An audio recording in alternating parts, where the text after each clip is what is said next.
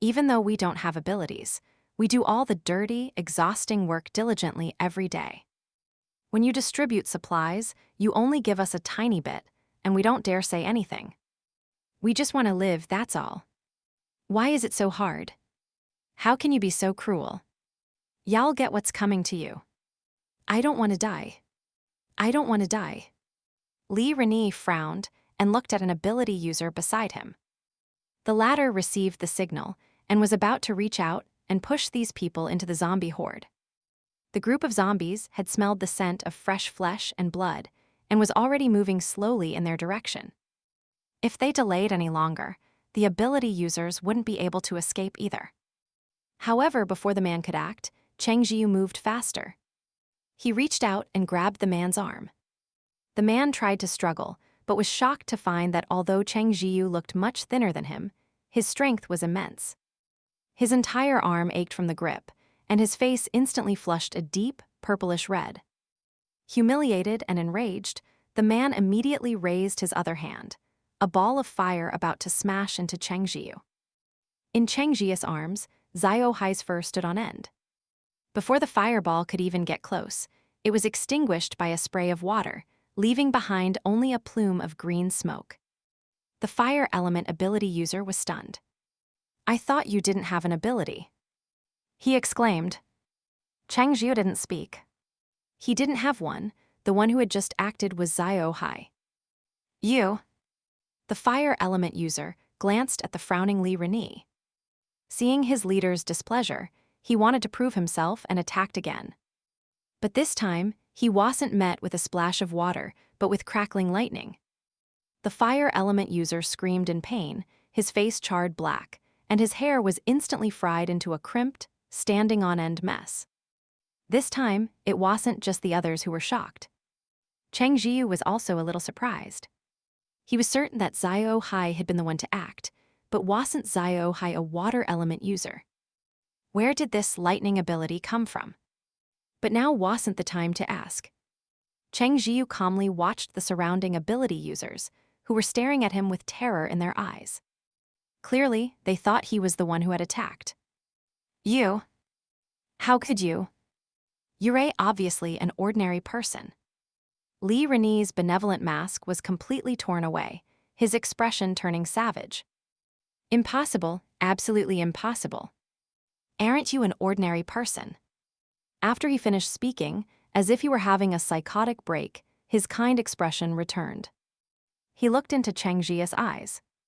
"Xiao Cheng, everything just now was a misunderstanding. How could I possibly let you face the zombies alone?" As he spoke, Li Renyi looked expectantly at Cheng Zhiyu, waiting for a change in his demeanor. Then he saw the other man raise a gentle smile. Cheng Zhiyu was handsome, and his warm smile could easily make people lower their guard. Seeing this, Li Renyi thought his ability had worked. Just as he was about to breathe a sigh of relief, he saw the other man's expression suddenly turn cold. Cheng Zhiyu lifted his foot and kicked him squarely in the chest. Li Renyi clearly hadn't expected the sudden move and was kicked to the ground, completely unprepared. Since the apocalypse began, he had never been treated this way. He was used to being revered. In that instant, uncontrollable rage flared across his face. At the same time, a sliver of panic crept into his heart. What was going on? Had his ability stopped working? He had just used it. Logically, Cheng Zhiyu should be showing him goodwill. Why would he kick him without hesitation? The moment this thought appeared, Li Renyi subconsciously denied it. Impossible. There couldn't be a problem with his ability. It wasn't just impossible. It was unacceptable. If something went wrong with his ability, he couldn't imagine the consequences. He didn't have time to dwell on it. He immediately shouted at the ability users around him, "What are you standing there for? Get him!" The other ability users were about to move, but the fire element user, who had just been zapped, blurted out, "Why the hell should I listen to you?" This time, not only was Li Renyi shocked, but even Cheng Zhiyu was a little surprised. An ability user had actually refused Li Renyi's command. He looked at the fire element user's electro-frizzled hair and had an idea. It was because of Xiao Hei, wasn't it? The fire element user's words sent another wave of panic through Li Renyi. What was happening? This had never occurred before. Had his ability really failed? Seeing the strange looks the others were giving him, the fire element user scratched his head. Did I say something wrong? Why should I listen to him? As he spoke, his brows furrowed, probably recalling his previous actions. A look of disbelief spread across his face. Was I possessed before? To actually do something like that with you guys? Even though he didn't consider himself a good person, he wouldn't go so far as to use ordinary people as zombie fodder, right? Cheng Zhiyu said from the side, Li Renyi's ability can control other ability users. You were under his control. Hearing this, the fire element user immediately turned to Li Renyi, the fury in his eyes impossible to conceal. Li Renyi forced himself to remain calm and shouted at the other dazed ability users, "What are you still standing there for? Go on, attack." Cheng Zhiyu raised an eyebrow and gently patted Xiao Hei. Xiao Hei didn't even need the reminder. He zapped each of them one by one.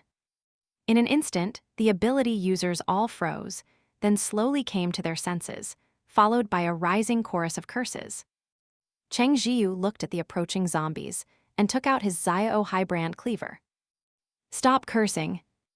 Let's deal with the zombies first. The ability users exchanged glances. Although their previous actions were due to Li Renyi's control, it didn't mean they were all good people. But right now, they had no choice but to unite and deal with the zombies. After letting out another curse at Li Renyi, they charged forward. Although these ability users were individually quite weak, there was strength in numbers. Cheng Zhiyu had no desire to exhaust himself fighting the zombies all alone. He looked at the ordinary people standing there dumbfounded and frowned slightly. What are you all gaping at? You fight too. Even if these ordinary people joined the fight, they wouldn't be much help. But they had always imagined zombies to be so terrifying that the mere mention of them sent them into a panic, like birds startled by a twanging bowstring. In this apocalypse, that kind of attitude wouldn't cut it. No matter what, they needed the ability to protect themselves.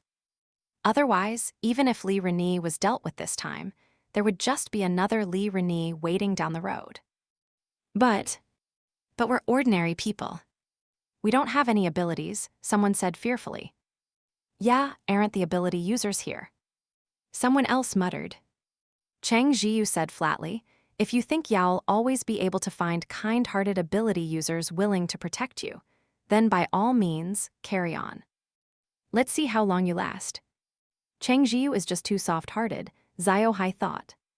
He's only saying this for their benefit. He wasn't deliberately trying to make things difficult for them. He was just speaking the truth. Some of the ordinary people felt resentful. His words were too harsh. At the same time, they were also afraid because they knew he was right. Of course, there were also some who, upon hearing Cheng Zhiyu's words, mustered their courage, picked up anything sharp nearby that could be used as a weapon, and started attacking the zombies. Sister Hong was one of them. She looked terribly thin, having eaten very little for a long time, which made her appear malnourished. Yet she erupted with surprising strength, hacking fiercely at a zombie. Cheng Zhiyu reminded her, aim for their heads. Sister Hong's arms were losing strength.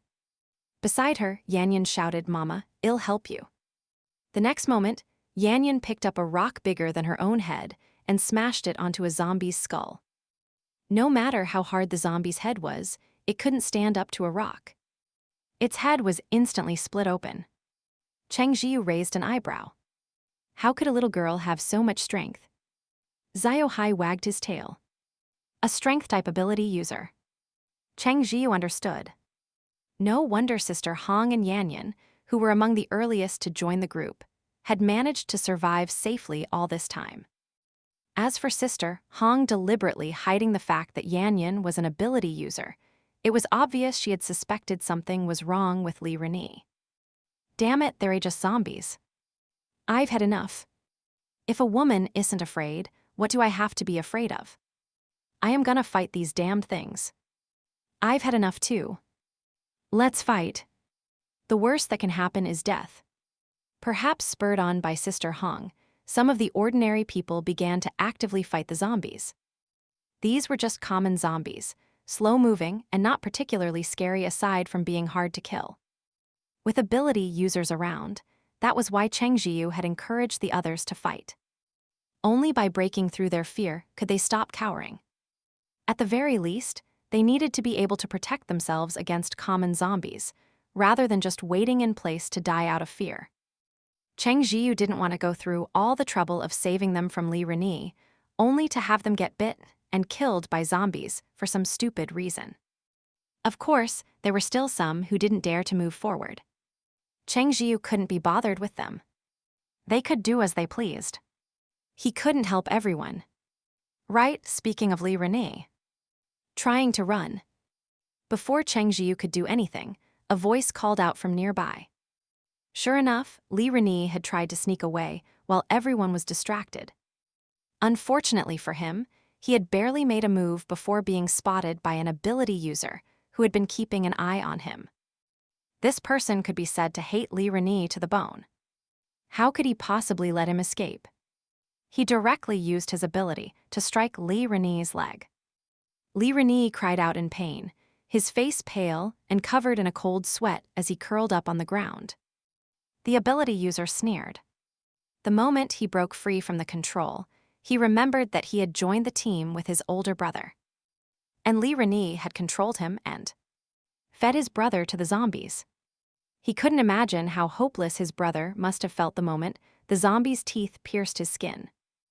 And all of it was because of Li Renyi. Li Renyi never had any intention of taking them to some bread base. What was going to a base compared to the thrill of controlling ability users here and ruling like a king? However, he wouldn't get his wish. Putting others aside, he himself would never let Li Renyi go. These were all common zombies, so they were dealt with quickly. One person stared at the motionless zombie in front of him, then looked down at his own hands. The makeshift weapon he had picked up instantly dropped to the ground. I really killed a zombie. I killed a zombie. Haha, these zombies aren't so tough after all. That's right. So what if they're zombies? We ordinary people can kill them too. Yeah, look at Mr. Cheng. If only I were as strong as him. He's an ability user. Mr. Cheng is amazing even without using his abilities. Amidst the crowd, a young woman stared at the zombie lying on the ground, her fingers trembling slightly. She had actually killed a zombie. Tears streamed down her face. Ever since she joined the group, Redface had recognized her. They had met a few times before the apocalypse. As an ability user, he took good care of her. While she was grateful, she was also deeply uneasy. Sure enough, it wasn't long before Redface confessed his feelings for her. She couldn't accept them and turned him down. He continued to look out for her, but she didn't dare to accept his help, knowing what it would mean if she did. She thought she could survive in the group on her own. Even if the food rations were meager, just staying alive was enough. Once they reached the bread base, she might be able to survive little by little through her own labor. The bread base recruited ordinary people because there was a lot of work that needed to be done, tasks that ability users had no time for. But despair quickly set in. Redface told her that Li Renyi had no intention of taking them to the bread base. He had even said to her, "Do you know how those ordinary people died? You don't really think it was an accident during a mission, do you? I am not afraid to tell you. All those ordinary people who are taken out are used to delay the zombies' attacks. Whenever they encounter too many zombies to handle, they just push the ordinary people out front. The zombies are so busy biting them that they naturally don't have time to chase after the ability users." This truth was kept hidden from the ordinary people.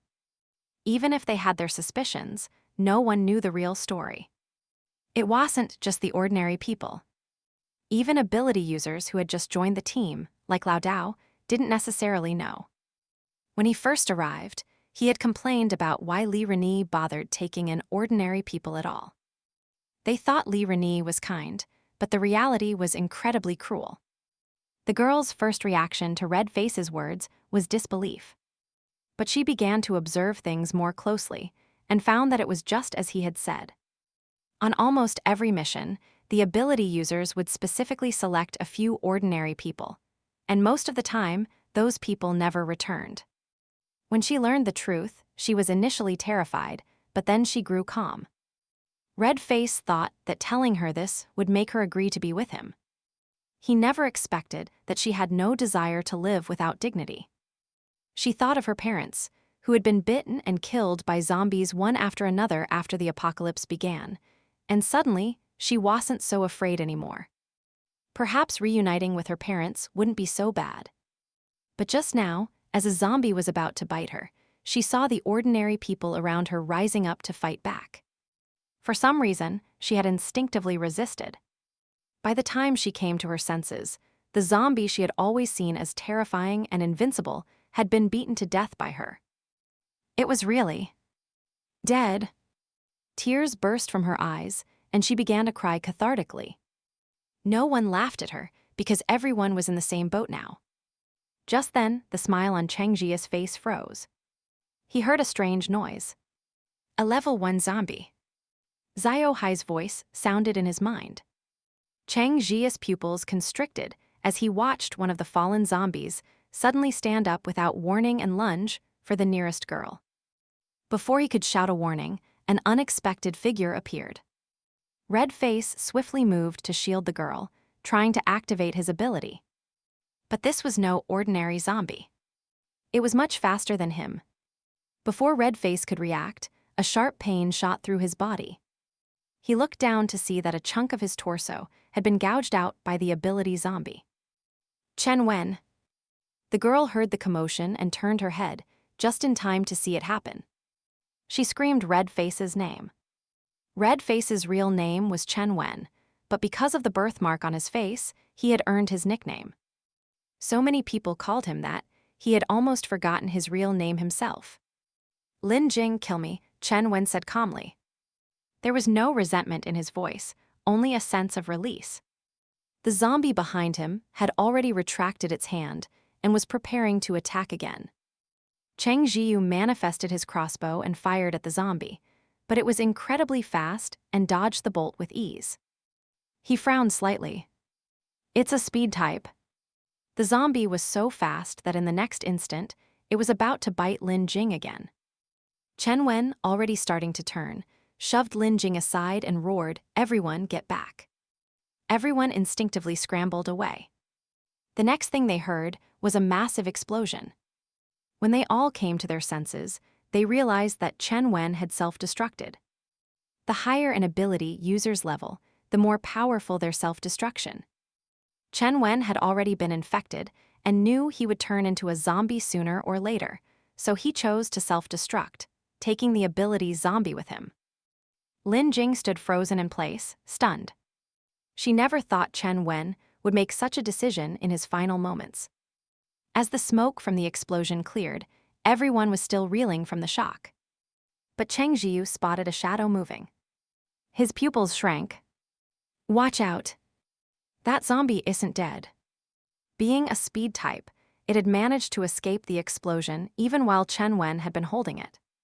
Speed types didn't have the same offensive power as other ability zombies, but their speed made them incredibly difficult to deal with. Do you need my help? Xiao Hei asked. Cheng Zhiyu gripped his cleaver and closed his eyes. Not for now. He began to silently recite the mental method Xiao Hei had given him and entered a profound state. In his eyes, the speed-type zombie's movements suddenly became much slower. The people who were frantically trying to fend off the zombie then noticed that Cheng Zhiyu's speed had also increased dramatically. He was moving almost as fast as the speed-type zombie. To everyone else, they were nothing but flickering afterimages. Wait, isn't he a lightning element user? How is he so fast? No, he's a water element user. Holy crap. Who was it that said he was an ordinary person in the beginning? He said it himself and, even without his abilities, we still can't beat him. The ability users couldn't help but reflect. Could it be that they were just too weak? It was so obvious, Xiao Hei thought. Are you only just noticing? The group muttered amongst themselves, their eyes fixed on the two blurs. They remained vigilant for a sneak attack from the zombie, while praying nervously that Cheng Zhiyu could finish it off. If even he couldn't handle it, then all that was left for them was to die. Just as everyone held their breath, the two figures stopped.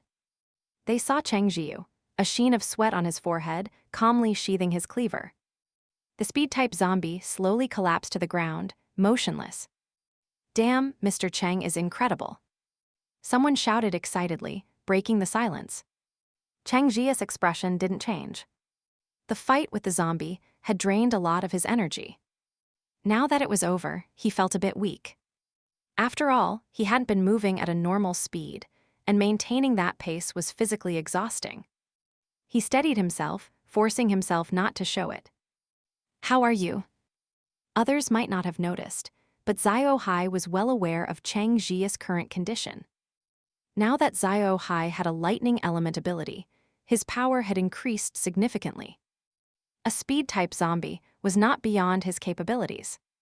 But he had hesitated, choosing not to intervene. Cheng Zhiyu needed real combat experience to improve his strength. Although he hadn't made a move, he had been watching the battle closely. He would have acted the moment Cheng Zhiyu was in any real danger. But Cheng Zhiyu had clearly been stronger than he'd imagined. Still, Xiao Hei felt inexplicably annoyed. You're already exhausted. Why didn't you ask me for help? Cheng Zhiyu paused, wanting to reach through his clothes and pet Xiao Hei, but Xiao Hei pushed his hand away with a paw. He was sulking. Don't be angry, Cheng Zhiyu whispered. He glanced around at their surroundings, which were hardly suitable for a private conversation. I'll explain later. Xiao Hai's ears twitched, but he didn't say anything. Cheng Zhiyu turned his gaze to Li Reni, who was now tied up securely. Since his ability was activated by speaking, his mouth had been gagged with a dirty rag. He looked away with cold indifference. He wouldn't have to deal with Li Reni. The other ability users alone would not let him go. They brought Li Reni back to the small villa. Humiliation was etched on Li Reni's face, mixed with a sliver of unrealistic hope. There were other ability users back at the villa. If they were willing to listen to him, he might still have a chance to turn things around. When they arrived, the other ordinary people saw Li Reni bound and gagged. Unsure of the situation, none of them dared to speak. The ability users, however, rushed forward the moment they saw him. A glimmer of hope appeared in Li Reni's eyes. He grunted, trying to make a sound. Hurry, save me. But then, a familiar scene played out once again. One by one, every ability user that charged forward was zapped by a bolt of lightning. One by one, they fell silent, their expressions turning to rage as they glared at Li Reni. Tian Qiao watched from the side, clutching his head. He suddenly realized that Brother Hai had been quite kind to him. At least he had only smacked him with his paw, instead of electrocuting him like this. He couldn't help but feel a little moved. As he thought, in Brother Hai's eyes, he was different from these other ability users. If Xiao Hei knew what he was thinking, he would surely be speechless. Seeing this, a chill ran down Li Reni's spine. He took a step back, trying to hide. However, how could the ability users he had controlled for so long possibly let him escape? They surrounded Li Reni, punching and kicking him as his agonized screams echoed through the air. The ordinary people who didn't know what was happening remained silent, though they were confused. Why were they all beating Li Reni? No matter what, he was the one who had decided to take them in. Then, they learned the real reason Li Reni had sheltered them. Unsurprisingly, the ordinary people were even more furious than the ability users. After all, Li Reni had only wanted to control the ability users to become a petty king, but what he wanted from them was their lives. Spit. He deserves to be beaten. It'd be better if they just beat him to death. Those who had joined the group with their families, only to be told later that their loved ones had died in an accident on a mission, now realized the horrifying truth. It wasn't an accident at all. They had been fed to the zombies, they cursed Li Reni as they cried. When they learned it was Cheng Zhiyu who had exposed the truth and brought the ability users back to their senses, they thanked him profusely, some even kneeling and kowtowing. Cheng Zhiyu's scalp tingled. He had no penchant for having people kneel to him. He told them to stop and got straight to the point. What are your plans now? The ordinary people looked at each other. Their loved ones were gone, a fact they couldn't change. All they could do was focus on surviving. I want to go to the bread base. I want to go there too. No matter how hard or tiring it is, it's fine. I am so tired of living in constant fear. It wasn't just the ordinary people. The ability users also wanted to go to the bread base. As ability users, they would be given preferential treatment no matter what. Besides, after meeting Cheng Zhiyu, they realized just how weak they were. If they had to face elemental zombies, they wouldn't even know how they died. In any case, going to a base was a good choice. Then I wish you a safe journey to the base, Cheng Zhiyu said with a nod. At his words, a nearby ability user couldn't help but ask, Mr. Cheng, you're not planning to go to the bread base? Cheng Zhiyu nodded. He indeed had no plans to go. For one, he had the system, which wasn't suitable for exposure. He wasn't arrogant enough to think he could protect himself if the system was revealed. He could handle one ability user, maybe even two, but a whole group. The plants the system provided were all ridiculously overpowered. He couldn't guarantee that others wouldn't develop ulterior motives upon discovering them. That was also why he had never let Xiao Er appear from start to finish. If he traveled with so many people, he'd have no way to enter the system space. He hadn't checked on Xiao Qiang for several days and couldn't delay any longer. Besides, there was another reason. He wanted to go home, and the bread base wasn't on the way. Hearing that Cheng Zhiyu wasn't going with them, everyone was a little disappointed. A few thoughtless people complained, if you're not coming, what are we supposed to do? Someone immediately shot back, are you crazy? Does he owe you anything? Didn't you hear him say he's going home? Unbelievable. There are idiots everywhere. Cheng Zhiyu's mood wasn't affected. These ability users were also headed for the bread base. Perhaps out of a desire to atone for their past mistakes, they were willing to take the ordinary people with them. Hearing this, the previously anxious ordinary people felt a bit more at ease. Cheng Zhiyu knew not every ability user was willing to bring along ordinary people, but he could see there were good-hearted individuals among them. The bread base wasn't too far from here. With their help, these people should be able to reach the base safely. Plus, Sister Hong was there. Don't worry, she said. As long as they behave, I'll help as much as I can along the way. As for those who caused trouble, Sister Hong's meaning was clear. Her daughter was her top priority. Cheng Zhiyu nodded. It was best that Sister Hong thought this way. If she didn't prioritize her own safety, he would actually be more worried about Yanyan. Yanyan was a good kid. Cheng Zhiyu knew that Sister Hong had wanted to go on the mission today because Yanyan was going. If Yanyan hadn't volunteered herself, what mother would willingly let her daughter face danger? Yanyan thought he was an ordinary person with no abilities and wanted to protect him. The thought made Cheng Zhiya's heart soften. He felt he hadn't done much, yet such a young child was willing to risk her life for him. Looking at Yanyan's thin little face, Cheng Zhiyu felt a desire to do something for her. He discussed it with Tian Qiao, and they decided not to leave right away, staying for another 2 days. The next day, Cheng Zhiyu mysteriously invited Sister Hong and Yanyan over. The mother and daughter were curious about what he was up to. When they entered the room, they were greeted by the sight of a table laden with a sumptuous meal.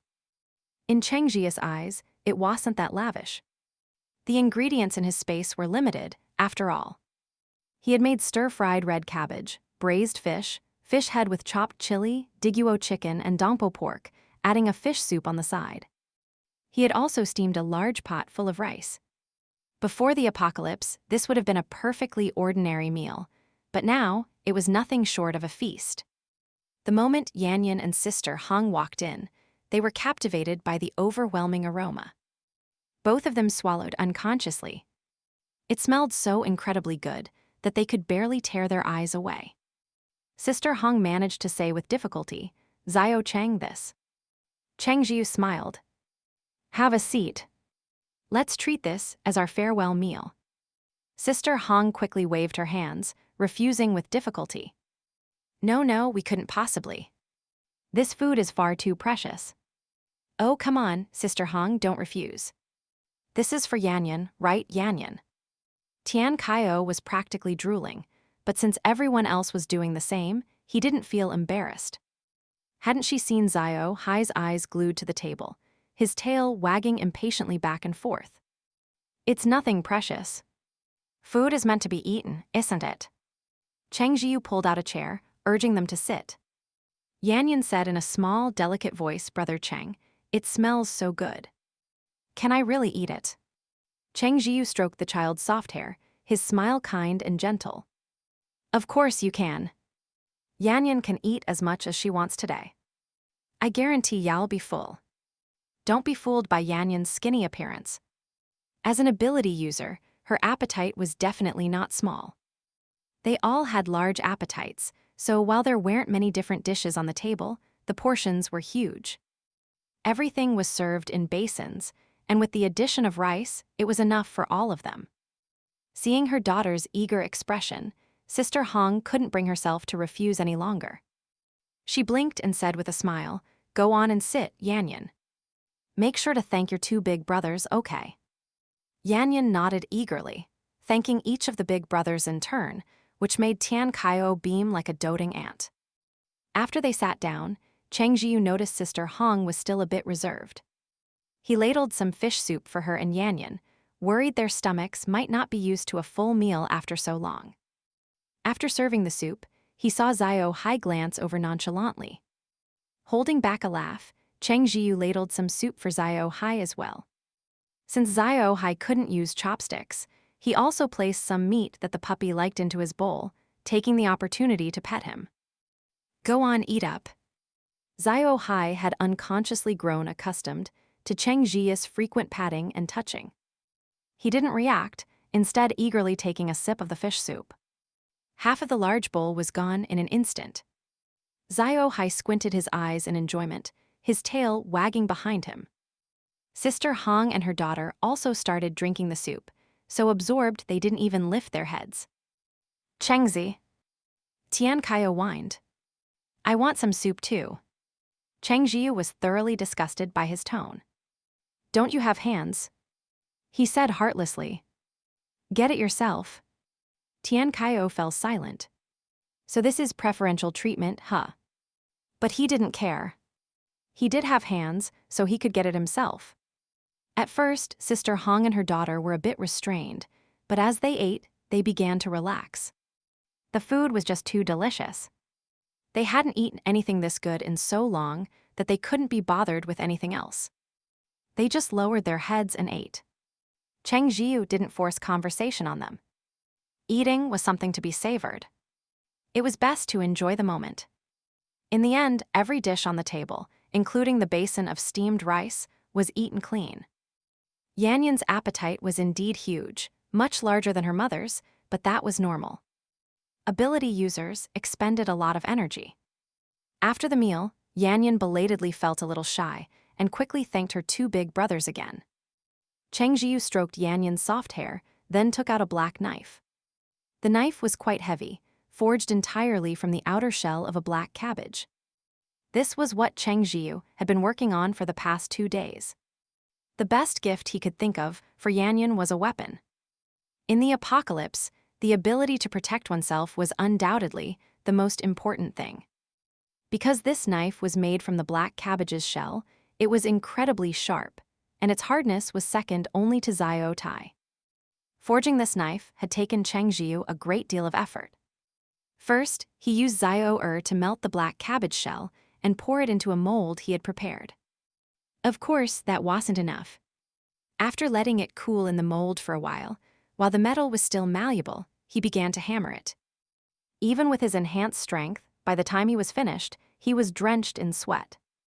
The knife wasn't particularly good-looking. It still had some hammer marks on it. But its ugliness didn't detract from its sharpness. It could definitely slice open a zombie's skull with ease. He presented the knife to Yanyan, saying a bit sheepishly, "It's a little ugly, but it's very useful." Yanyan thoughtfully shook her head. "It's not ugly. It's beautiful." She asked in disbelief, "Is this for me?" Cheng Zhiyu nodded. "Yanyan, you must protect yourself and your mother." Yanyan took the knife, which was longer than her arm, and lifted it with ease. Her eyes curved into crescents. "Thank you, Brother Cheng." "I'll protect you too, Brother Cheng." Cheng Zhiyu's heart warmed. "Well, thank you, Yanyan," he said softly. Of course, he couldn't let a small child protect him, but her words were truly touching. Sister Hong stared at the knife Cheng Zhiyu had given Yanyan, momentarily at a loss for words. She had already accepted so much kindness from him. At the same time, she felt a pang of sadness. If she were an ability user, little Yanyan wouldn't have to pick up a weapon. But there were no what-ifs. Sister Hong knew clearly that what Cheng Zhiyu did was right. In this world, nothing was more important than survival. After giving the knife to Yanyan, Cheng Zhiyu taught her a few moves. Yanyan was very smart and learned them immediately. Plus, with her immense strength, an ordinary person would be no match for her. With Sister Hong by her side as well, judging by how she had managed to survive unnoticed in Li Renyi's group, it was clear that Sister Hong was very intelligent. With her around, most people wouldn't be able to play any tricks on them. As for Li Renyi, the ability users he had manipulated into having their loved ones killed had now regained their senses. How could they not hate him? Cheng Zhiyu had watched as Li Renyi's abilities were crippled. He didn't bother to follow up on his final fate, but he knew it wouldn't be good. Thinking this, Cheng Zhiyu felt much more at ease. The group of ability users had also mostly recovered. They were heading to the bread base, so it was time to say goodbye. In the afterglow of the setting sun, Yanyan tilted her head up to look at the big brother before her and asked expectantly, "Brother Cheng, will we see each other again?" Of course, Cheng Zhiyu said with a smile. They definitely would. Xiao Qiang's life status was currently stuck at 7%. The recovery rate was far too slow. Cheng Zhiyu decided it was time to apply some fertilizer. Fertilizer? I don't know if there's a fertilizer factory or anything around here, Tian Qiao said. Having grown up in the countryside, he knew a thing or two, including the use of chemical fertilizers. Cheng Zhiyu shook his head. He didn't plan on using chemical fertilizer. First, he had no idea where to find any. They couldn't just go looking for a factory, could they? That wasn't realistic. Second, he already had an idea. "We can make our own," Cheng Zhiyu said. Tian Qiao scratched his head. He had a vague idea of what that meant, but when it came to the specifics, he was clueless. "Make our own? Ow. All I know is that you can use manure. Don't tell me we have to go to a public toilet." Hearing this, Xiao Hei shot Cheng Zhiyu a strange look. "No," Cheng Zhiyu said. "If there's a pond nearby, we can go there. The silt from the bottom can be used as fertilizer after it's been sun-dried or pulverized." Tian Qiao heaved a huge sigh of relief. "That's great. Anything but a public toilet. Let's think about where we can find a pond." "I am not too familiar with this area," Cheng Zhiyu said. Tian Qiao thought for a moment, then slapped his forehead. "You know what? I've actually been here before the apocalypse. We came to eat crayfish. There's a village not far from here where I heard someone raised them. Crayfish are raised in ponds, right?" Cheng Zhiyu's eyes lit up. "Do you remember the way?" "I have a general idea of where the village is," Tian Qiao replied. The restaurant was close to it. If they could find the village, they could naturally find the pond. Xiao Hai's focus was, as always, on something peculiar. "What are crayfish? Are they good to eat?" he asked telepathically. Cheng Zhiyu laughed out loud. "They're delicious." Xiao Hai immediately leaped onto Cheng Zhiyu's shoulder and pawed at it expectantly. When are we leaving? Tonight. They found another motorcycle, retrieved the one Cheng Zhiyu had hidden earlier, and set off together. Nestled in Cheng Zhiyu's arms, Xiao Hei didn't sleep. He poked his head out, his eyes wide and round as he stared at the pitch-black road ahead. Cheng Zhiyu chuckled. We won't get there that fast. Aren't you tired, my good boy? Xiao Hei's body stiffened. Cheng Zhiyu was at it again. How could he call him that? It was one thing before, but now there was someone else around. He glanced out of the corner of his eye at Tian Qiao, who was riding nearby. The man didn't seem to have heard Cheng Zhiyu.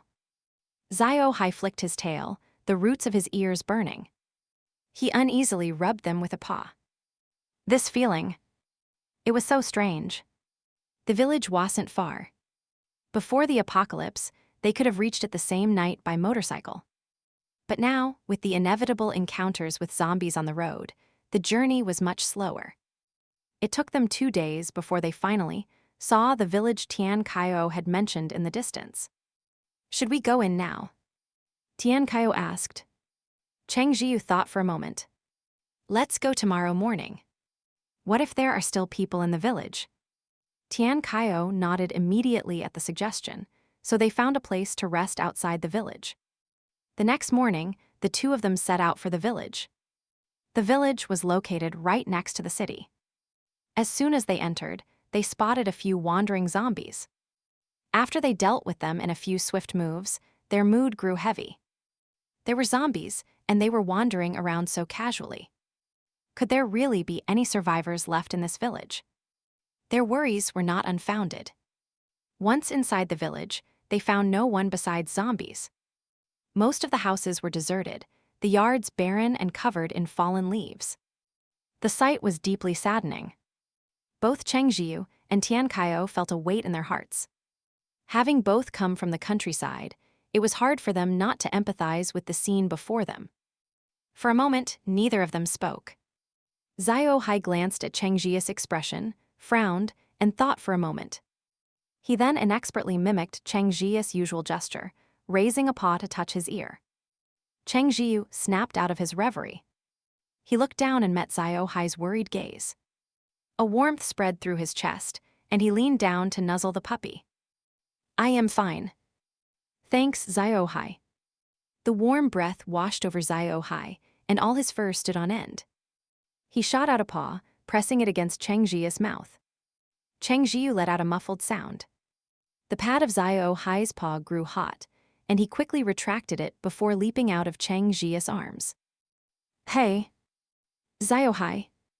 Cheng Zhiyu yelped, startled. He had no time to feel sentimental anymore, and quickly ran after him. Wait for me! Tian Qiao called from behind. The two of them followed Xiao Hei as he ran. Along the way, they saw zombies lying on the ground, likely dispatched by a casual swipe of Xiao Hei's paw. Xiao Hei finally stopped at the edge of a pond. He dipped his burning paw into the cool water, his tail swishing restlessly. Mentally, he cursed at himself for being so pathetic. So what if he had touched Cheng Zhiyu's mouth? Perhaps it was because he had never been so intimate with any person or beast before, so he wasn't used to it. Seeing Xiao Hei stop by the pond, Cheng Zhiyu breathed a sigh of relief.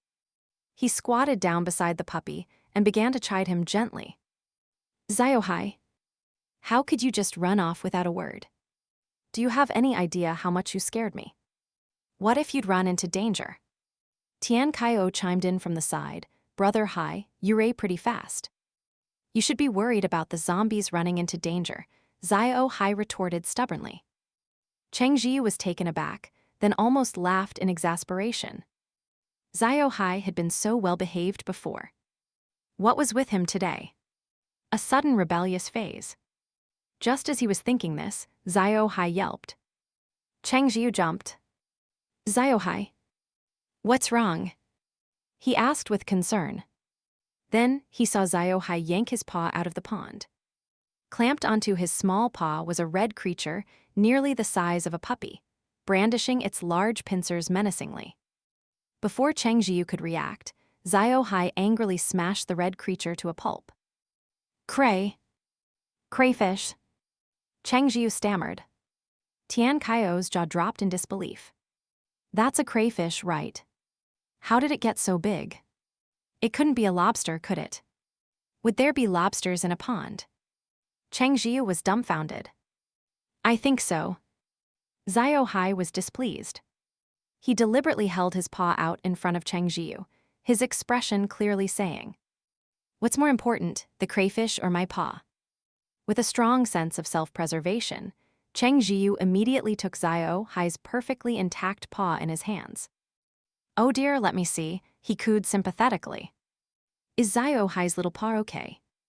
That damn crayfish, how dare it attack our Xiao Hei? Despicable. If you hadn't been so quick, I would have smashed it flat myself." Xiao Hai's ears twitched. "It's fine," he said awkwardly. "It didn't hurt that much. Here, let me blow on it," Cheng Zhiyu said with great seriousness, then lowered his head and gently blew on Xiao Hai's paw. Xiao Hei snatched his paw back, cleared his throat, and abruptly changed the subject. He began circling the dead crayfish. "So this is a crayfish." His face showed a hint of disgust. "It looked a little ugly. Could it really taste good?" Cheng Zhiyu thought for a moment. It probably underwent some kind of mutation." Tian Qiao was practically drooling. "That's great. I can't even imagine how delicious a crayfish this big would be." Cheng Zhiyu was getting hungry too. A crayfish this big must be a tyrant in this pond. Why don't we do a good deed and get rid of them? The proposal was met with unanimous approval. "How do we catch them?" Tian Qiao rubbed his chin. "With a net. But these mutated crayfish seem really aggressive. One just dared to bite Brother Hai's paw. I bet they'd chew right through a net." This was a pond specifically for raising crayfish, so one could imagine it was teeming with them. Considering their massive size, using a net was unrealistic. They could reach in with their hands, but that would be far too inefficient. Crayfish actually prefer cleaner water. I've heard of a flushing out method. Want to give it a try? Cheng Zhiyu suggested. How does that work? Tian Qiao asked. This will require Xiao Hai's help. Cheng Zhiyu rubbed his hands together with a grin. Xiao Hai, can you get half of the water out of this pond? Xiao Hai looked at Cheng Zhiyu's smiling face and nodded calmly. I can. Then this will be easy, Cheng Zhiyu said, clapping his hands. They got to work, finding several large barrels. Xiao Hai drained half the water from the pond. Then they slowly added clean water at the inlet while letting water drain from the outlet. Before long, mutated crayfish were scrambling to get into the clean water. Cheng Zhiyu and Tian Qiao worked at lightning speed, scooping them into the large barrels. The barrels were half a person tall and as wide as two people's arms could reach around. They shouldn't have been easy to fill, but the mutated crayfish were huge, and the barrels were filled to the brim in no time. Let's just get this many for now, Cheng Zhiyu said. We won't be able to finish them all, and they won't be fresh if we leave them out. We can let the rest stay in the pond. They still needed to dig up silt for fertilizer, so they wouldn't be leaving anytime soon. Cheng Zhiyu was an excellent cook, so the task of preparing the crayfish fell to him. Tian Qiao busied himself digging up silt from the pond. While he was digging, Tian Qiao also caught several swamp eels. The largest was as thick as his arm and looked incredibly plump. Eels were a delicacy too, so naturally they were destined for their stomachs. Tian Qiao expertly tossed them into a bucket. The excavated silt was placed directly on the bank. As Cheng Zhiyu had explained, the silt couldn't be used immediately. It needed to be sterilized first. The simplest method was to bake it in the sun. The sun was scorching these days, so 2 days of exposure should be enough. After it was dry, they would pulverize it, and it would be ready to use as fertilizer for Xiao Qiang. Of course, Xiao Er and the others could use it too, but Xiao Qiang needed it more urgently. While Tian Qiao was busy, Cheng Zhiyu wasn't idle either. He began preparing the mutated crayfish. Aside from being much larger than normal, they didn't seem any different. Considering the crayfish were too large for the flavor to penetrate deeply, Cheng Zhiyu decided against traditional cooking methods. Instead, he made 3 variations. Steamed mutated crayfish with garlic and vermicelli, and a spicy mala version. As for the eel, Cheng Zhiyu opted for the simplest preparation: a quick stir-fry. After deboning the eel, he cut it into sections, marinated it for 10 minutes, and then put it in a steamer. He had found a large, traditional earthen stove in one of the farmhouses, with a pot big enough to steam a large quantity at once. Once the crayfish were done, he steamed the eel. Then he cleaned out the large pot, heated up some oil, and tossed in dried chilies, broad bean paste, Sichuan peppercorns, ginger slices, and scallions, stir-frying them until fragrant. All these ingredients, including the scallions growing in a farmer's yard, had been found in the nearby houses. Before long, a pungent, mouth-watering aroma filled the kitchen. At first, Xiao Hei paid it no mind. Both ingredients were rather ugly, so he stood guard outside the door, uninterested in watching. Soon, however, his nose twitched. He pawed at the ground restlessly. He felt it would be a little embarrassing to go in now. Cheng Zhiyu would surely laugh at him. But after 2 seconds of internal struggle, he couldn't bear it any longer. He trotted into the kitchen with urgent steps, only to be hit by the spicy fumes, letting out 2 consecutive sneezes. From the side, Cheng Zhiyu's unrestrained laughter rang out. "See," Xiao Hei thought. "I told you so. It's too strong in here. Why don't you wait outside, Xiao Hei?" Cheng Zhiyu said, his voice full of concern. Xiao Hei flicked his tail, stubbornly leaping onto a nearby stool. He sat there, watching Cheng Zhiyu cook. Cheng Zhiyu was speechless.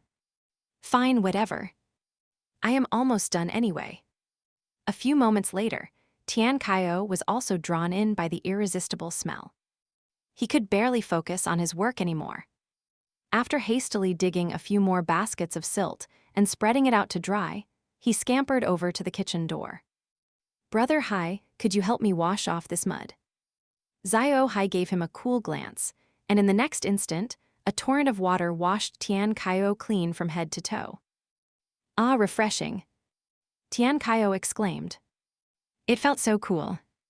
Xiao Hai's tail twitched as he looked toward Cheng Zhiyu, who was busy stir-frying at the large pot. The day was already incredibly hot, and beads of sweat dotted his forehead. A moment later, Cheng Zhiyu suddenly felt the temperature around him drop significantly, a fine mist of water enveloping his body. He knew exactly whose doing it was. Good heavens, my Xiao Hei is practically a divine dog. A wide grin spread across Cheng Zhiyu's face, and he wielded the spatula with even more vigor. Xiao Hei lowered his head, resting it on his 2 front paws. After a short while, the most wonderful sound in the world rang out. "Time to eat. Tian Qiao, come get the rice." "On it," Tian Qiao replied enthusiastically. They busily brought the various crayfish dishes and several platters of stir-fried eel to the table. Cheng Zhiyu had also stir-fried a dish of Chinese cabbage, the husked black cabbage, as the red cabbage wasn't suitable for daytime consumption. Tian Qiao had managed to find several large bottles of cola somewhere, which he had chilled with his ice element ability. The bottles were still beaded with condensation. The 2 men and 1 dog sat at the table. Cheng Zhiyu took a sip of the icy cola and asked Xiao Hei, "Which one do you want to try first?" Xiao Hei gestured toward the stir-fried eel. Cheng Zhiyu served him some rice and topped it with a generous portion of the eel. The savory dish was perfect with rice. Xiao Hei took a large bite, his tail beginning to wag unconsciously. Tian Qiao also tried the stir-fried eel and exclaimed dramatically, "Delicious, delicious." He then eagerly reached for a mutated crayfish with garlic and vermicelli. It had been prepared much like a lobster, split down the back. He stuffed a large chunk of meat, mixed with the garlic and noodles, into his mouth. Tian Qiao felt he was about to faint from happiness. Cheng Zhiyu took a bite himself and found it was even better than he imagined. The sweet freshness of the crayfish meat, combined with the savory garlic vermicelli, was a match made in heaven. The spicy and steamed versions were also excellent, but Cheng Zhiyu preferred the one with garlic and vermicelli. It was just too good. The addition of the mutated crayfish meat made even the noodles exceptionally tasty. While eating, Cheng Zhiyu didn't forget about Xiao Hei. Seeing him focused solely on the stir-fried eel, he said, "You should try the mutated crayfish. It's really good." Xiao Hei glanced at the ugly-looking creature, hesitated for a moment, but decided to humor Cheng Zhiyu and take a couple of bites. Seeing his expression, Cheng Zhiyu worried he might not like it and only gave him a small piece to taste. To his surprise, after one bite, Xiao Hei abruptly looked up and said, "Give me a whole one." Who would have thought that something as ugly as a mutated crayfish could be so incredibly delicious? Cheng Zhiyu fought to hold back his laughter. His little Xiao Hei had his pride to maintain, after all. He carefully extracted all the meat from a whole crayfish and placed it in front of Xiao Hei. "Here you go." A large mouthful of mutated crayfish meat was exceptionally satisfying. Xiao Hei's tail wagged back and forth incessantly, a clear sign of his good mood. Besides the platter of eel, Cheng Zhiyu had cooked a total of 10 mutated crayfish. Yes, they were counted individually. Some were nearly as long as his forearm. He had worried they wouldn't be able to finish so much, but it turned out he had overestimated. The three of them polished off all 10 crayfish and the eel completely. They were a little stuffed. Thinking about it, Cheng Zhiyu felt a complex emotion. In this apocalypse, being able to eat until you were full was a form of bliss. They had caught a whole bucket of mutated crayfish. The 10 they cooked accounted for about half of it. He decided to keep the remaining half alive in the water to be dealt with the next day. Speaking of which, as Cheng Zhiyu looked at the pile of crayfish shells, it occurred to him that they could also be used as fertilizer. It was just a fleeting thought, however, and he quickly dismissed it. Firstly, the mutated crayfish shells were extremely hard, which would make composting them incredibly difficult. Secondly, even if he succeeded, the resulting fertilizer would have a very narrow range of nutrients, insufficient to fully support plant growth. So it wasn't worth the effort. After the meal, Cheng Zhiyu went into the system space to check on his plants, while Tian Qiao cleaned the kitchen and washed the dishes with Xiao Hei sitting nearby as his supervisor.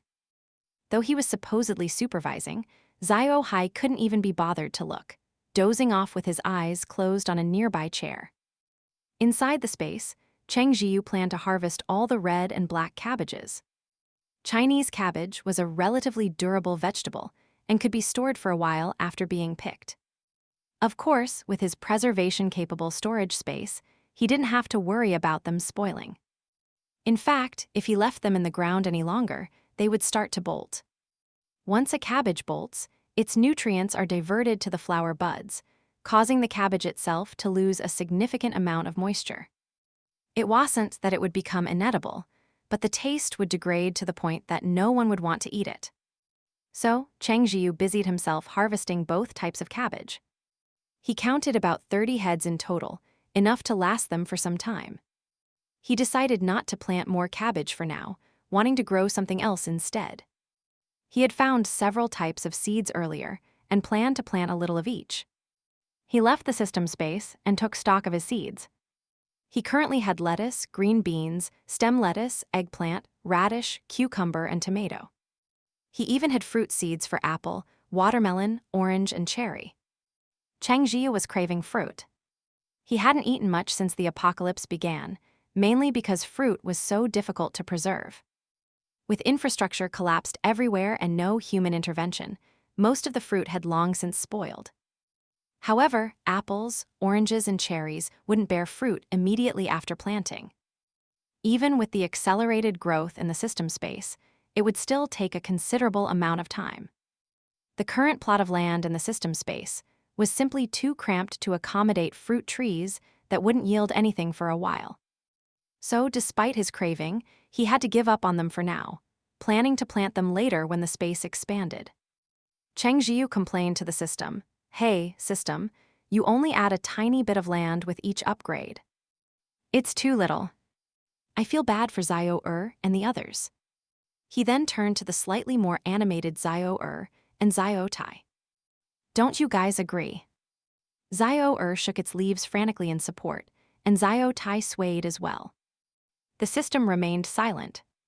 After talking for a while with no response, Cheng Zhiyu had no choice but to give up.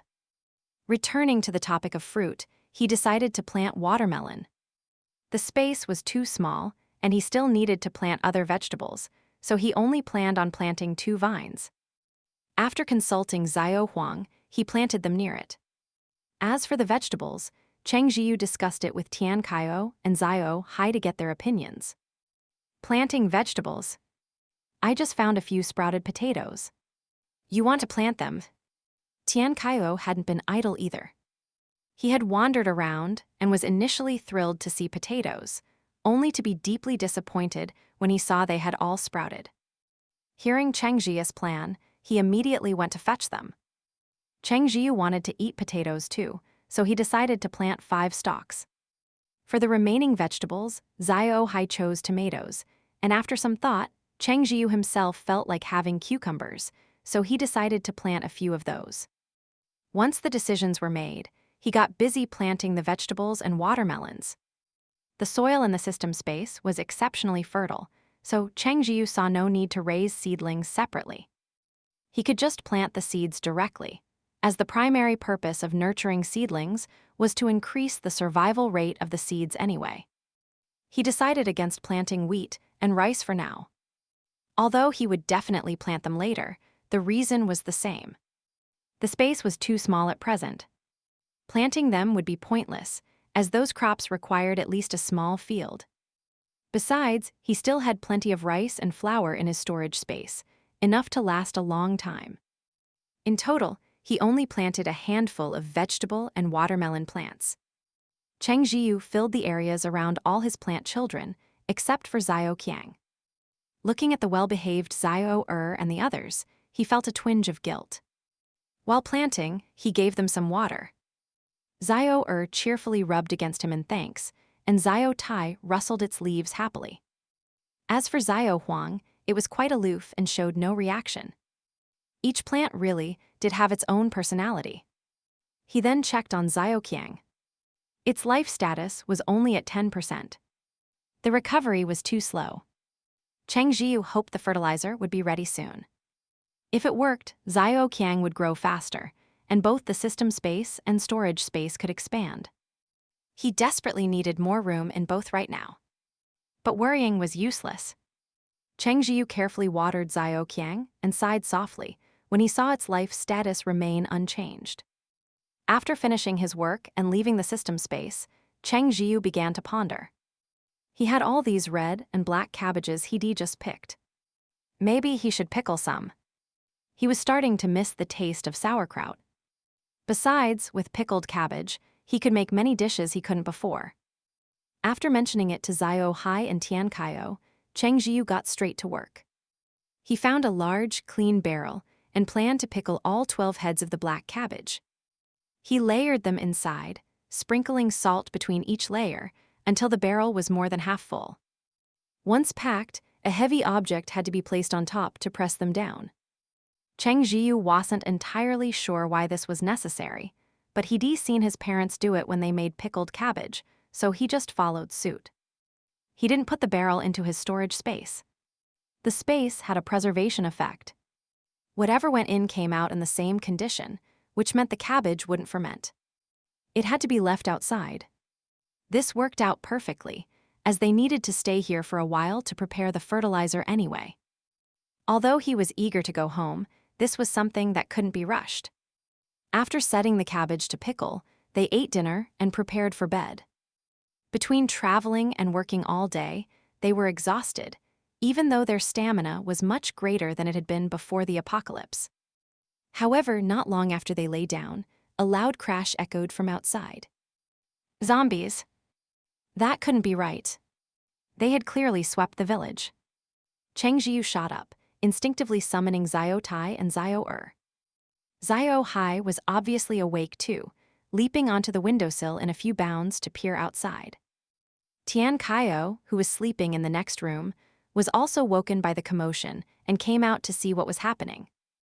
Cheng Zhiyu went out with Xiao Hei and met Tian Qiao in the courtyard. Tian Qiao yawned and complained, "What's wrong with these zombies? If they're going to show up, do it during the day. All they do is cause trouble at night.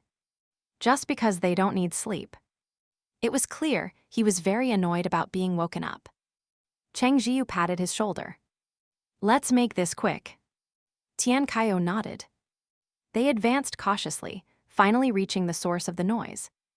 It was one of the farmhouses in the village, where things were being smashed to pieces, creating a huge racket. But when they saw what it was, Cheng Zhiyu and Tian Qiao suddenly relaxed. They exchanged a look, seeing pleasant surprise in each other's eyes. It wasn't a zombie. It was a fat, sturdy pig. Xiao Hei looked at the smelly creature with disdain, covering his nose with a paw. He couldn't understand why Cheng Zhiyu and Tian Qiao looked so delighted. He nudged Cheng Zhiyu, demanding an explanation. Cheng Zhiyu knew exactly how to appeal to the little foodie. "That dongpo pork you had before. It was made from this kind of meat." Xiao Hei's interest was immediately piqued. The next moment, a bolt of lightning struck the ravenous pig. The animal let out a pain squeal, but its considerable weight meant it wasn't killed outright. The pain, however, sent it into a frenzy, and it began crashing into everything. "Don't kill it. Just stun it if you can," Cheng Zhiyu said. But Xiao Hei wanted to end this quickly. He unleashed a dozen more lightning bolts, and the pig collapsed with a thud. Its legs twitched a few times, and then it was still. Cheng Zhiyu, who hadn't even had a chance to act, felt his mouth twitch. It seemed Xiao Hei had really liked the dongpo pork. Perhaps finding the pig a bit smelly, Xiao Hei looked at it with disgust. After striking it dead, he casually used his water element ability to wash the carcass. It was like a high-pressure hose, incredibly effective. In the blink of an eye, the pig was sparkling clean. Cheng Zhiyu silently gave Xiao Hei a thumbs up. Xiao Hei flicked his tail coolly and made a request. "I want to eat. Meat tomorrow." He had forgotten what it was called, but he knew it was meat. After speaking, he peeked at Cheng Zhiyu's expression and was relieved to see his friend hadn't noticed he'd forgotten the name of the dish. "You got it," Cheng Zhiyu said, rubbing his hands together. "Tomorrow, we'll have 10 ways to cook pork." Tian Qiao swallowed hard. "Oh man, don't say another word, Cheng Zhi. You're already making my mouth water." Cheng Zhiyu laughed. "Stop drooling and help me bleed the pig." Bleeding the carcass was an essential step. It wasn't that unboiled meat had a bad smell, that had nothing to do with it, but its color would be dark and it would spoil much faster. It was best to bleed the pig while it was still stunned, which was why Cheng Zhiyu had told Xiao Hei not to kill it. It was harder to bleed a dead animal. All right. Tian Qiao said he'd handle it. Though he'd never butchered a pig before, bleeding one wasn't difficult. He cut the pig's throat and placed a clean basin underneath to collect the blood, which was also quite tasty. This pig was clearly domesticated, likely raised by one of the farmers. It must have been driven mad by hunger, causing a ruckus while searching for food. After bleeding it, Cheng Zhiyu and Tian Qiao carried the pig back to their house to be dealt with in the morning. The temperature was low at night, so they weren't worried about it spoiling. The pig must have been hungry for some time, as it wasn't particularly fat, but being a farm pig, it still had plenty of meat, enough to last them a long while. The two men and the puppy gazed at the self-sacrificing pig, all in high spirits, completely forgetting how grumpy they had been when they were first woken up. Excitement was one thing, but they were genuinely tired. Still, they meticulously cleaned up the scent of blood to avoid attracting zombies. Only after everything was tidy did they return to their house to sleep. They had cleaned those 2 rooms, but the others were too messy and dirty to live in. Xiao Hei was already so sleepy he had curled up in Cheng Zhiyu's arms and fallen asleep. In his current puppy form, his mental state was more like that of a pup, and he tired easily. Holding him, Cheng Zhiyu couldn't help but soften his movements.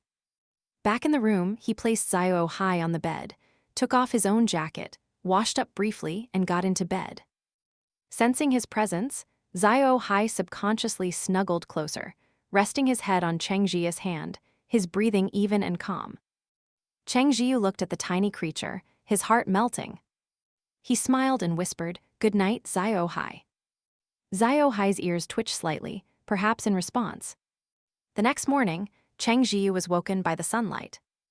After so long, he finally had a chance to sleep peacefully, and he really didn't want to get up. He pulled the blanket over his eyes, intending to go back to sleep. Xiao Hei burrowed deeper into his arms. A moment later, however, the temperature began to rise, making it too hot to sleep. That, combined with the thought of yesterday's pork and the fear that it might go bad, made it impossible for Cheng Zhiyu to rest any longer. He got up, washed his face, and prepared to go out. He didn't wake Xiao Hei, wanting to let him sleep in. But as soon as he got up, Xiao Hei followed, summoning a ball of water to wash himself clean. Noticing him yawn, Cheng Zhiyu said with concern, "If you're still tired, go back to sleep. I'll be back as soon as I am done with the pig." Xiao Hei fought the urge to stretch, his eyes wide open as he insisted stubbornly, "I am not sleepy." Cheng Zhiyu sighed in resignation. "All right." Xiao Hei then hopped into his arms, closed his eyes, and went right back to sleep. Cheng Zhiyu was speechless. Who was it that said he wasn't sleepy? When he went outside, he was surprised to find Tian Qiao already awake. He knew his friend well. Before the apocalypse, the guy wouldn't get up until the sun was high in the sky. Their circumstances hadn't allowed for that recently, but Cheng Zhiyu had figured he would at least sleep in a little today. Seeing his surprise, Tian Qiao knew exactly what he was thinking.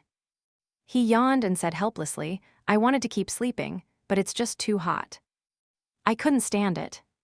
I figured I might as well get up." Cheng Zhiyu noticed the sweat on his forehead and frowned. "It feels like it's been getting even hotter lately. It used to only be this hot around noon." The two chatted as they walked. Tian Qiao sighed. "Who knows what's going on with this crazy weather? It's scorching during the day and freezing at night. Seriously, if it weren't for the red cabbages at night, I don't know how I would have survived." With the red cabbages, the nighttime temperatures had been comfortable for them. "I wish there was some kind of ice cabbage," Tian Qiao dreamed aloud. Cheng Zhiyu wished for the same, but it wasn't something he could just will into existence. Tian Qiao conjured some ice cubes to cool them both down, providing some slight relief. They found the pig from last night and got to work processing it. After a night's rest, their energy was restored and they worked quickly. Before long, they had butchered the pig, separating it into different cuts of meat. Cheng Zhiyu had freed up a lot of his storage space, mainly because they had eaten much of the food inside. It was perfect for storing the pork. "Wait a minute," Cheng Zhiyu suddenly slapped his forehead. "If that's the case, why didn't I just put the pig in my storage space last night?" It dawned on Tian Qiao as well. "Oh, right. If you'd put it in your space, we wouldn't have had to worry about it spoiling, and we wouldn't have had to rush to process it. Plus, we wouldn't have had to run back and forth." The two of them, who had just run over under the blazing sun, fell silent. All they could say was that they must have been truly exhausted last night to have completely forgotten something so obvious. They exchanged a look and tacitly agreed to ignore their blunder. As they walked back, they quietly discussed what to do next.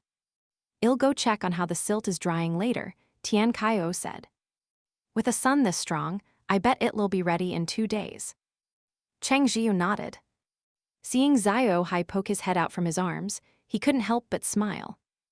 I know. I am going to cook now. 10 pork dishes, I promised you. I won't forget." Xiao Hei's ears twitched. He coughed lightly. "You don't have to make 10. "Wow," Cheng Zhiyu exclaimed. "My dear, are you worried about me?" Xiao Hei's ears grew warm. He shot Cheng Zhiyu a glare with his big, round eyes before quickly tucking his head back out of sight. Cheng Zhiyu burst out laughing. Watching from the side, Tian Qiao was speechless. He never knew Cheng Zhi had such a mischievous streak, or that he could say such sappy things. "Seriously?" Hey. He rubbed the goosebumps on his arms, looking completely overwhelmed. I am going to get to work. Cheng Zhiyu, not the least bit embarrassed, waved him off. Go on. They parted ways, and Cheng Zhiyu entered the kitchen. After a moment of thought, he took out the pork and started getting busy. The domesticated pig had long bristles that needed to be removed. Finding the process of burning them off with fire too slow, Cheng Zhiyu summoned Xiao Er to help him. With a slight wobble, Xiao Er easily burned all the pig's bristles clean off. Cheng Zhiyu happily praised Xiao Er. Nearby, Xiao Hei narrowed his eyes, then used his water ability to rinse the scorched, blackened pig skin until it was spotless. Afterward, he sat down as if nothing had happened, putting on an air of nonchalance. In reality, he was secretly peeking at Cheng Zhiyu from the corner of his eye. Cheng Zhiyu's lips curved into a smile. Pretending not to notice Xiao Hei's glances, he stroked his chin and stared at the pork on the cutting board, contemplating what to make. The pork tenderloin could be used for sweet and sour pork, and sliced pork in hot chili oil. The pork belly would be perfect for dongpo pork and piglet under a blanket. The trotters were simple, just stew them. The front pork shoulder could be stir-fried, and the hind shoulder would go into a pork and vermicelli stew. He found the vermicelli in one of the farmhouses. For the last 3 dishes, he make cold-tossed pig ears, twice-cooked pork, and a pork patty. 10 dishes were just right. He should probably make a soup, too. Pork rib soup. As Cheng Zhiyu pondered, he started by braising the pig ears and face meat, set the pork rib soup to simmer, and got the pig trotter stew going. Then he began the real work. Having just put on a show, Xiao Hei, who was silently awaiting his praise, twitched his ears. What's going on? He watched Cheng Zhiyu, who was now spinning around in a flurry of activity, and could only resign himself to the situation. The man had probably gotten busy and forgot. It didn't matter. It wasn't like he cared anyway. Xiao Hei's tail drooped, its wagging slowing to a crawl. At first, Cheng Zhiyu had been intentionally teasing Xiao Hei, but now he had genuinely forgotten. Making 10 different dishes wasn't easy, especially since some were quite complex. He was completely overwhelmed, swinging the spatula so fast it seemed to create sparks. As soon as he finished a dish, he would place it into his storage space. This would preserve the freshly cooked flavor as much as possible. Otherwise, preparing all 10 dishes would take a significant amount of time. Xiao Hei didn't stay idle either. He would form a plate out of water to help Cheng Zhiyu by passing him ingredients. Cheng Zhiyu didn't have a free hand to pet Xiao Hei, so he praised him verbally. Thanks, Xiao Hei. I'd seriously be losing my mind without you. Xiao Hei's tail started wagging again. It's not a big deal. I was just bored anyway. While Cheng Zhiyu was busy, somewhere else, a figure in the darkness smelled the aroma wafting over once more. A pair of eyes glowed eerily, and the rock in his hand was crushed to powder. Cheng Zhiyu was completely unaware of this. Before the apocalypse, this amount of work would have left his back aching. As he finished the last dish, he let out a breath. Time to eat. Xiao Hei immediately hopped down from the stool, conjured a massive basin made of water, and wagged his tail. Put it on here. I'll carry it over. All right, thanks, Xiao Hei. Cheng Zhiyu finally had a moment. He scooped up the puppy and gave him a loud smooch on the head. Xiao Hei tried to dodge but failed. Fine. It's just a kiss, right? Though that's what he thought, his eyes darted around, completely avoiding Cheng Zhiyu's gaze. How strange. Why does Cheng Zhiyu seem to be getting better looking? Cheng Zhiyu didn't notice Xiao Hei's odd behavior and cheerfully placed the dishes into the water basin. Go for it, Xiao Hei. I am counting on you. With a composed look, Xiao Hei trotted out of the kitchen on his short legs. Cheng Zhiyu's lips curled upwards. In truth, he could have just put everything in his storage space and taken it out later. But then again, who wouldn't love a little puppy that could carry dishes? Why isn't Tian Qiao back yet? Xiao Hei, wait a moment, I'll go check outside. Before Cheng Zhiyu could finish his sentence, Xiao Hei had already placed all the dishes neatly on the table, trotted back over, and leaped into his arms. "I am coming with you." Cheng Zhiyu was in a great mood. He playfully pinched Xiao Hei's ear and mumbled, "Xiao Hei, you're so clingy." Xiao Hei's body went rigid, as if struck by lightning. "Am I?" After walking a few steps, Cheng Zhiyu saw Tian Qiao, who had just dug up another large pile of silt. Why was this kid so diligent today? Standing in the shade, Cheng Zhiyu called out, "Time to eat, Tian Qiao." Tian Qiao, his pants rolled up, was covered in mud from his feet and legs to his arms and even his face. He was filthy. He called back in acknowledgement and immediately walked over, opening his arms towards Xiao Hei. "Brother Hei." Xiao Hei gave him a disgusted look and unceremoniously blasted him clean with a jet of water. "So refreshing," Tian Qiao exclaimed. Back in the house, the table was laden with 10 dishes and a soup. Tian Qiao hadn't felt hungry before, but the sight of all this food made his stomach rumble. He shamelessly swallowed his saliva. "This smells incredible. Cheng Zhi, your cooking skills have leveled up. Forget the apocalypse, even before it, I wouldn't have dared to eat like this every day." He was deeply moved. "Cheng Zhi, I freaking love you." Before Cheng Zhiyu could respond, Xiao Hei flicked a small water ball at his head. Tian Qiao let out an exaggerated yelp. "Cheng Zhi, look at him." In reality, it hadn't hurt at all. He just wanted to tattle. Xiao Hei bared his teeth at Tian Qiao. "It's because you talk too much." "Stop blabbering and eat," Cheng Zhiyu said, clearly taking sides. "Wow, Cheng Zhi, how could you? You look so honest, but you're so biased." "Am I not your most precious baby anymore?" Tian Qiao said, intentionally trying to be obnoxious. Cheng Zhiyu stroked Xiao Hei, whose fur was standing on end. "It's fine, just ignore him. He's having one of his fits." Xiao Hei was successfully placated, and even shot Tian Qiao a look that was faintly triumphant. Unfortunately, Tian Qiao was too busy drooling over the meat to notice. The reason Cheng Zhiyu had thought Xiao Hei was hungry earlier was that he noticed every dish seemed to be missing a piece or two. He figured Xiao Hei must have been sneaking bites, so he hadn't thought much of it. Sitting down, he took out Xiao Hei's exclusive bowl. Since Xiao Hei's appetite was also massive, his small bowl had long been replaced with a large one. Cheng Zhiyu immediately filled it with food for him, stroking him with a pang of sympathy. "Hurry and eat." Completely unaware he had been framed, Xiao Hei tilted his head. His nose twitched, and he immediately buried his head in the bowl and began to eat. Even though all the dishes were made from the same pig, each had a distinct flavor. Xiao Hei loved the cold, tossed pig ears and face meat, which were delightfully crisp and refreshing. Tian Qiao, on the other hand, preferred the pig's trotters. He gnawed on them with gusto, though his table manners were atrocious. His hands and mouth were covered in grease, a sight that was hard to look at. As for Cheng Zhiyu, his favorite was the piglet under a blanket. The pork was stewed until it was tender and falling apart, and the thin pancake laid over it had soaked up all the savory broth. The pancake itself was wonderfully chewy and hadn't turned soggy at all. After the meal, none of them moved for a long time.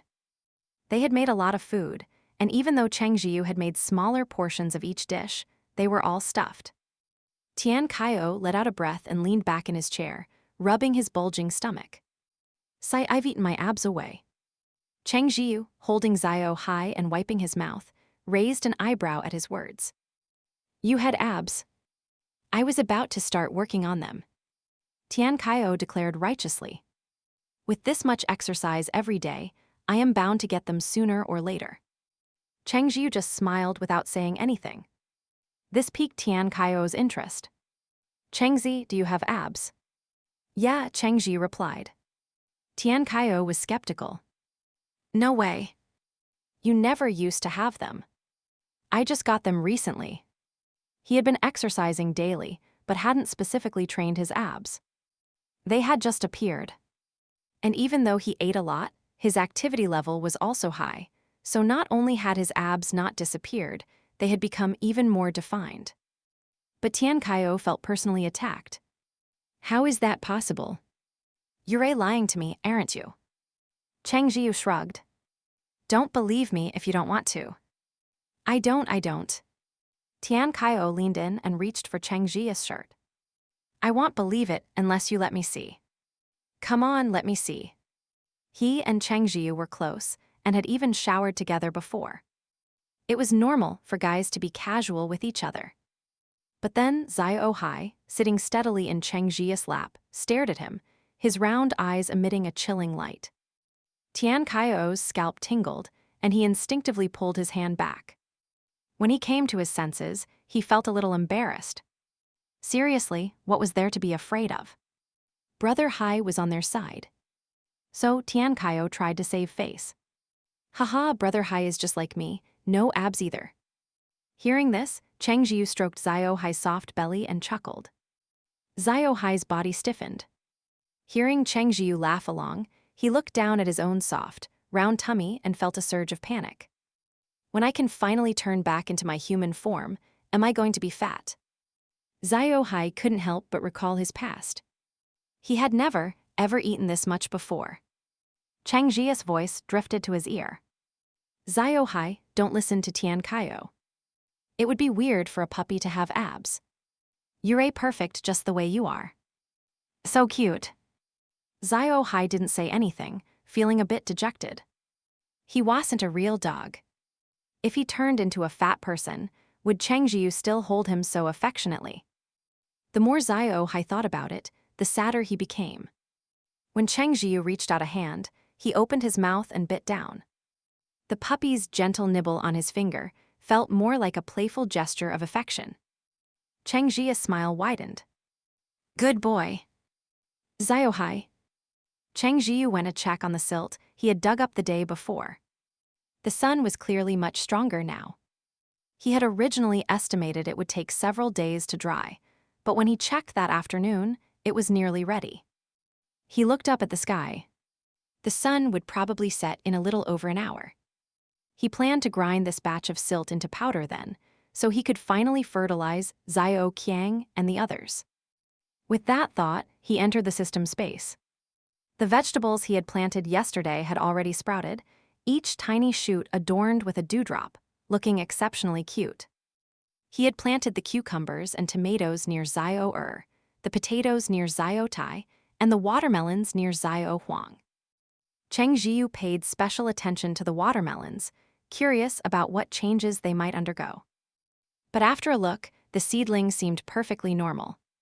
Since they had just sprouted, he couldn't be sure, so he decided to just let them continue growing. Xiao Qiang's life status was still increasing at an agonizingly slow pace. Today, it had only reached 12%. Because its condition hadn't stabilized, Xiao Qiang was also delayed in reaching its mature stage. It was still a tiny, wilting plant, a truly pitiful sight. It was so fragile that Cheng Zhiyu hardly dared to touch it. He whispered softly, "Hang in there, Xiao Qiang. The fertilizer will be ready soon." Actually, besides using silt as fertilizer, Cheng Zhiyu had also considered making compost out of meat. The pond was full of small fish, so there was certainly no shortage of materials. While meat compost was highly fertile, it took a long time to prepare. They couldn't stay here forever, and if they were to leave, they couldn't exactly take a massive barrel of fertilizer with them. Putting it in the storage space would halt the fermentation process, but if they didn't, how were they supposed to transport a huge barrel of fertilizer? After mulling it over, he concluded it wasn't very realistic. The silt fertilizer was the most suitable option for their current situation. As the sun began to set, Cheng Zhiyu and Tian Qiao got busy. Fortunately, they didn't have to work in the dark. The rural roads were lined with solar-powered streetlights that still worked even without a power grid. Well, the lights were a bit dim, but it was better than nothing. The two of them worked to crush the dried silt. When Cheng Zhiyu thought it was ready, he filled a small bucket with some of the fertilizer and entered the system space. Tian Qiao stayed behind to bag up the rest. Inside the system space, Cheng Zhiyu asked the system, fertilizing is good for the plants, right? Based on his experience, it was definitely a good thing, but he still felt a little uneasy and wanted to ask the system just in case. The system remained silent, so Cheng Zhiyu didn't press the matter. If there was a real problem, the system would surely be more anxious than he was. Its silence must mean everything was fine. With that in mind, Cheng Zhiyu cautiously spread the fertilizer around Xiao Qiang, careful not to let it touch the plant directly for fear of burning its roots. He waited for a moment, but Xiao Qiang showed no reaction. Cheng Zhiyu didn't wait any longer and proceeded to fertilize Xiao Er and the others. Seeing Xiao Er happily rustling its leaves, he smiled. It seemed Xiao Er liked it. Since Xiao Er liked it, then Xiao Qiang. Cheng Zhiyu turned to look and was amazed to discover that in just a short time, Xiao Qiang's life status had increased by 2%. He was a little surprised, but then it made sense. After all, Xiao Qiang wasn't an ordinary plant. But it proved the fertilizer was effective. He let out a huge sigh of relief. He believed that with the help of the fertilizer, Xiao Qiang would soon reach its mature stage. That night, Cheng Zhiyu slept soundly, completely unaware of a shadow that moved swiftly outside before stopping at his door. Inside the room, Xiao Hai's eyes opened. The moment Cheng Zhiyu opened his eyes, he sensed something was off at the entrance. He immediately got up, warily opened the door, and was surprised by what he saw on the ground. There was a chicken on the ground. It was barely breathing, its eyes half open. When it saw Cheng Zhiyu, it struggled for a moment before falling still again, its chest rising and falling faintly. Cheng Zhiyu was bewildered. Why is there a chicken at our door? It couldn't have just run here by itself, could it? Besides, judging by its condition, it didn't look like it could have run anywhere on its own. Cheng Zhiyu grabbed a stick and prodded the dying chicken. He confirmed it was just an ordinary chicken that seemed to have been seriously injured by something. Something had come last night and left a chicken here. Cheng Zhiyu frowned. The thought made him uneasy. The visitor had come and gone without a sound, and neither he nor Tian Qiao had noticed a thing. What if it hadn't come to deliver a chicken, but had other intentions? His lips thinned, his expression turning grim. He scanned the vicinity. The yard was just dirt, but it had been packed hard from years of use, leaving no footprints behind. When Tian Qiao woke up and saw the chicken, he grinned foolishly. "Chengzi, where did you find a chicken? Are we having chicken today?" Cheng Zhiyu told him about finding the chicken at the door first thing in the morning. After hearing the story, Tian Qiao's cheerful mood vanished. The visitor had left them a chicken, which seemed like a kind gesture, but it forced them to be on high alert as they had no idea what its true intentions were. "So what do we do with the chicken?" Tian Qiao asked.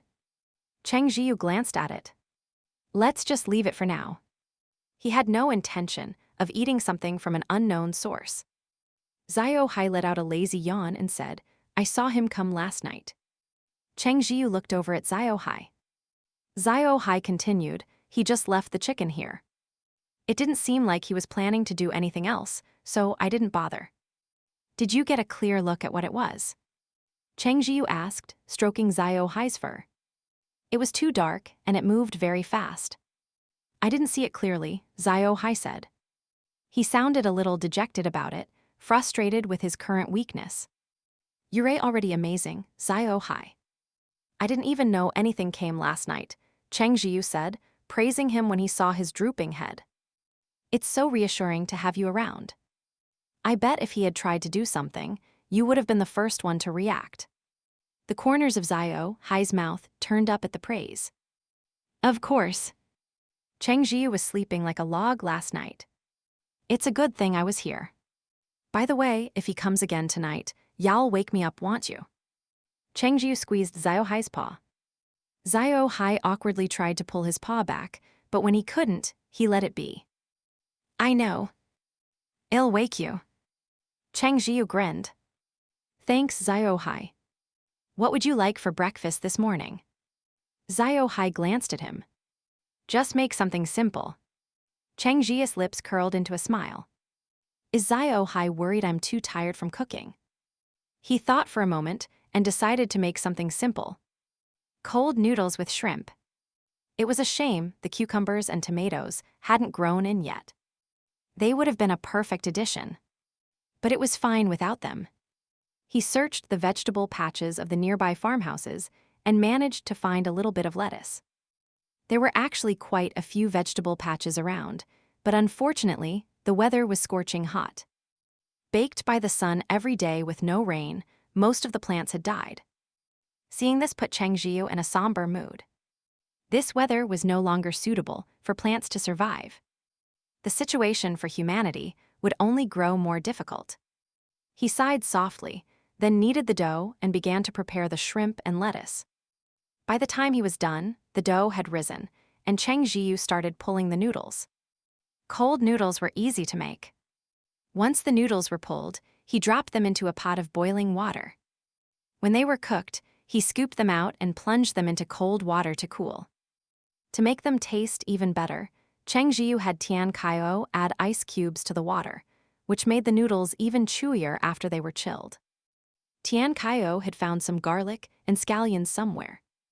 He minced them, added some chili powder, and poured sizzling hot oil over the top. Combined with various seasonings, the simple cold noodles looked incredibly tempting, and the lettuce garnish made them look even more appealing. Cheng Zhiyu prepared a large bowl for each of them and clapped his hands. Time to eat. Worried that it would be inconvenient for Xiao Hei, he even personally fed him a noodle. Xiao Hei bit down on one end of the noodle, slurping it up with gusto. The cool noodles were a perfect match for this kind of weather. After the meal, Cheng Zhiyu checked the system space and was pleasantly surprised to find that Xiao Qiang's life status had already reached 20%. He estimated that it wouldn't be long before Xiao Qiang reached maturity. He wondered what kind of plant Xiao Qiang was. He was getting a little curious. They had a bit more free time today. Cheng Zhiyu practiced his mental method, while Tian Qiao continued to train his ice element ability.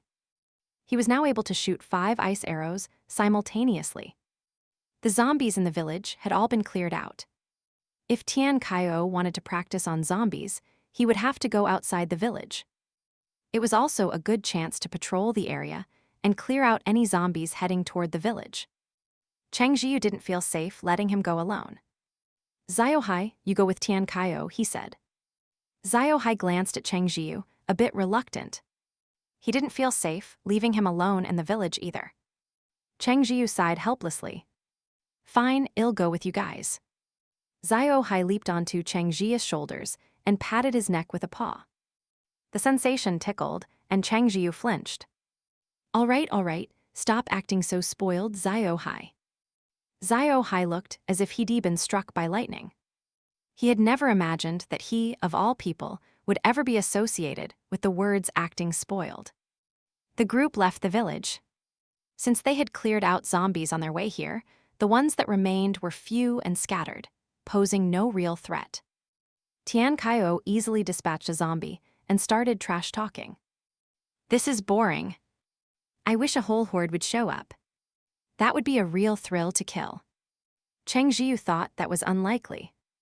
There probably aren't that many zombies here. We already cleared most of them. Just as he spoke, Xiao Hai's ears twitched. He immediately stood up on Cheng Zhiyu's shoulder and stared into the distance. Seeing his reaction, Tian Qiao had a bad feeling. What's wrong? Cheng Zhiyu glanced at Xiao Hei, then immediately summoned Xiao Tai, his brow furrowed. There's a horde of zombies. Tian Qiao cursed, holy shit. Am I a jinx? As he spoke, he saw a group of zombies heading their way in the distance. The horde was clearly organized. Otherwise, they wouldn't be moving in such a unified manner. This time, even without Cheng Zhiyu saying anything, Tian Qiao could tell there was an ability zombie among them. Tian Qiao formed an ice arrow, gritting his teeth. He couldn't rely on Cheng Zhiyu every time. He said to him, I'll take the ability zombie this time. Then, his voice lost some of its confidence. If I can't handle it, then you can step in. Okay, Cheng Zhiyu agreed. He certainly hoped Tian Qiao would grow stronger, and now that his friend had the awareness to do so, it was for the best.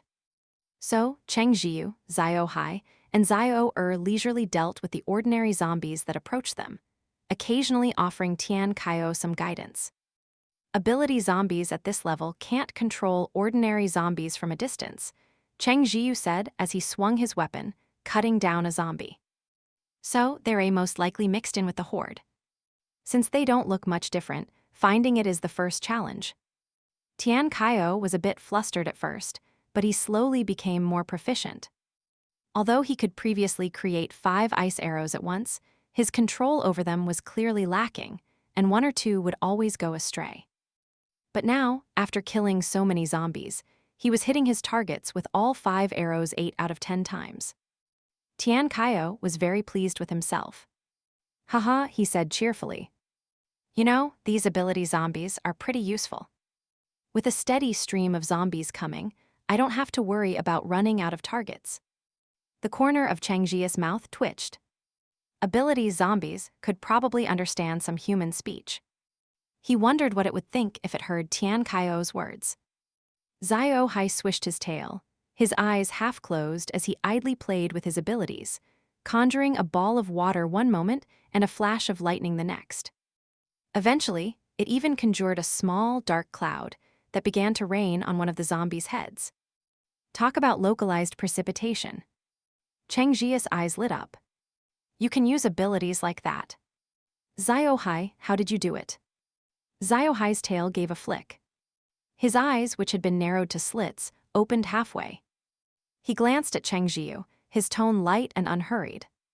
Clouds are formed by the evaporation of water vapor. As he was speaking, perhaps he had enough fun, or perhaps for some other reason. A bolt of lightning struck down from the dark cloud, instantly killing the rain-soaked zombie. Wow, Cheng Zhiyu managed. Xiao Hei's tail wagged even more furiously. Not to be outdone, Xiao Er transformed into a fireball. Instead of burning the zombies to death, it circled over their heads. When a gust of wind blew past, Cheng Zhiyu saw that the hair on the zombies Xiao Er had visited had been scorched off, leaving them all completely bald. Cheng Zhiyu couldn't help but laugh out loud. It was low on damage, but extremely high on insult. Xiao Hei glanced at the blade of grass, looking a little displeased. Yo, that's so ugly. Tian Qiao shouted in disgust. He couldn't stand the sight of the bald zombies and decided to deal with them first. Perhaps sensing Cheng Zhiyu's amusement, Xiao Er swayed its leaves. It was slightly larger than before. Cheng Zhiyu had given it the fire-type crystal core he acquired. While it hadn't reached level 3, it had grown a fair bit. Just as it was about to repeat its earlier performance on the next zombie, a ball of earth suddenly came flying toward it. Cheng Zhiyu immediately called Xiao Er to his side, then yelled to Tian Qiao, "Over here." Tian Qiao had, of course, also noticed the zombie. Maybe Xiao Er's hair-burning tactic was just too insulting, because the zombie couldn't take it anymore and had revealed itself. Tian Qiao immediately engaged the earth element zombie, while Cheng Zhiyu and the others helped deal with the ordinary ones. At first, Tian Qiao shot ice arrows at the earth zombie, but they were all blocked by earthen walls that shot up out of nowhere. After this happened several times, he started to get agitated. Just then, Cheng Zhiyu's voice came from nearby. "Watch your feet." Trusting him completely, Tian Qiao instantly leaped away. He couldn't resist glancing back at where he had been standing. The ground had already caved in. He felt the hair on his arms stand on end. If he had been any slower, he would have fallen into the pit and been buried alive. He quickly averted his gaze, not daring to look again. A level 1 ability user zombie had limited power and couldn't keep up the sneak attacks on Tian Qiao. For a moment, they were locked in a stalemate. Cheng Zhiyu was slicing through zombies like they were watermelons. Seeing Tian Qiao's frustrated expression, he called out a reminder, find a way to stop it from using its ability. Tian Qiao frowned, deep in thought. Just as he was pondering, the zombie launched an attack. He scrambled to dodge a clump of flying dirt. Perhaps sensing something, the zombie began to attack Tian Qiao with all its might. There were several close calls where Tian Qiao barely managed to dodge, leaving him covered in dirt and looking exceptionally pathetic. Xiao Hei flicked his tail and disdainfully erected a water wall, blocking the flying dust and soil. Tian Qiao, struggling to defend himself, saw this. In a flash of inspiration, an idea came to him. The next moment, several ice walls shot up around the ability user zombie. The creature obviously sensed the danger and tried to escape, but it was a fraction too slow. Tian Qiao knew a trick like this would only work once. The next time, the zombie would be on guard. He had to succeed on the first try. With a burst of potential he didn't know he had, he trapped the zombie inside the ice walls. The icy box then began to shrink rapidly, and faint, piercing howls could be heard from within. The surrounding ordinary zombies seemed to have lost their commander and fell into disarray. A smile touched Cheng Zhiyu's lips. He quickly finished off the remaining zombies and raised an eyebrow at Tian Qiao. Not bad. Tian Qiao was only now feeling the delayed exhaustion, but having defeated an ability user zombie on his own for the first time, he was overcome with excitement. He slicked back his sweat-drenched hair and grinned foolishly. It was all thanks to Brother Hai's reminder. Xiao Hei shot Tian Qiao a strange look. He hadn't reminded him of anything. Covered from head to toe in dirt, Tian Qiao felt incredibly uncomfortable. He opened his arms toward Xiao Hei. Brother Hai. A ball of water shot toward him. Tian Qiao chuckled. He, refreshing. Xiao Hei said nothing. Zombies are dealt with, let's go back, Tian Qiao said cheerfully. You're so happy you've become an idiot, Cheng Zhiyu teased. You haven't even dug out that zombie's crystal core. Tian Qiao smacked his forehead. Oh, right. He trotted off happily to retrieve the crystal core. A moment later, he returned with a thumb-sized, earth-colored core and had Xiao Hei wash it clean. Tian Qiao held the ochre crystal in his palm, turning it over and over. He sighed contentedly. It's so beautiful. How can something so beautiful exist in the world? Hey. Cheng Zhiyu was speechless. That's enough. As they walked back to the village, Tian Qiao began to chatter. What are we having for lunch today? The question was mainly directed at Cheng Zhiyu, the head chef.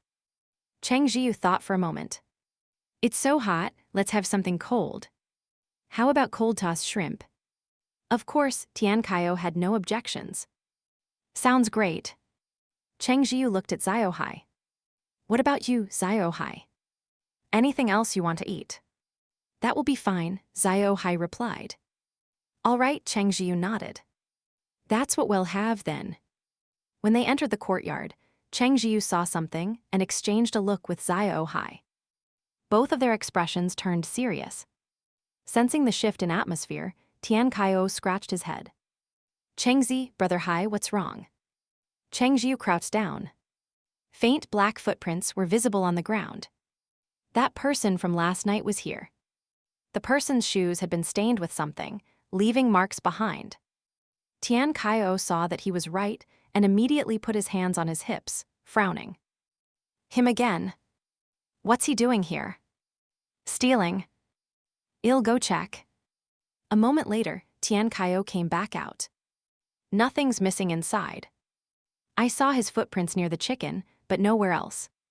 So what does he want? Tian Qiao puzzled. Did he give us the chicken, regret it, and want to take it back? No, the chicken's still here. So what is he trying to do? Cheng Zhiyu couldn't figure out the person's intentions either. He stood up and dusted off his hands. Let's not worry about him. There was no point in overthinking it. It was time to eat. Tian Qiao huffed.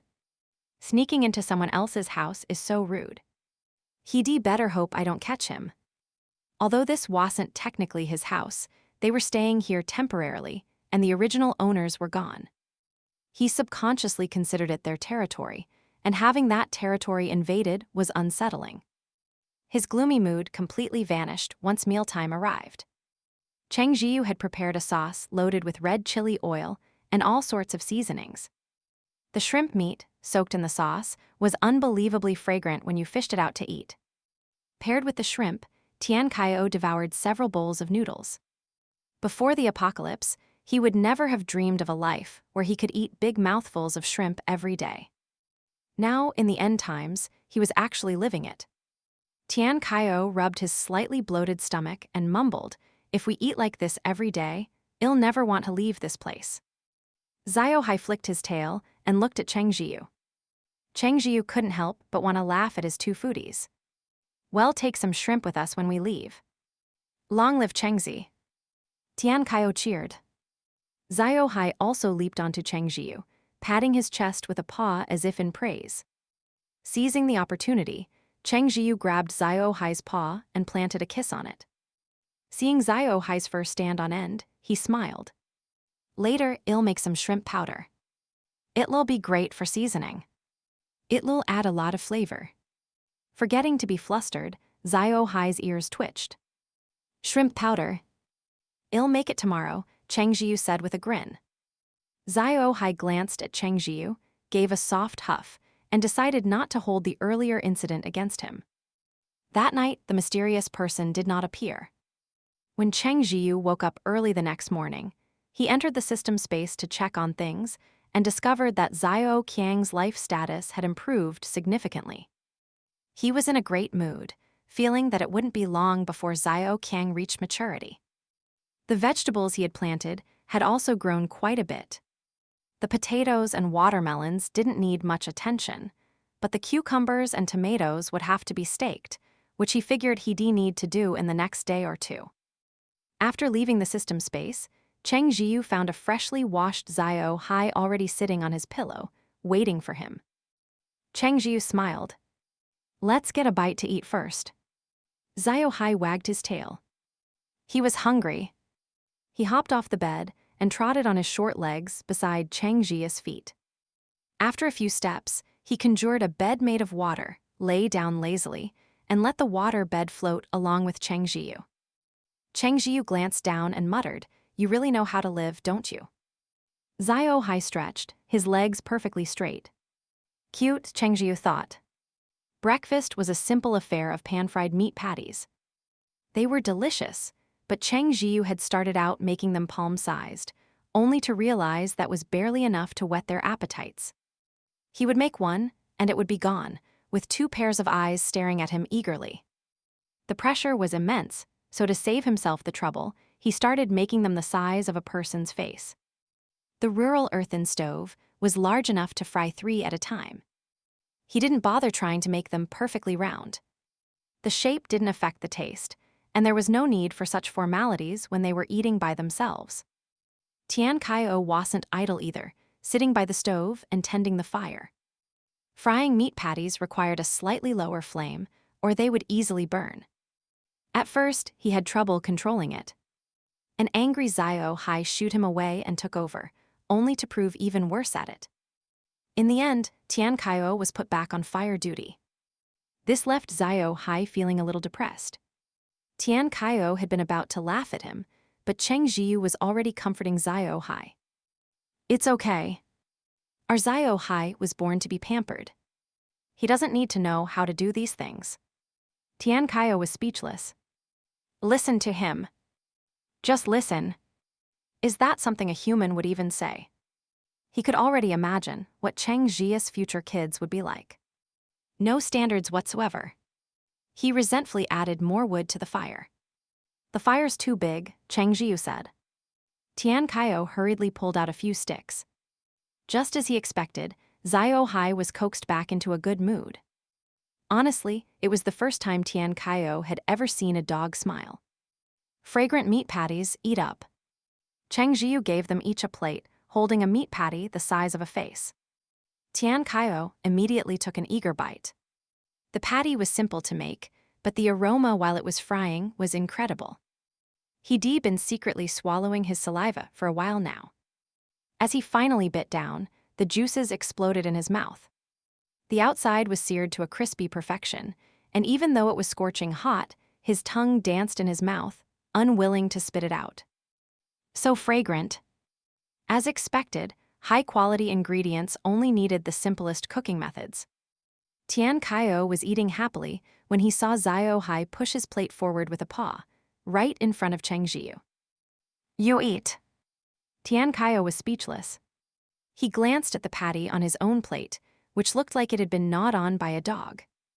Cheng Zhiyu was like a proud father, surprised by his child's thoughtfulness. He exaggerated, wow. Xiao Hei, you're so considerate. But I have my own over here. You go ahead and eat. Xiao Hei knew he had his own, of course. But Cheng Zhiyu was so focused on cooking that he hadn't even started eating. Honestly, always taking care of others and forgetting about himself. At Xiao Hei's insistence, Cheng Zhiyu finally took a bite of the patty. He frowned at the corner he had bitten off. I'll make you a new one. How could he let Xiao Hei eat his leftovers? But Xiao Hei didn't let him switch it and started eating directly. Seeing that Xiao Hei didn't mind, Cheng Zhiyu let him be. On average, they each ate 7 or 8 patties before getting busy again. The mutated crayfish were too big. Cheng Zhiyu wanted to make shrimp powder, but simply sun-drying them whole wouldn't work. He had to cut them into small pieces first. He then used a woven bamboo winnowing basket, which he had found in the farmhouse and was specifically used for drying vegetables, to lay out the shrimp meat. In this weather, the large, round tray full of meat would probably be dry by tomorrow. Perfect! They could have fresh shrimp noodles tomorrow.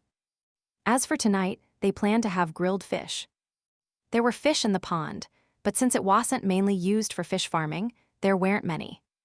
Still, compared to the mutated crayfish, it was easy to catch a dozen or so. Cheng Zhiyu and the others built a bonfire, planning to grill the fish over an open flame. As everyone knows, with barbecue, no matter how it tastes, it always smells amazing. Xiao Hei had eaten plenty of good food, but when he caught a whiff of this aroma, he started pacing anxiously around Cheng Zhiyu. Tian Qiao deliberately teased Hei. Brother Hei is a dog, right? Aren't dogs not supposed to eat fish? Xiao Hei shot Tian Qiao a dark look. A moment later, Tian Qiao yelped ow. And a new bump appeared on his head. That shut him up for good. Cheng Zhiyu wanted to laugh but held it back. Serves him right for provoking Xiao Hei for no reason. As the three of them were talking and laughing, Xiao Hei's ears suddenly twitched. He had been lying down relaxing, but he abruptly sat up. Cheng Zhiyu sensed something and whipped his head toward the tall grass. The dark figure in the grass seemed to realize it had been discovered and immediately tried to flee. But how could Cheng Zhiyu let it get away? A fireball shot out instantly, blocking the figure's path. When it tried to run in another direction, it found Cheng Zhiyu was already there, blocking the way. In the next moment, ice walls shot up on all other sides, completely trapping the dark figure. Xiao Hei sharpened his claws, but Cheng Zhiyu held him back. Don't attack just yet. Tian Qiao crossed his arms and looked at the person whose face was obscured. Hey man, no offense, but if you're going to do something, do it openly. What kind of man sneaks around like this? The moment he finished speaking, the dark figure abruptly dropped into a squat, burying its head and curling into a ball, trembling with fear. Tian Qiao was speechless. He touched his own mouth, wondering if he had evolved the ability to inflict damage with his words. He turned to look at Cheng Zhiyu, who had noticed a chicken next to the figure. This one was much livelier than the one delivered before. Its feet were tied with a rope, but that didn't stop it from moving, flapping its wings and clucking loudly, sending feathers flying everywhere. An absurd thought popped into Cheng Zhiyu's mind. Did the person think they hadn't eaten the last chicken because it wasn't lively enough, so they brought a livelier one this time? Cheng Zhiyu looked at the cowering figure, somewhat exasperated. We don't want to hurt you, but you've shown up several times now. For our own safety, we have to understand your intentions, don't we? The dark figure continued to tremble, as if scared out of its wits. Seriously? Tian Qiao muttered. He's that timid. Cheng Zhiyu frowned. They wouldn't get any answers like this. Still, he was fairly certain the person wasn't faking it. He was genuinely terrified. Unless his acting skills were god tier, it would be impossible to fake such a reaction. At the very least, it proved the person wouldn't do anything harmful. Besides, they wouldn't be staying here for long anyway. It was best to let sleeping dogs lie. Moreover, the person had managed to find chickens for them twice, which meant they were more familiar with this area. Cheng Zhiyu's group hadn't found any live chickens at all. Since the other person was here first, they were the ones intruding. With this in mind, Cheng Zhiyu told Tian Qiao to take down the ice walls. He said to the figure, "You can go. It would be best if you have no ill intentions. Don't worry, we'll be leaving soon anyway." The figure paused, then made to run. "Wait," Cheng Zhiyu said. The figure's body went rigid, thinking Cheng Zhiyu had changed his mind, and began to tremble in fear again. Cheng Zhiyu sighed, not bothering to explain. He walked over, picked up the fish he had just grilled, seasoned it, and offered it to the figure. Xiao Hei, who had been waiting for that grilled fish for ages, widened his eyes instantly, very displeased. "That's mine." Cheng Zhiyu felt a little guilty. He rubbed his nose and promised, "How about we give this one to him? I'll grill 10 more for you later." "Even if I didn't agree, you'd still grill 10 for me anyway," Xiao Hei thought.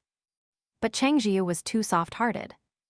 In the end, Xiao Hei said nothing more, watching reluctantly as Cheng Zhiyu handed the fish to the figure. The figure was clearly tempted. The grilled fish smelled absolutely divine. It was the aroma that had drawn him over in the first place. He had wanted to trade the chicken for it, but ended up getting cornered and scared. He thought he wouldn't get to eat it, but now the person was offering it to him. "It smells so good. I want to eat it so badly." He had tasted this person's cooking once before. When they weren't around, he had secretly eaten a tiny bit, careful not to make a mess for fear of being discovered. The taste was so good he still remembered it now. It was simply the most delicious thing he had ever eaten. But after stealing the food, he had felt guilty. Remembering the things those people had cursed him with, he had quickly brought them a chicken that same night. To his surprise, they hadn't eaten it. It was probably because that chicken was on the verge of death and wasn't fresh, so they didn't want it. He learned his lesson this time, carefully making sure not to injure the chicken.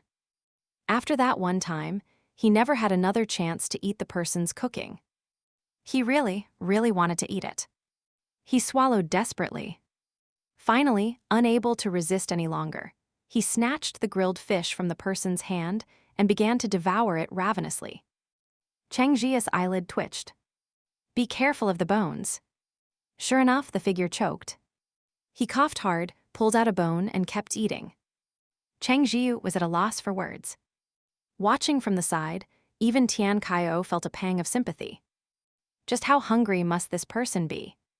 After a moment's thought, he brought his own freshly grilled fish over and offered it to the figure. The figure finished the first fish and was met with another. He felt like he had fainted from happiness. He didn't even notice that this one wasn't the same golden brown as the last one, but was instead a bit black. He took an eager bite and then... Blech! Tian Qiao was flabbergasted. Was it really that bad? Cheng Zhiyu glanced over. "Yours doesn't seem to be cooked through." Tian Qiao instantly felt guilty. Sorry about that. I am not much of a cook." What did he mean, not much of a cook? He couldn't cook at all. Just as the figure's hand, holding the fish, began to tremble, they thought he would throw it away. Instead, after gagging, he started stuffing the fish back into his mouth. Cheng Zhiyu's eyelid twitched wildly. He quickly said, "You can't eat that raw." The figure hesitated for a moment and actually spoke, though his voice was clearly strained and unused. "Why? Stay." Cheng Zhiyu pressed his temples. You're quite the frugal one, aren't you?" He sighed and held out his hand. "Give it to me. I'll re-grill it for you." The figure carefully handed him the fish, still curled into a ball, looking like he might bolt at any second. But perhaps the craving was too strong, so he forced himself to stay. Foodies truly are a mysterious species, Cheng Zhiyu mused. Xiao Hei glanced at the figure, knowing Cheng Zhiyu had gone soft again. So what about his grilled fish? Then he saw Cheng Zhiyu set up a rack and start grilling several fish at once. Cheng Zhiyu patted him. "Don't worry, y'all get your share." Xiao Hei's tail immediately perked up again. Cheng Zhiyu brushed oil on the fish and flipped them with expert speed. Xiao Hei and Tian Qiao gathered around him, while the dark figure watched timidly from a distance. He felt like he was surrounded by foodies. Finally, the fish were ready. Everyone got one. Cheng Zhiyu put new ones onto grill while feeding Xiao Hei and eating his own. The dark figure finished the fish in his hands and glanced hesitantly at Cheng Zhiyu. By all rights, he should run now, but the grilled fish smelled so good. Seeing that no one was paying attention to him, he showed a surprising bit of cunning. He poked the chicken, which started flapping and clucking again. Once he had their attention, the figure lowered his head. "For you." Since the man had eaten 2 of his fish, Cheng Zhiyu accepted the chicken without any guilt. Seeing the figure's longing gaze fixed on the sizzling, glistening fish, he found it rather amusing. Seeing him accept the chicken without a word, the dark figure, though reluctant, prepared to leave. Getting to eat such delicious grilled fish today was already wonderful. Even if he couldn't have it again, it would be fine. But the thought of never eating it again made his spirits sink unconsciously. To Cheng Zhiyu, it was just a mass of shadows, yet it inexplicably looked a little pitiful. Cheng Zhiyu sighed softly. "Wait. Since you brought a chicken, I'll give you a drumstick." The dark figure froze. A drumstick?" After speaking, Cheng Zhiyu didn't elaborate. Instead, he turned to Tian Qiao, who was busy devouring his grilled fish, and said, "Go prep this chicken." Tian Qiao quickly took another bite and agreed, "You got it." Cheng Zhiyu glanced at the dark figure. Seeing that he hadn't left, he paid him no further mind and began to ponder how to cook the chicken. Grilling was out of the question. Chicken wasn't like fish and wouldn't cook through as easily. He glanced around and spotted some lotus leaves. Inspiration struck Beggar's chicken. He'd never made it before, but he had eaten it once. It was worth a try. Still, 1 chicken was too little. Oh well, he'd just treat it as a new taste experience. If it wasn't enough, they could eat fish. There was plenty of that. Tian Qiao prepared the chicken with lightning speed. Cheng Zhiyu, meanwhile, had all the ingredients ready. He stuffed the chicken's cavity with all sorts of seasonings. With these spices alone, the flavor couldn't be bad. Then he wrapped it in lotus leaves, coated it with yellow mud, and tossed it into a pre-dug pit to bake in the embers. Xiao Hei watched from the side. Seeing the chicken being covered in mud and thrown into a pit to cook, he, despite his great faith in Cheng Zhiyu's culinary skills, still passed the fish he had specially saved for Cheng Zhiyu to him. Just in case Cheng Zhiyu went hungry. Tian Qiao thought, "No wonder Brother Hai wouldn't let me eat it earlier and even glared at me." And here I was, thinking Brother Hai was just being protective of his food. After finishing his work, Cheng Zhiyu washed his hands and accepted the grilled fish Xiao Hei had saved for him, eating it bite by bite. The skin of the fish was grilled to a golden brown. The first bite was fragrant and crispy. He had marinated it specially, so there was no fishy taste at all, only the fresh flavor of the fish itself. Delicious. Nearby, the dark figure tried to make his presence as small as possible. He wasn't used to being around people, and if it weren't for the promise of a drumstick, he would have hidden himself away completely. Xiao Hei spared him only a single glance before looking away, uninterested. Tian Qiao, on the other hand, kept stealing curious peeks, but after staring for a long time, he still couldn't make out what the dark figure looked like. Half an hour later, after eating several grilled fish, Cheng Zhiyu figured the beggar's chicken should be about done and dug it out. Xiao Hei walked over, looking at the lump that was indistinguishable from a clod of dirt. He wanted to reach out a paw to investigate, but Cheng Zhiyu stopped him. "Don't mess around. I just dug it out. What if you get burned?" Xiao Hei flicked his tail. The skin of the winged clan isn't that delicate. Despite his thoughts, he obediently withdrew his paw and watched with curiosity. Cheng Zhiyu found a stick and tapped the earthen lump a few times. The clod cracked open instantly, revealing the lotus leaves within. As the leaves were unwrapped, the aroma of chicken burst forth. Xiao Hei, who had been indifferent just moments before, couldn't help but crane his neck to see. Tian Qiao leaned in closer. Damn, that smells amazing. How can it be so fragrant? Cheng Zhiyu, you're really something else. Everything you make is delicious. He was even cunning enough to lay on the flattery. Xiao Hei glanced at him, then at Cheng Zhiyu. He threw caution to the wind and gently nuzzled Cheng Zhiyu's wrist. The soft touch melted Cheng Zhiyu's heart. Forgetting all about the beggar's chicken, he scooped Xiao Hei up and gave him a kiss. Wow, is Xiao Hei being affectionate? Xiao Hei replied. Number Cheng Zhiyu was sure he was. He was starting to realize that Xiao Hei was quite the tsundere. But if he said no, then no it was. His heart fluttered. After giving the promised drumstick to the dark figure, he offered the other one to Xiao Hei. You're being so good, Xiao Hei. Here's a drumstick for you.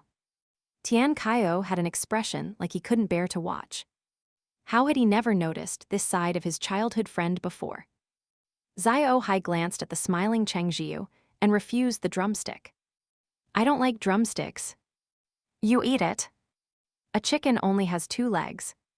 They must be the best part. You really don't want it? Cheng Zhiyu asked. Xiao Hei confirmed. Cheng Zhiyu asked Tian Qiao if he wanted the drumstick. Before Tian Qiao could speak, Xiao Hei's dark gaze shifted to him, as if to say, I dare you to eat it. Tian Qiao shuddered and immediately shook his head. No, I don't want it. He felt wronged. Did he really look like the kind of person who would fight Cheng Zhi for a drumstick? Tian Qiao took a bite of chicken from another part of the bird. So delicious. Since neither of them wanted it, Cheng Zhiyu had no choice but to eat the drumstick himself, feeding pieces of chicken meat to Xiao Hei as he ate. Xiao Hei ate very carefully. If his canine teeth accidentally brushed against Cheng Zhiyu's skin, he would immediately pull back, as if afraid of hurting him. Meanwhile, the dark figure wolfed down his drumstick and even tried to eat the bones. Tian Qiao noticed and quickly called out, Hey, you can't eat the bones, big brother. Spit them out. He didn't want the man to choke to death. Cheng Zhiyu turned to look and also chimed in, You can't eat the bones. The dark figure seemed to confirm that they were indeed inedible and reluctantly spat them out. Cheng Zhiyu and the others were speechless.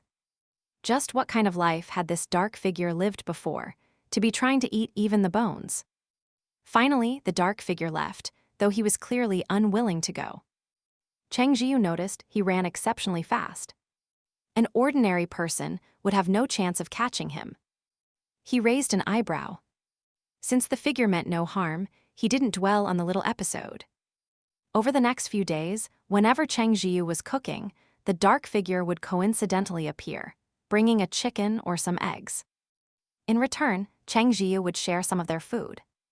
Back and forth it went, and soon they all grew accustomed to the dark figure showing up at mealtimes. The figure was surprisingly polite, always bringing something and remaining quiet. Cheng Zhiyu and the others didn't find his presence unwelcome. One day, Cheng Zhiyu found several sticks and prepared to build trellises for the cucumbers and tomatoes in the system space. Ordinary plants grew very quickly in the system space. It had only been a short while, but they were already flowering. They would probably start bearing fruit soon, so he had to hurry and set up the frames. Building the trellises was simple. He just had to drive a stake into the ground next to each cucumber or tomato plant, then tie the plant to the stake with a piece of string. True to their nature, the plants would naturally twine around the stakes as they grew. There were only a few cucumber and tomato plants in total, so Cheng Zhiyu finished the task in no time. He habitually checked on Xiao Qiang's condition and was thrilled to discover its life status had reached 90%. He could tell just by looking at the plant itself that its vitality was completely different from before. Before, it looked wilted and seemed like it could die at any moment. Now, it looked much more vigorous. The small plant stood straight and tall, looking as if it had drunk its fill of water, its leaves a vibrant, dewy green. Cheng Zhiyu felt a huge sense of accomplishment. After all, he had watched, bit by bit, as Xiao Qiang transformed from a pathetic, wilted thing into its current state. He estimated that in another 2 days, Xiao Qiang would reach maturity. He was truly looking forward to it, desperate to know what kind of plant Xiao Qiang was. Furthermore, Cheng Zhiyu figured that once a plant from the system started its growth phase, it would reach its first level of maturity very quickly, usually within a few days. Therefore, he thought, they would leave this village once Xiao Qiang matured. Although the village was rich in resources and he was a bit reluctant to leave, they couldn't stay forever. He had his reasons for choosing to leave after Xiao Qiang's maturation. When it matured, his storage space would, if all went as expected, expand, allowing them to carry more things. That would be the best time to depart. Cheng Zhiyu discussed it with Xiao Hei and Tian Qiao, and neither of them had any objections. When your storage space gets bigger, let's take more of that shrimp with us, Tian Qiao said. What he would miss most were those mutated crayfish. They were just too delicious. Cheng Zhiyu naturally had no problem with that. We can process some of it into shrimp meat. It'll save space and be convenient to eat. This idea deeply resonated with Xiao Hei, who at this point wished he could just move the entire pond with them. Right, I saw lotus leaves in the pond. There must be lotus roots, right? Cheng Zhiyu truly didn't plan on leaving a single edible thing behind. Besides, leaving the lotus roots in the pond would be a waste. Might as well pack them up and take them along. Tian Qiao, of course, had no objections. Lotus roots were delicious, too. And so, they got busy the very next day. First, they caught the mutated crayfish, cooked them in various ways, and packed them into the storage space. They didn't waste any of the fish they came across either, processing them all. Then they found some waterproof waders in a farmhouse and prepared to start digging for lotus roots. The dark figure appeared again. After spending some time together, he no longer shrank away constantly, but he was always hunched over, his overly long hair obscuring his eyes. Coupled with his grimy face, his features remained a mystery. Seeing them busy, the dark figure pointed at the waterproof suits they were wearing. Want help? Tian Qiao joked, we have to get in the water to dig for lotus roots now. We don't have time to find a suit for you. The dark figure seemed to ponder this for a moment before turning and leaving. When he returned, he was holding a waterproof suit of his own. He looked from Cheng Zhiyu and the others to the item in his hands, studied it for a moment, and clumsily put it on. Cheng Zhiyu raised an eyebrow. You really want to help? The dark figure nodded firmly. Help? Cheng Zhiyu didn't refuse his offer of goodwill. He had figured out by now that although the dark figure was timid, he was also quite capable. There was no need to worry about his safety. All right then, thank you. But be careful. There might be leeches or things like that in the pond. They bite your skin and suck blood. Fearing the dark figure wouldn't understand, he even gave a detailed explanation. The dark figure nodded blankly, then got into the pond. The excess water in the pond had been drained, leaving behind only thick silt that made moving around much more difficult. Xiao Hei wasn't idle on the bank either. He used his water element ability like a high-pressure water jet. Whenever he saw someone struggling to pull up a lotus root, he would give it a blast. After a few times, Tian Qiao complained, Brother Hai, why are you playing favorites? Look, my face is covered in mud splatters, but look at Cheng Zhi. Good heavens, he's so clean he looks like he hasn't done any work at all. When Xiao Hei aimed the water, he was extra careful around Cheng Zhiyu, afraid of splashing mud on him. When it came to Tian Qiao and the others, he was far more casual. It wasn't intentional, just that he lacked the same meticulous care he showed Cheng Zhiyu. Cheng Zhiyu grinned smugly. Hee, Xiao Hei likes me best. Tian Qiao feigned indignation. I give up. My whole life is just one instance of being treated unfairly after another. Cheng Zhiyu suddenly burst out laughing and glanced at Xiao Hei, who wagged his tail. What? Hey, what are you laughing at?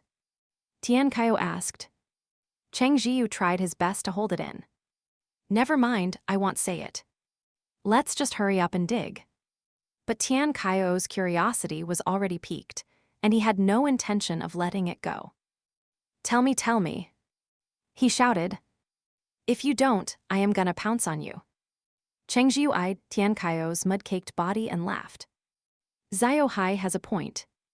Tian Qiao was confused. You're not that concerned with being clean anyway, Cheng Zhiyu said.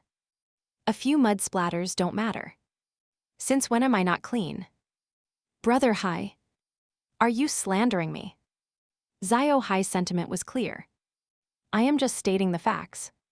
Tian Qiao was heartbroken. Among guys, he was definitely on the cleaner side. But it all depended on who you compared him to. Next to Cheng Zhiyu, he was admittedly a bit rough around the edges, but that didn't mean he deserved to be labeled as unclean. He turned his head, hoping to form an alliance with the dark figure. Look at those two, ganging up on us. They're saying we're not clean. The dark figure, struggling to pull out a lotus root, just looked back with a blank, dumbfounded expression. Tian Qiao gave up. Forget it. I'll get you for that. Tian Qiao roared and charged toward Cheng Zhiyu. Cheng Zhiyu's eyelid twitched as he tried to dodge. Don't. However, Tian Qiao was already on him, employing a kamikaze tactic that would injure the enemy by 1,000 at the cost of 800 to himself. He was already covered in mud, and in the process of lunging, he splattered a fresh coat all over Cheng Zhiyu. Cheng Zhiyu tried to evade but failed, ending up in a full-body hug from the mud-caked Tian Qiao. In an instant, he too became a mud man. A look of utter despair crossed Cheng Zhiyu's face. Oza. Tian Qiao. It was rare to see him like this, and Tian Qiao erupted in laughter. Annoyed but also amused, Cheng Zhiyu decided to just go for it. He scooped up a handful of mud and smeared it across the only relatively clean part of Tian Qiao's face. Ha ha ha, Cheng Zhiyu crowed. Tian Qiao was now fully into it, wiping mud back onto Cheng Zhiyu's face. The two of them went wild, playing like children in the pond. The dark figure silently shuffled a little farther away. Xiao Hei was speechless. When they had finally had their fill of playing, they settled down and began digging up the lotus roots in earnest. They tossed the roots onto the ground, and Xiao Hei rinsed them clean from the side in perfect coordination.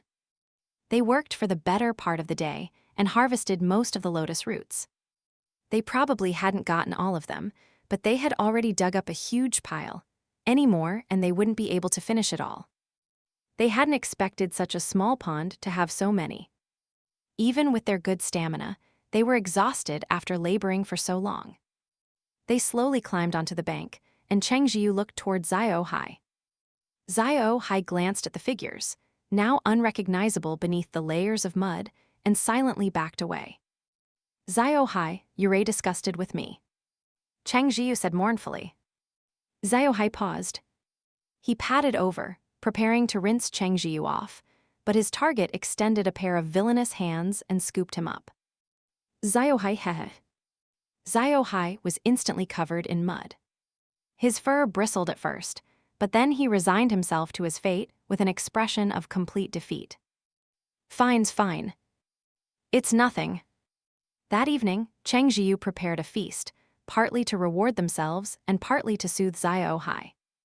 He felt guilty for getting the fastidious puppy so dirty that afternoon, and the little guy had been quite upset.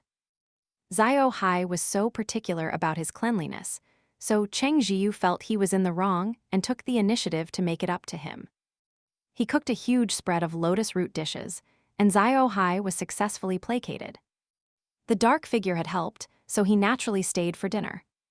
After some thought, they decided they should tell him in advance that they would be leaving. Unexpectedly, the chopsticks fell from the dark figure's hands, followed by the sound of whimpering sobs. Cheng Zhiyu and Tian Qiao exchanged a look. Uh-oh, what do we do now? They truly hadn't expected the dark figure to cry when they told him they were leaving. He had become a friend over this period, after all. Tian Qiao racked his brain trying to comfort him. What are you crying for? We're not leaving tomorrow. We'll still be here for a few more days. The dark figure's sobs only grew louder.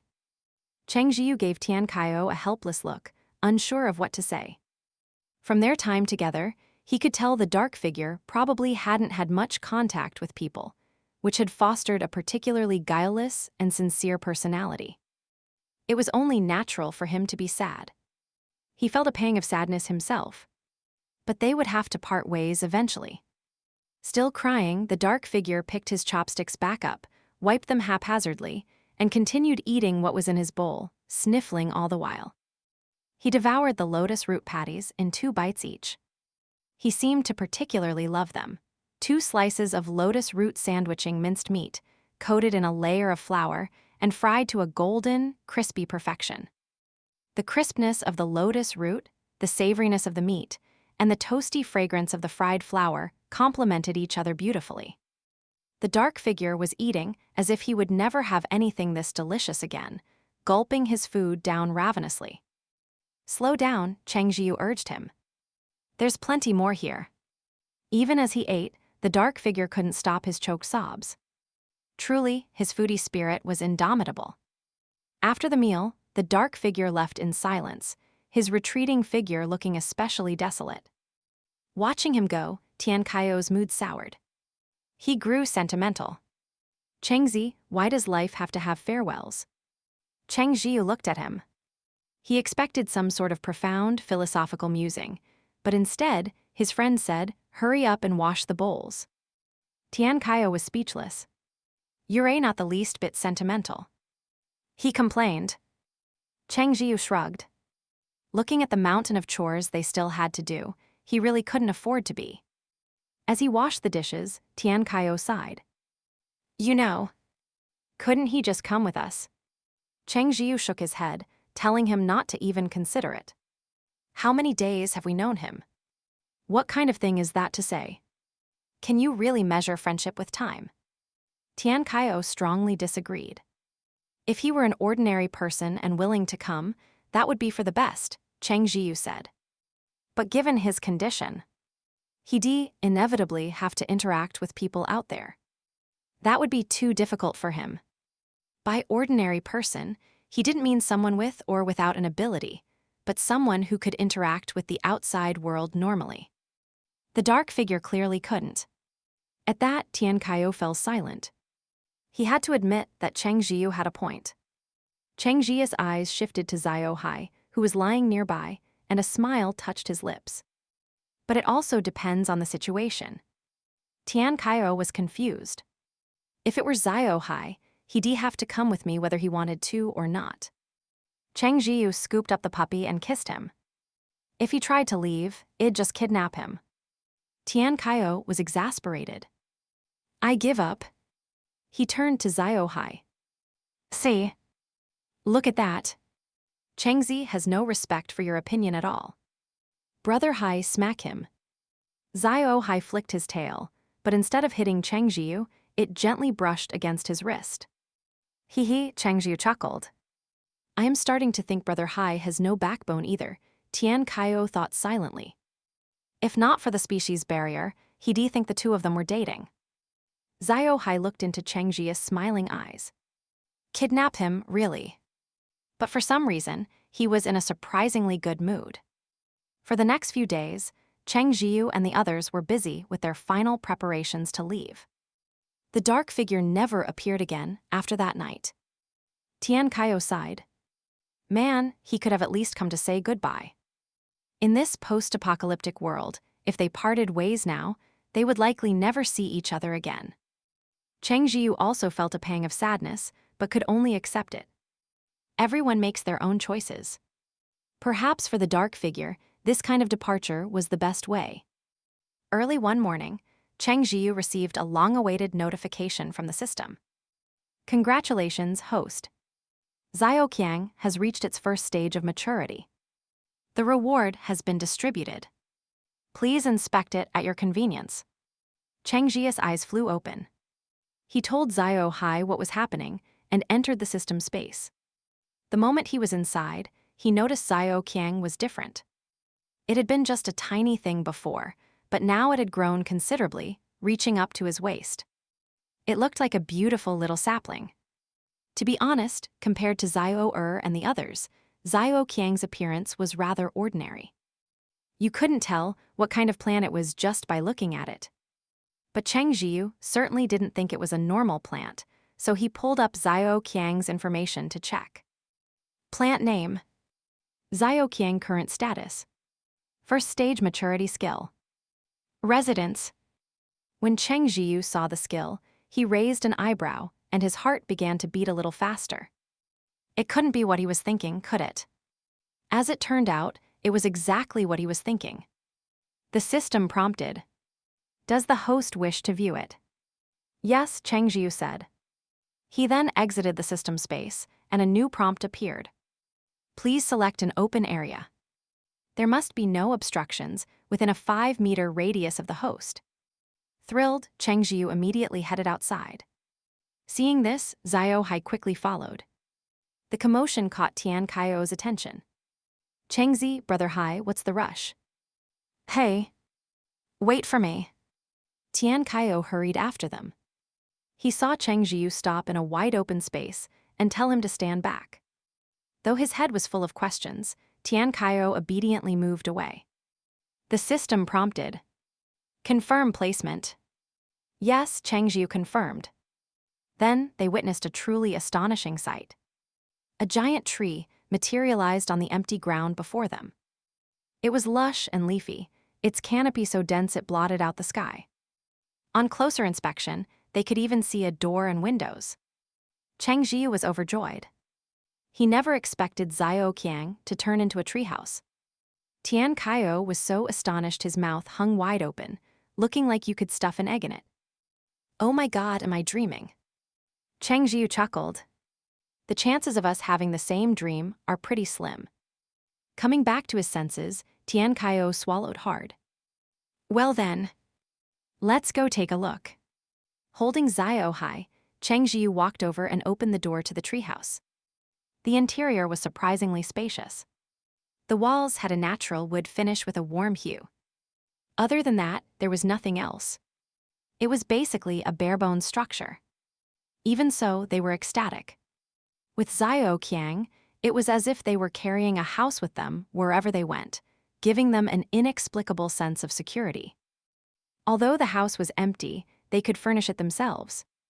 Cheng Zhiyu even made a point to ask the system if any furniture they added to the Xiao Qiang treehouse would shrink down with it when he planted it back in the system space.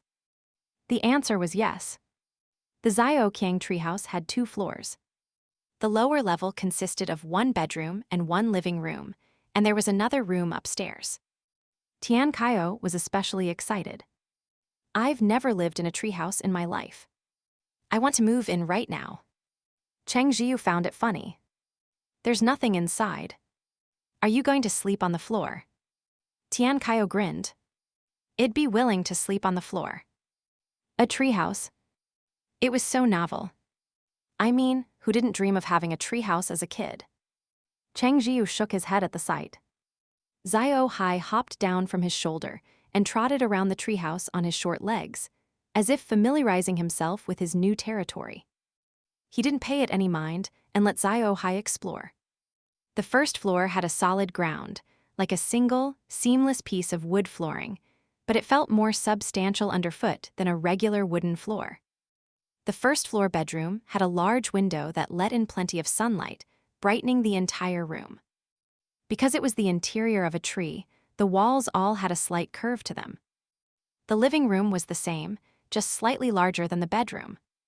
Cheng Zhiyu figured they could fit a dining table and a sofa set. Of course, it couldn't compare to a normal house in size, but it was already fantastic. After all, the Xiao Qiang treehouse could be taken with them anytime, anywhere. Besides, based on Cheng Zhiyu's experience, Xiao Qiang was currently at level 1 maturity, which meant it could still be upgraded. He just didn't know if the upgrades would affect its size or something else entirely. In addition to a bedroom, the second floor also had a small storage room. It wasn't large, but it could still hold a few things. The more they looked, the more satisfied they became. This is great. From now on, things we can't put in the storage space can go in here. For example, pickled greens that needed to ferment. Speaking of which, Cheng Zhiyu remembered the batch he made earlier should be ready to eat. They could have pickled green buns for breakfast today. He turned his head and found that Tian Qiao had already lain down directly on the floor, not minding the hard surface at all. The corner of Cheng Zhiyu's mouth twitched. He saw Xiao Hei, after confirming the floor was clean, also plop down, and his expression twitched again. You two are really something else. Xiao Hei had never slept inside a tree before, let alone a living one like Xiao Qiang. He had unconsciously lain down. Seeing Cheng Zhiyu's look, he immediately pretended to be calm, stood up, and shook out his fur. I was just a bit tired from walking. Cheng Zhiyu thought, do you really think I'd believe that? But even if he didn't, he couldn't call him out. He decided to spare his little puppy some dignity. Tian Qiao, on the other hand, saw nothing wrong with lying on the floor. He was sprawled out in a starfish shape, his arms and legs sliding around. I feel like it's cooler sleeping here than in the house. Chengzi, are you sleeping upstairs or downstairs? Cheng Zhiyu glanced at him. I'll sleep downstairs. Great. Then I'll take the upstairs. Can I sleep in the treehouse tonight? Tian Qiao asked. Cheng Zhiyu looked at the empty treehouse and pressed his fingers to his temples. Do whatever you want. Hee. Turning his head, he saw Xiao Hei looking at him too. Cheng Zhiyu sighed helplessly. You want to sleep in the treehouse too? Xiao Hei wanted to, but he was too embarrassed to say it. I could sleep here or not. It doesn't matter. Cheng Zhiyu scooped him up. I want to sleep here too. You can keep me company. Xiao Hei wagged his tail, his mood visibly improving. Okay. All right, since we're sleeping here tonight, we'll have plenty of time to look around later. We should get to the important stuff now, Cheng Zhiyu said. What important stuff? Tian Qiao asked. Breakfast. After they left the treehouse, Tian Qiao watched wistfully as Cheng Zhiyu put Xiao Qiang away. If he hadn't just spent a few moments lying on the floor, he would have thought he was dreaming. Hey Chengzi, he said, reluctant to let it go. Remember to water Xiao Qiang more often so it can grow big and strong. Cheng Zhiyu's mouth twitched. Water it more often. Wouldn't that kill it? Xiao Hai's little paw gently patted Cheng Zhiyu's cheek, the touch slightly warm. What are we having for breakfast? Steamed buns. Buns with pickled greens. Now that the pickled greens were ready, he could make a lot of delicious dishes they hadn't eaten before. Hearing there was no meat, Xiao Hai's head drooped. Cheng Zhiyu smiled and ruffled his fur. They're delicious. How about I also make you some meatball soup? Xiao Hai's ears twitched, and he gently nuzzled against Cheng Zhiyu before immediately stopping. It was an awkward attempt at being affectionate, which was adorable. Cheng Zhiyu planted a loud kiss on him, then went off to make breakfast, completely satisfied. Xiao Hei was speechless. He decided not to watch Cheng Zhiyu cook and went to supervise Tian Qiao's work instead. Tian Qiao was speechless. First, Cheng Zhiyu mixed the dough, adding the yeast powder he had found earlier to help it rise. He covered the bowl and placed it in a warm spot, estimating it would be ready soon. While he waited, he prepared the filling. He took out the pickled greens, gave them a quick rinse, and then squeezed out the excess water. He was careful not to squeeze them too dry, or the buns would be flavorless. Plain pickled greens wouldn't be enough. He added some glass noodles, chopped garlic, sprinkled some chili powder on top, and poured hot oil over it to release the fragrance. Then he mixed in various seasonings. With the vegetable filling ready, he started mincing meat. After setting the minced meat aside, he checked the dough. It had risen nicely, so he began to form the buns. At one point, Tian Qiao came in and offered to help. He eagerly grabbed some dough, but the bun he made was a lumpy, ugly mess. It's pretty good for your first time, Cheng Zhiyu consoled him. Tian Qiao felt greatly comforted and thought he could probably make more. Then he heard Cheng Zhiyu add, just so you know, I am not eating the bun you made." "I am not eating it either," Xiao Hei chimed in. Although Tian Qiao couldn't hear Xiao Hei, he understood the sentiment. He was speechless. He was heartbroken. He'd just been praised a moment ago. Cheng Zhiyu clarified that praise was one thing, but he truly had no desire to eat the bun Tian Qiao had made. It wasn't about how ugly it was. The skin was just too thick, and there was barely any filling inside. You didn't need to taste it to know it would be bad. Tian Qiao pouted. "If no one else eats it, I will." But he didn't make any more, afraid he'd be stuck eating his own creations. Sighing, he decided to go back to work. This time, Xiao Hei didn't follow him, instead staying by Cheng Zhiyu's side to watch. Once Cheng Zhiyu finished shaping the buns and placing them in the steamer basket, Xiao Hei used his water element ability to lift the basket onto the pot and cover it with a lid. Cheng Zhiyu's lips curved into a smile as he praised him. "Good boy, Xiao Hei." Xiao Hei's tail wagged even more happily, completely oblivious to how much of a softie he was being. While the buns were steaming, Cheng Zhiyu took the minced meat, seasoned it, and rolled it into small meatballs. He dropped them into a pot of boiling water to make a ginger meatball soup. The ginger meatball soup looked light and simple, but it tasted wonderful. Just before serving, he sprinkled some cilantro on top, making it look incredibly appetizing.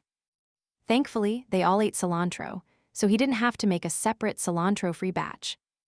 When the time was up for the buns, Cheng Zhiyu checked the clock. Time to eat. At the table, Tian Qiao tried to ignore the ugly buns he had made.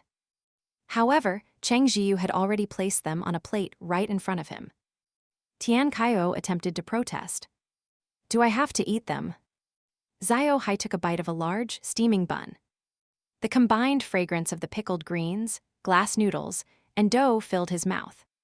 He squinted his eyes in pleasure. Hearing Tian Qiao's question, he opened his half-moon eyes and shot him a dark look. "Yes." "Don't waste food," Cheng Zhiyu said sternly. They had both grown up in the countryside and knew how much effort went into turning wheat into flour. Even when they weren't short on food, they treated it with a serious attitude. Now, in the apocalypse, having witnessed the hardships ordinary people faced, wasting food was even more out of the question. Hearing this, Tian Qiao had no choice but to take a bite of his own creation. Good Lord, he bit down and didn't even reach the filling. Fortunately, Cheng Zhiyu's dough was excellent, and the freshly steamed bread was fragrant on its own, so it wasn't completely inedible. Tian Qiao quickly finished his buns and sighed. Actually, they were all right. Pretty tasty. Then, he eagerly grabbed one of the large buns Cheng Zhiyu had made. One bite, and he realized his own creations had been absolutely terrible. Unlike his, Cheng Zhiyu's buns had thin skin and a generous filling. The flavor was so good it could make you dizzy. A sip of the meatball soup made his whole body feel comfortable. They had steamed 3 baskets of buns in total. These weren't the small baskets you'd find in the city. They were the large ones used with rural earthen stoves, the same size as those in bun shops. Each basket could hold a dozen large buns. The 3 of them had unknowingly finished 2 whole baskets. Cheng Zhiyu placed the remaining basket in his storage space, where it would be as fresh as just steamed when he took it out again. The meatball soup was finished to the last drop. Xiao Hei drank the most. He seemed particularly fond of it. After the meal, Cheng Zhiyu entered the system space. He still hadn't collected his reward. He'd been a bit hungry earlier, so he hadn't been in a rush. Now, rubbing his hands together in anticipation, he muttered, "Hey system, any chance the land in the system space could get a little bigger?" Every time it upgraded, it only expanded by a tiny bit. He had to be so frugal with his planting space. The system did not respond. Resigned, Cheng Zhiyu could only check the rewards. As usual, it was an unknown plant. Cheng Zhiyu immediately planted it, but didn't dare to apply fertilizer right away. Newly planted seedlings needed a few days to acclimate. This plant seemed a bit easier to grow than Xiao Qiang. After he watered it, its life status rose from 5% to 6%. Cheng Zhiyu breathed a sigh of relief. Good. He had thought the plants would get progressively harder to cultivate, but it seemed that wasn't the case. However, this new plant looked strange. The previous ones had all started with 2 leaves, the only difference being their color. This one was different. The entire seedling was a single, slightly curly stalk. He had no idea what kind of plant it would grow into. Still, based on its appearance, Cheng Zhiyu quickly came up with a name. Xiao Huan. How about I call you Xiao Huan?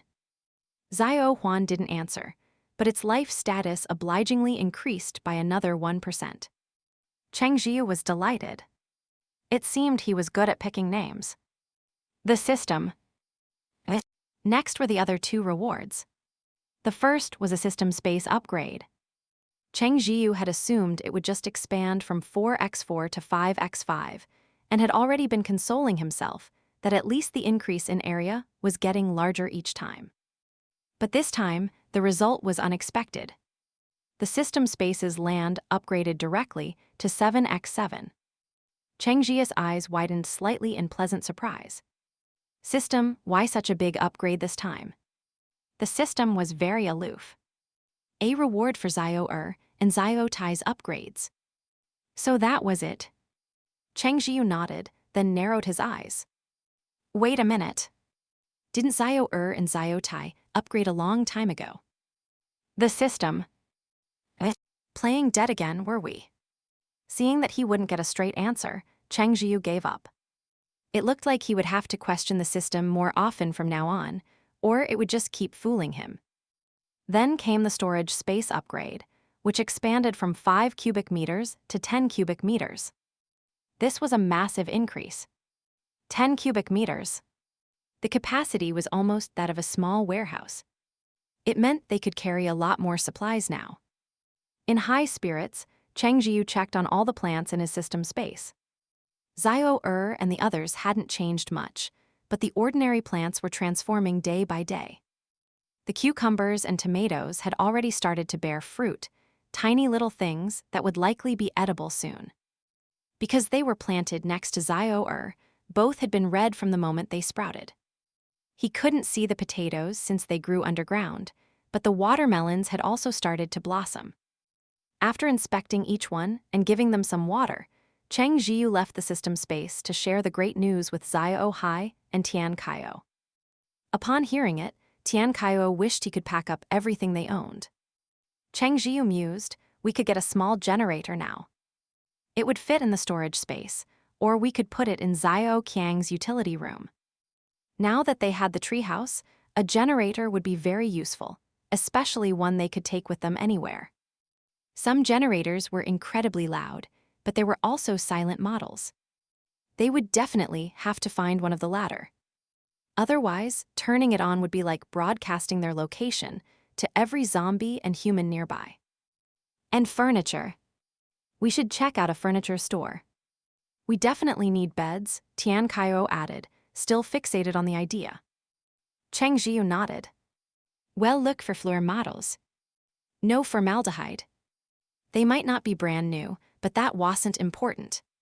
Having made their plans, they decided to set out the next evening. It was still better to travel at night. The days were getting even hotter, making it impossible to go out. In truth, as an ability user, Tian Qiao could handle the heat, and Cheng Zhiyu, having practiced the mental method, wasn't completely intolerant of it either. But it was still incredibly uncomfortable. Autumn was approaching. Hopefully, the temperature would drop soon. Speaking of their departure, Tian Qiao started muttering about the dark figure again. He's really not coming back, huh? He used to show up every time we had a meal. Cheng Zhiyu remained silent. It was the man's choice, and he couldn't blame him. He had planned to make some food that would keep well to leave for him, but since the dark figure never came, he had no way of giving it to him. By unspoken agreement, they dropped the subject. That night, they all moved into the treehouse. It was a bit hard without beds, but sleeping like this once in a while was fine. Besides, they were pleasantly surprised to find that the treehouse was slightly warmer at night than a normal house. They closed their eyes to sleep, but in the middle of the night, they were suddenly awakened by the sound of sobbing. If the crying hadn't been so familiar, it would have been utterly terrifying. Tian Qiao came down from the second floor to see Cheng Zhiyu was already up. They both knew it was the dark figure and decided to go out and check. Outside the treehouse, they saw him crouching in the courtyard of the house they had stayed in before, crying his heart out. Cheng Zhiyu understood why he was crying. He walked over and gently patted the man's shoulder. "We haven't left yet." The dark figure was so startled, he nearly scrambled away. Seeing it was them, he managed to stop himself and wiped his face.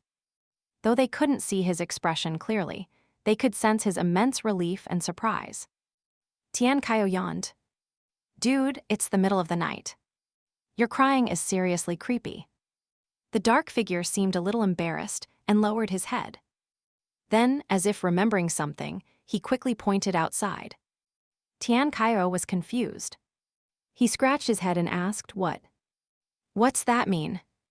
What's going on out there?" The dark figure pointed urgently, his mouth opening and closing. Go. With me."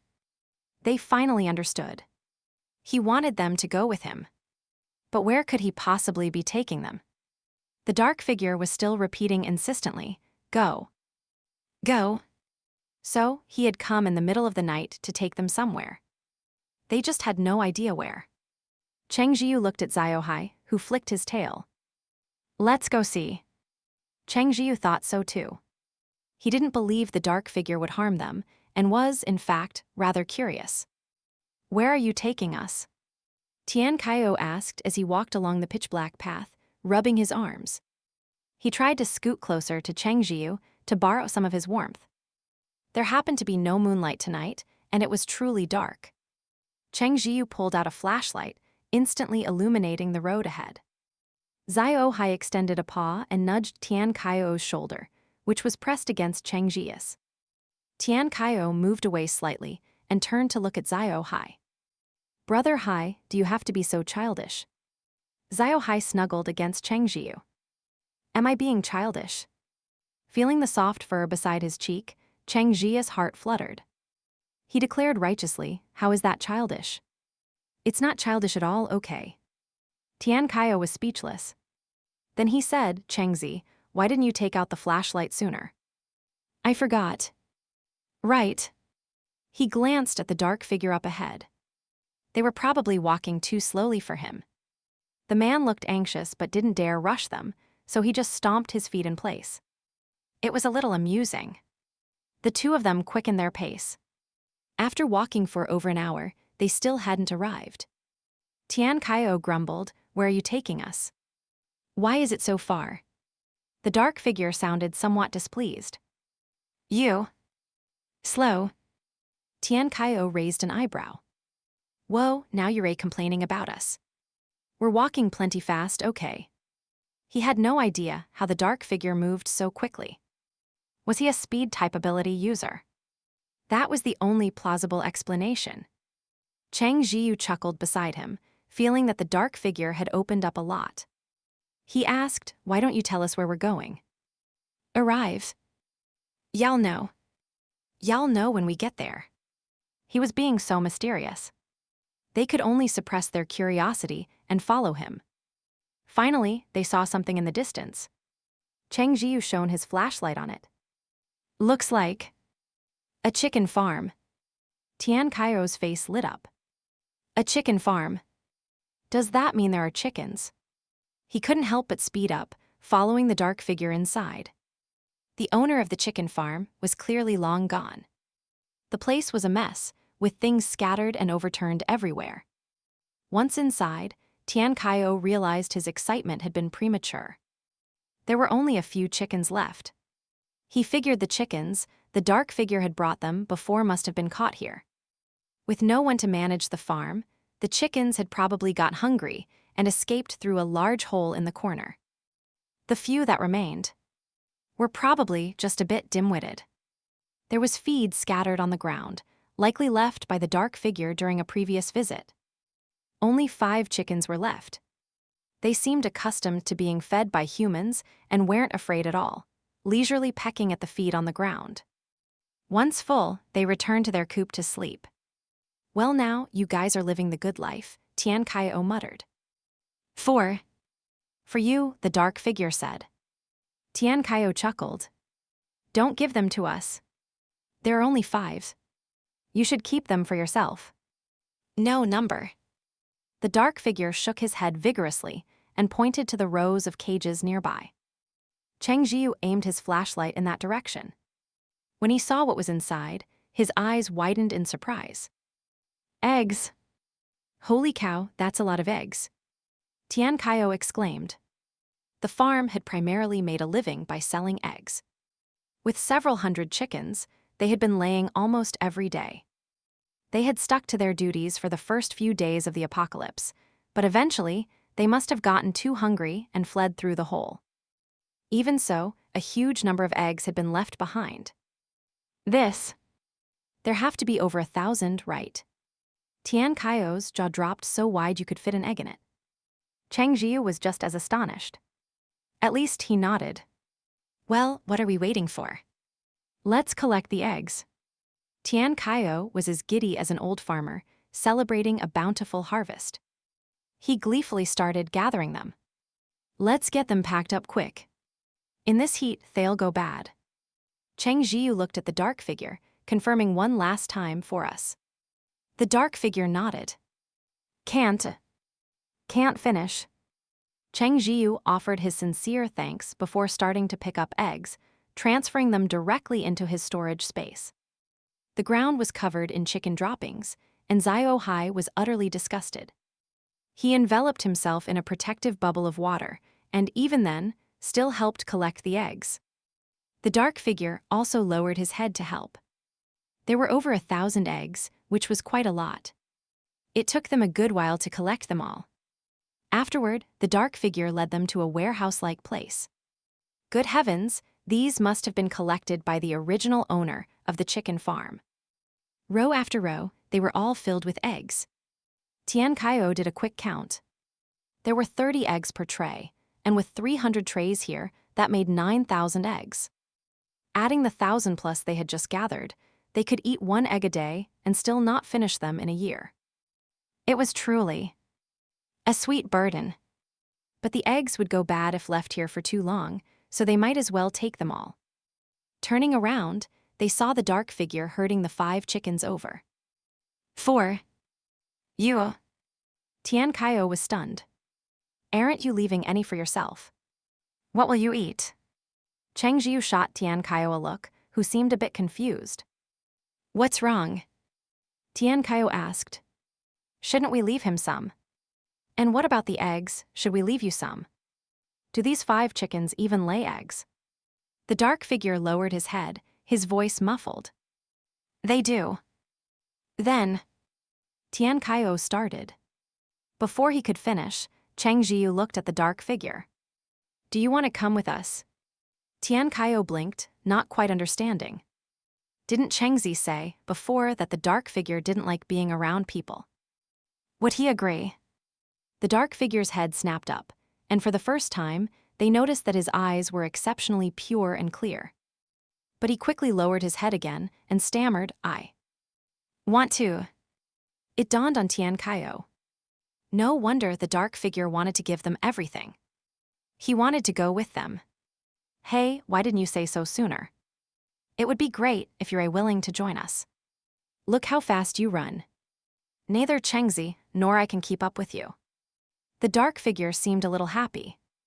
Since he was willing to join them, it was for the best. Still, Cheng Zhiyu made sure to explain things clearly beforehand, telling him they were going to a faraway place and the journey wouldn't always be safe. The dark figure said, Not afraid. Cheng Zhiyu smiled and extended a hand. Welcome to the team. The dark figure looked down at his own filthy hand and shied away. Assuming he was just uncomfortable with physical contact, Cheng Zhiyu didn't press the matter. In that case, let's head back. They took the 5 chickens with them, though unfortunately, they didn't currently have the means to raise them. By the time they returned to their temporary base, the sky was already brightening. The dark figure mumbled something, and Tian Qiao quickly relayed, "Brother Hai, give him a quick shower. He says he wants to wash up." Xiao Hei yawned, his eyes narrowing into semicircles. "What does he take me for?" "A showerhead." Cheng Zhiyu stroked his head. "Please, Xiao Hei." "Fine," Xiao Hei thought. "I don't want a filthy person in the group either." With the sky bright and the temperature rising, there was no fear of catching a cold from a quick rinse. Xiao Hei directly blasted him with water. However, while he looked a little cleaner, he was still grimy. The dark figure curls up into a ball of self-loathing. JPG, Cheng Zhiyu cleared his throat. He probably needs a good scrub. A few moments later, a large wooden tub was filled with steaming hot water. Cheng Zhiyu and Tian Qiao, each wearing a scrubbing mitt, began to vigorously scrub the dark figure in the tub.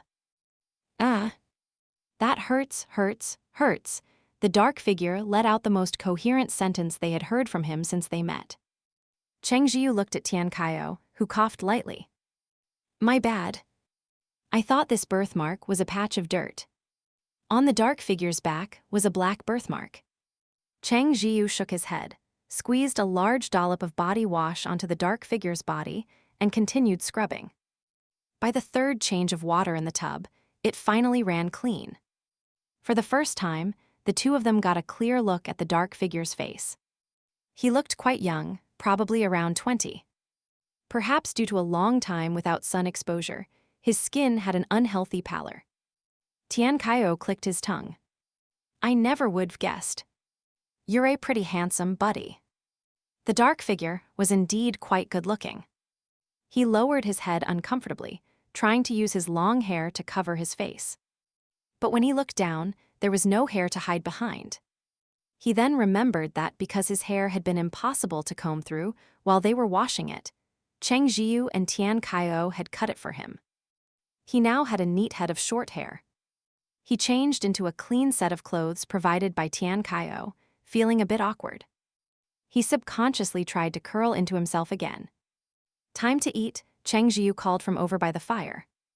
The dark figure instantly forgot his urge to shrink away and hurried over, mumbling dazedly, "Coming." Tian Qiao had already saved him a seat. He sat down cautiously, gripping his chopsticks awkwardly. Thanks to the day's bountiful egg harvest, several dishes on the table were made with eggs. There was a clay pot steamed egg custard, which was perfect with rice. There was also a cold dish made from steamed eggs, and finally, tiger skin eggs. Of course, it wasn't just eggs. He had also made stewed chicken and steamed fish. The dark figure took a bite, and his eyes lit up again and again. He completely forgot his nervousness, focusing solely on eating with his head down. The clay pot steamed egg custard was surprisingly popular. It was more flavorful than a simple steamed egg custard, and went exceptionally well with rice. Even Xiao Hei loved it. After the meal, they sat together to chat, mainly to discuss their plans. "Oh, right. You haven't told us your name yet," Tian Qiao suddenly remembered, turning to the dark figure. Still not used to being the center of attention, the dark figure lowered his head. "Bass. Tard. Hey." Why was he cursing? That was Tian Qiao's first thought, but then he realized something and looked at Cheng Zhiyu, who was, as expected, frowning. It was hard to imagine what kind of person would name their child bastard. Cheng Zhiyu could tell that the dark figure wasn't like ordinary people, and this difference couldn't possibly have developed after the apocalypse began. How long had the apocalypse even been going on? The man's living conditions before the end of the world were likely far from optimistic. When Cheng Zhiyu suggested he go back to his place to grab anything important, his theory was confirmed. The dark figure led them to a farmhouse on the edge of the village. At first, they thought he lived there, but after entering the courtyard, he didn't go into the house. Instead, he went to a root cellar behind the yard. Tian Qiao was in disbelief, as if hoping he had guessed wrong. "You live here?" The dark figure nodded slowly. Both of them fell silent.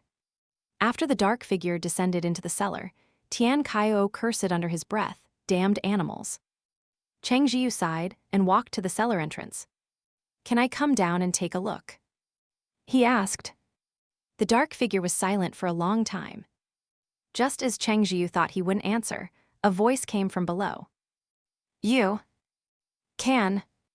Cheng Zhiyu lifted Xiao Hei from his shoulder and held him in his arms as he entered the cellar. Tian Qiao muttered curses for a while longer before following them down. Once inside, the two grown men nearly cried. Was this damn place fit for a human being to live in?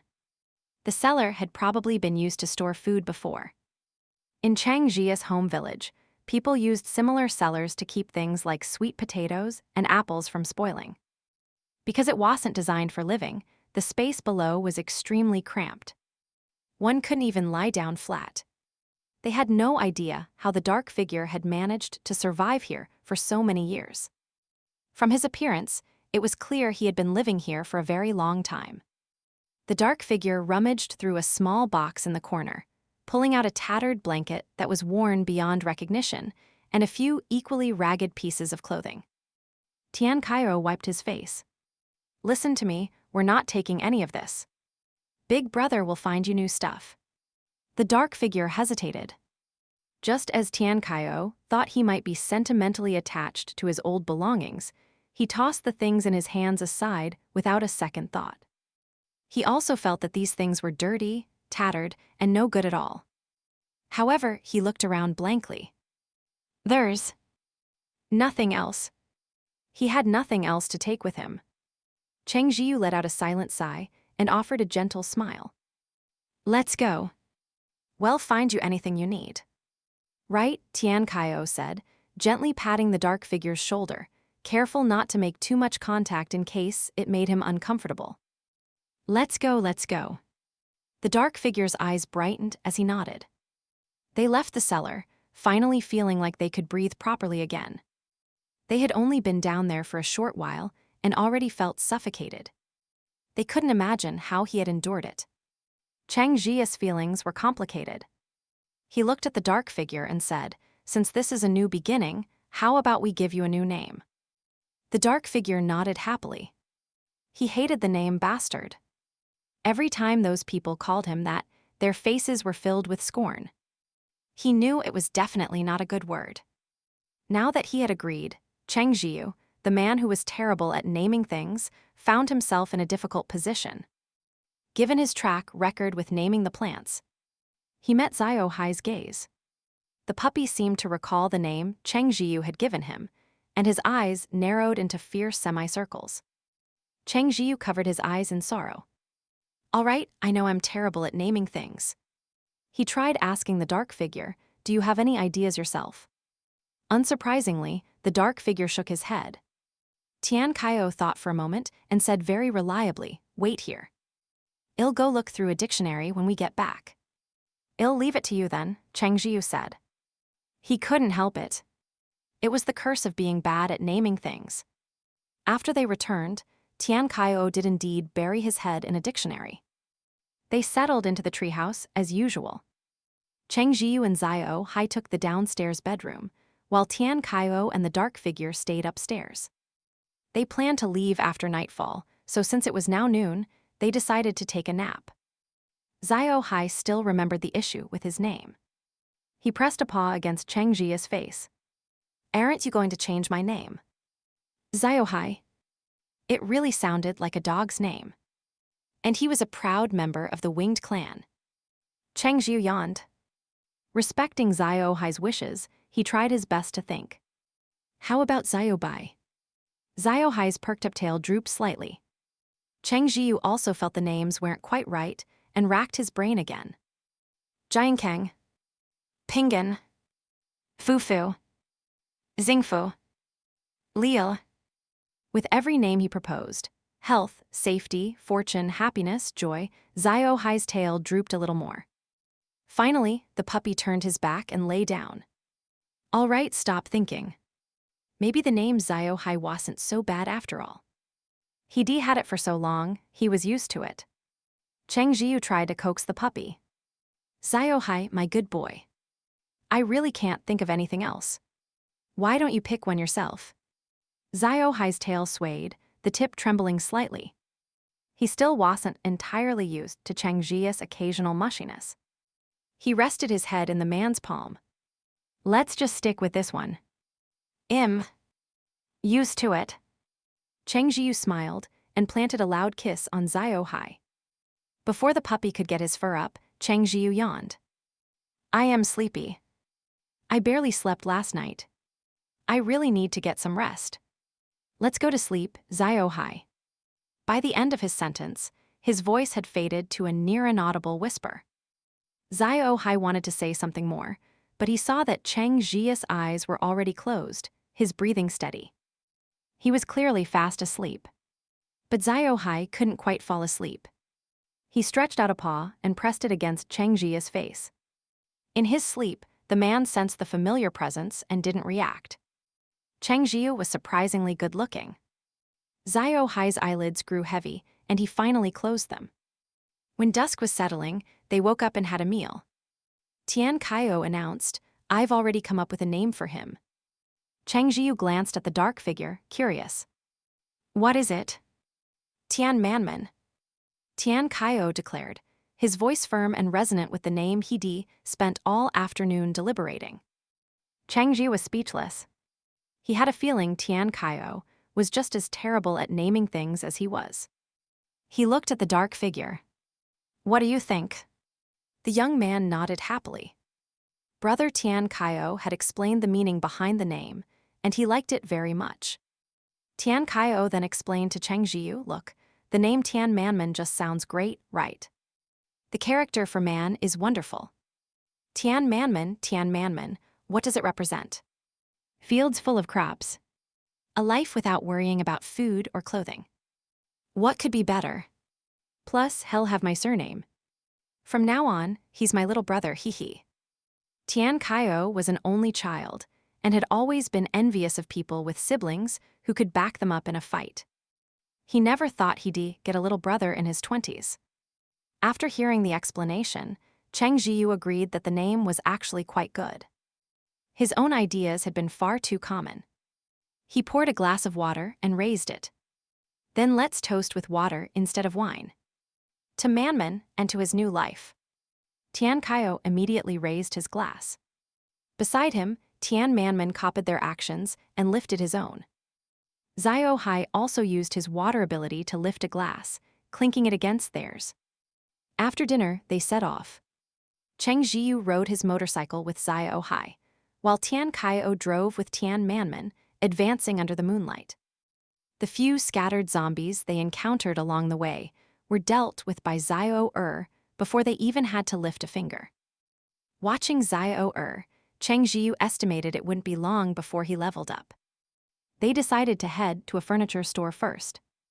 The motorcycles made the trip much faster, and they soon arrived at a place that sold furniture. There weren't many zombies here. After clearing out the wandering ones, they started looking for suitable pieces. The first priority was beds. The treehouse was fairly spacious inside. Cheng Zhiyu found a double bed. He wasn't picky about the style, only the size, and chose one with a natural wood finish that complemented the treehouse's color scheme. He moved the bed inside. As for Tian Qiao, he spent a long time meticulously selecting a bed. Seeing him take so long, Cheng Zhiyu grew curious. Is there something special about that bed? Tian Qiao's answer was refreshingly down-to-earth. It's expensive. You have no idea, I saw this model before the apocalypse. 200,000. Cheng Zhiyu stared at the unremarkable bed, completely unable to see what made it worth 200,000. But it didn't matter. Everything was a $0 purchase now. Besides the beds, the most important thing was lighting. They found some lamps nearby and installed them in the treehouse, ready to be used once they found a generator. They also found a standing air conditioner. Next were the dining table and sofa for the living area. Finding these didn't take much time, and they were soon done. Just then, Cheng Zhiyu frowned, an uneasy feeling washing over him. A fireball suddenly shot toward him. He dodged instantly and summoned Xiao Tai. Xiao Hei spotted the zombie that had appeared not far away, his eyes narrowing. A bolt of lightning as thick as a finger struck out. The zombie tried to dodge but failed, collapsing to the ground in an instant. Cheng Zhiyu walked over and dug the crystal core out of its head. Tian Qiao approached, patting his chest with lingering fear. Where did that zombie pop out from? So sneaky. He was perfectly capable of handling level 1 zombies now, but a sudden ambush like that was hard to defend against. He turned to Xiao Hei with admiration. Brother Hei, we owe you one. That was cool. Tian Manman watched from the side. Tian Qiao told him, next time you see one of these things, you run, you hear me. If Tian Manman took off running, most zombies would have a hard time catching him.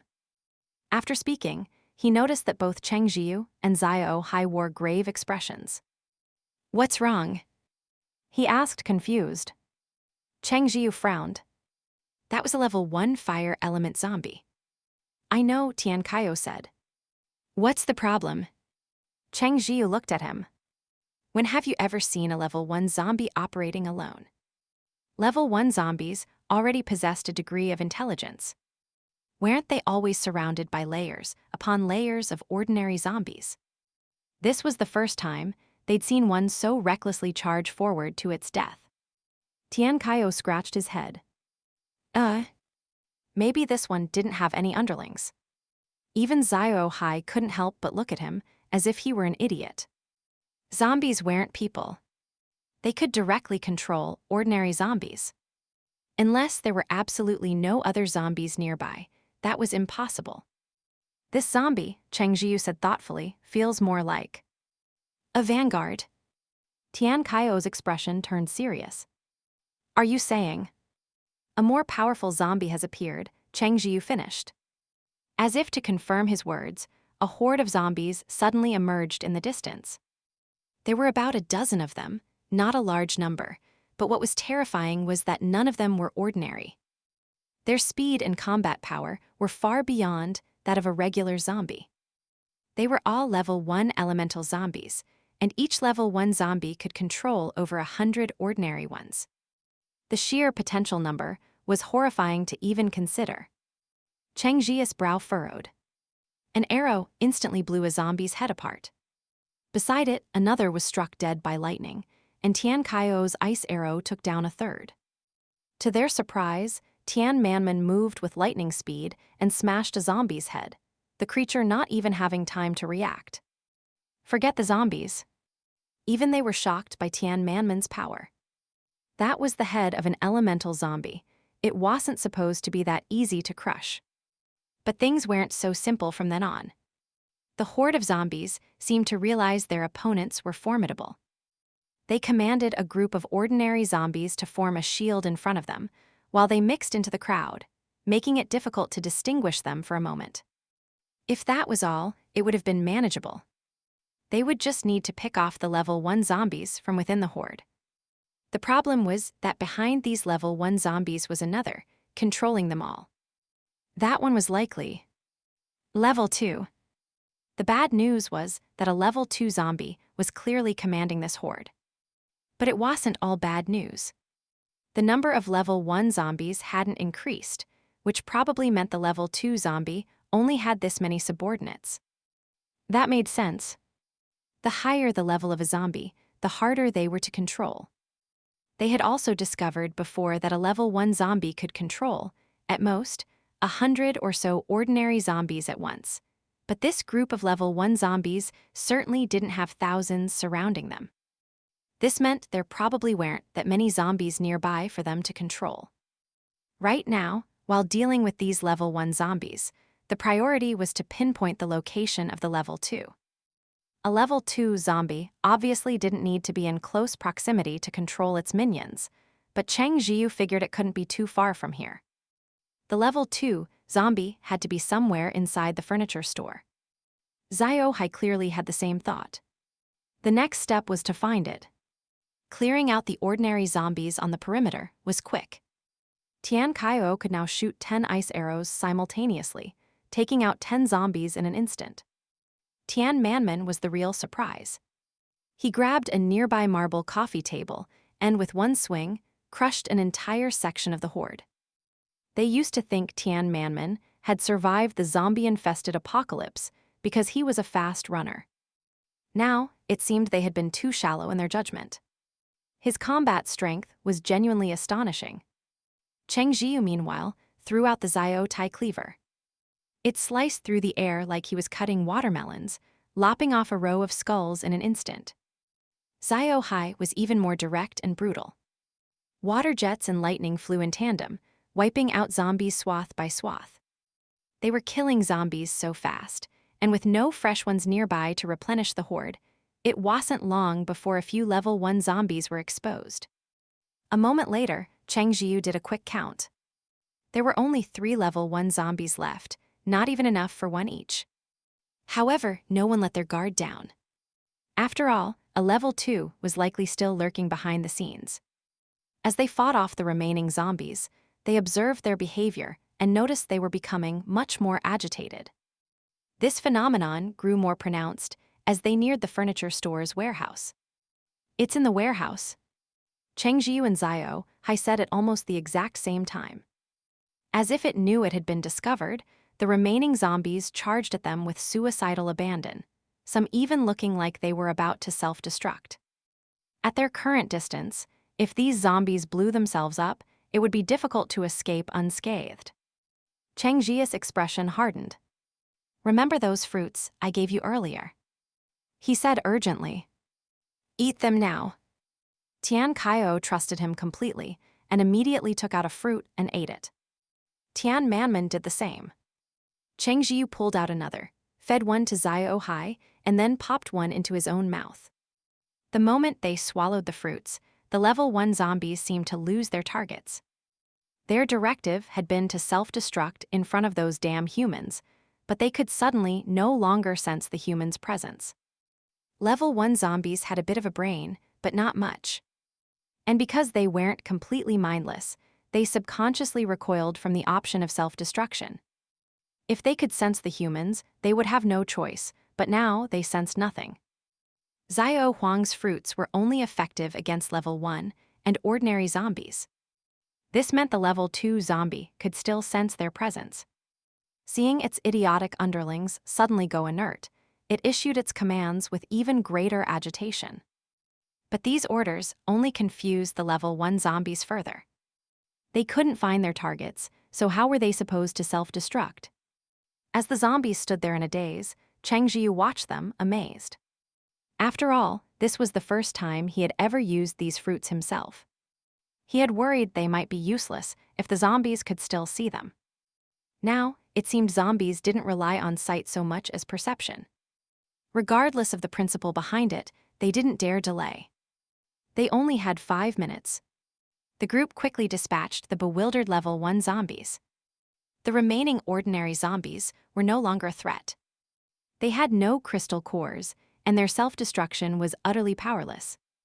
Tian Qiao and Tian Manman stayed behind to clean them up, while Cheng Zhiyu and Xiao Hei prepared to head to the warehouse. The level 2 zombie was clearly not one to sit and wait for death. Seeing its minions rendered useless, it decided to act itself. This further confirmed Cheng Zhiyu's speculation. The number of level 1 zombies this creature could control was limited. They clearly wouldn't be appearing in an endless stream like the ordinary ones. Thank goodness for that. Otherwise, a level 2 zombie alone would have been an overwhelming threat. This one was obviously much tougher than a level 1. A powerful gust of wind slammed into them, nearly knocking Cheng Zhiyu off his feet. The wind howled so fiercely that Cheng Zhiyu struggled to even open his eyes, let alone take down the level 2 zombie with a single arrow. Moreover, the gale's interference made it impossible for an arrow to fly true to its target. Xiao Hei conjured a wall of water, temporarily blocking the roaring wind. Cheng Zhiyu could finally open his eyes. He saw Xiao Hei looking toward a window across the room, its glass long gone. An idea instantly struck Cheng Zhiyu. In a sealed space with no air circulation, it was impossible to create wind. They needed to block the main door and that window in the back. The level 2 zombie was clearly aware of its own weakness and stood guard firmly in front of the window. As for why it hadn't started the fight in an open area, it probably never imagined that Cheng Zhiyu's group would deal with its level 1 minions so easily. After all, hadn't every ability user who had appeared here before been easy pickings? It had hidden here, using this method to turn one ability user after another into its underlings. It never expected to meet its match today. At that thought, the wind blew even more violently. Cheng Zhiyu and Xiao Hei exchanged a look. Having faced so many crises together, they had long since developed a tacit understanding and instantly knew what the other was thinking. Just then, Tian Qiao and Tian Manman, having finished off the zombies outside, came over. Cheng Zhiyu immediately shouted, "Shut the warehouse doors. Find a way to block all the gaps." Though he didn't know why, Tian Qiao sprang into action. Tian Manman was incredibly strong. Even against the powerful wind, he managed to force the doors shut.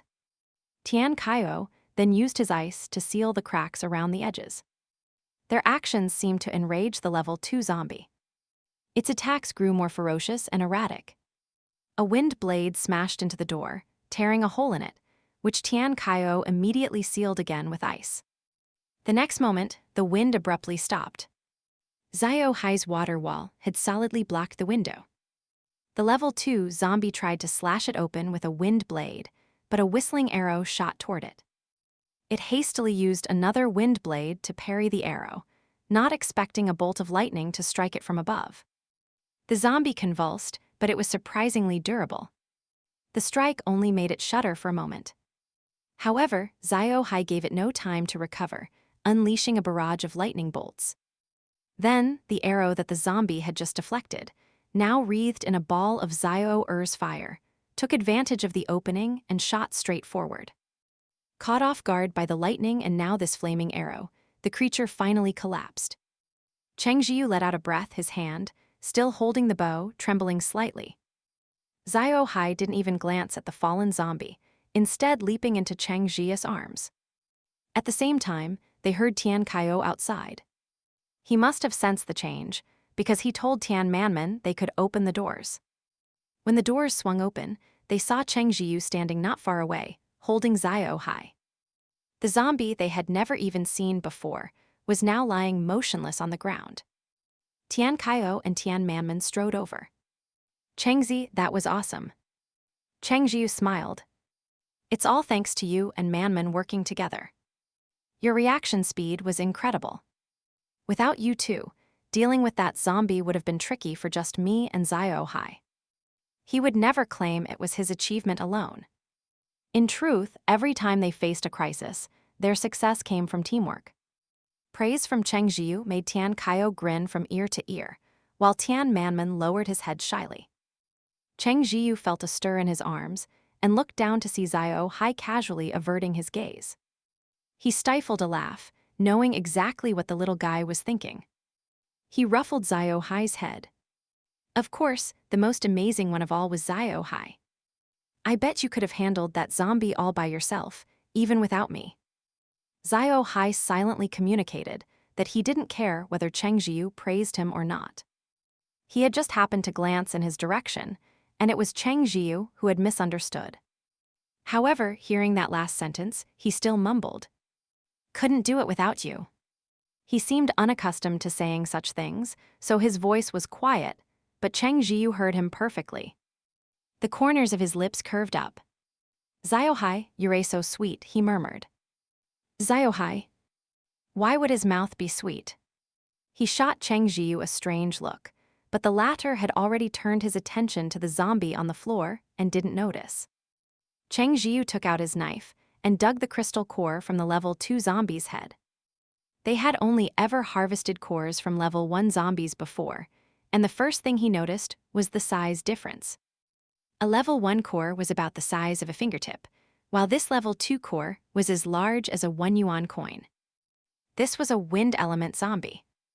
They had encountered level 1 wind element zombies before, whose cores were a very pale blue. This level 2 core was a noticeably deeper shade. Seeing Tian Qiao craning his neck curiously, Cheng Zhiyu simply tossed the crystal core to him for a look. Tian Qiao didn't hold back. This was a level 2 crystal core, after all. It was his first time seeing one. He turned it over and over in his hands for a while, then asked Tian Manman if he wanted to see.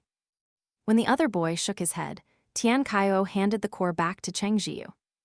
No one in their group had a wind element ability, so the crystal core was useless for now. Since Cheng Zhiyu had the storage space, any cores they couldn't use were given to him for safekeeping. As for the level 1 crystal cores, they came in a variety of elements. Cheng Zhiyu distributed them accordingly. Water to Xiao Hei, ice to Tian Qiao, and speed to Tian Manman. He gave the fire and metal element cores to Xiao Er and Xiao Tai respectively. To his pleasant surprise, there was even a plant element core, which Xiao Qiang could use. Unfortunately, there were no psychic element zombies. Xiao Huang probably needed psychic cores, which were apparently quite rare. Cheng Zhiyu wasn't sure if he should look forward to encountering a psychic element zombie.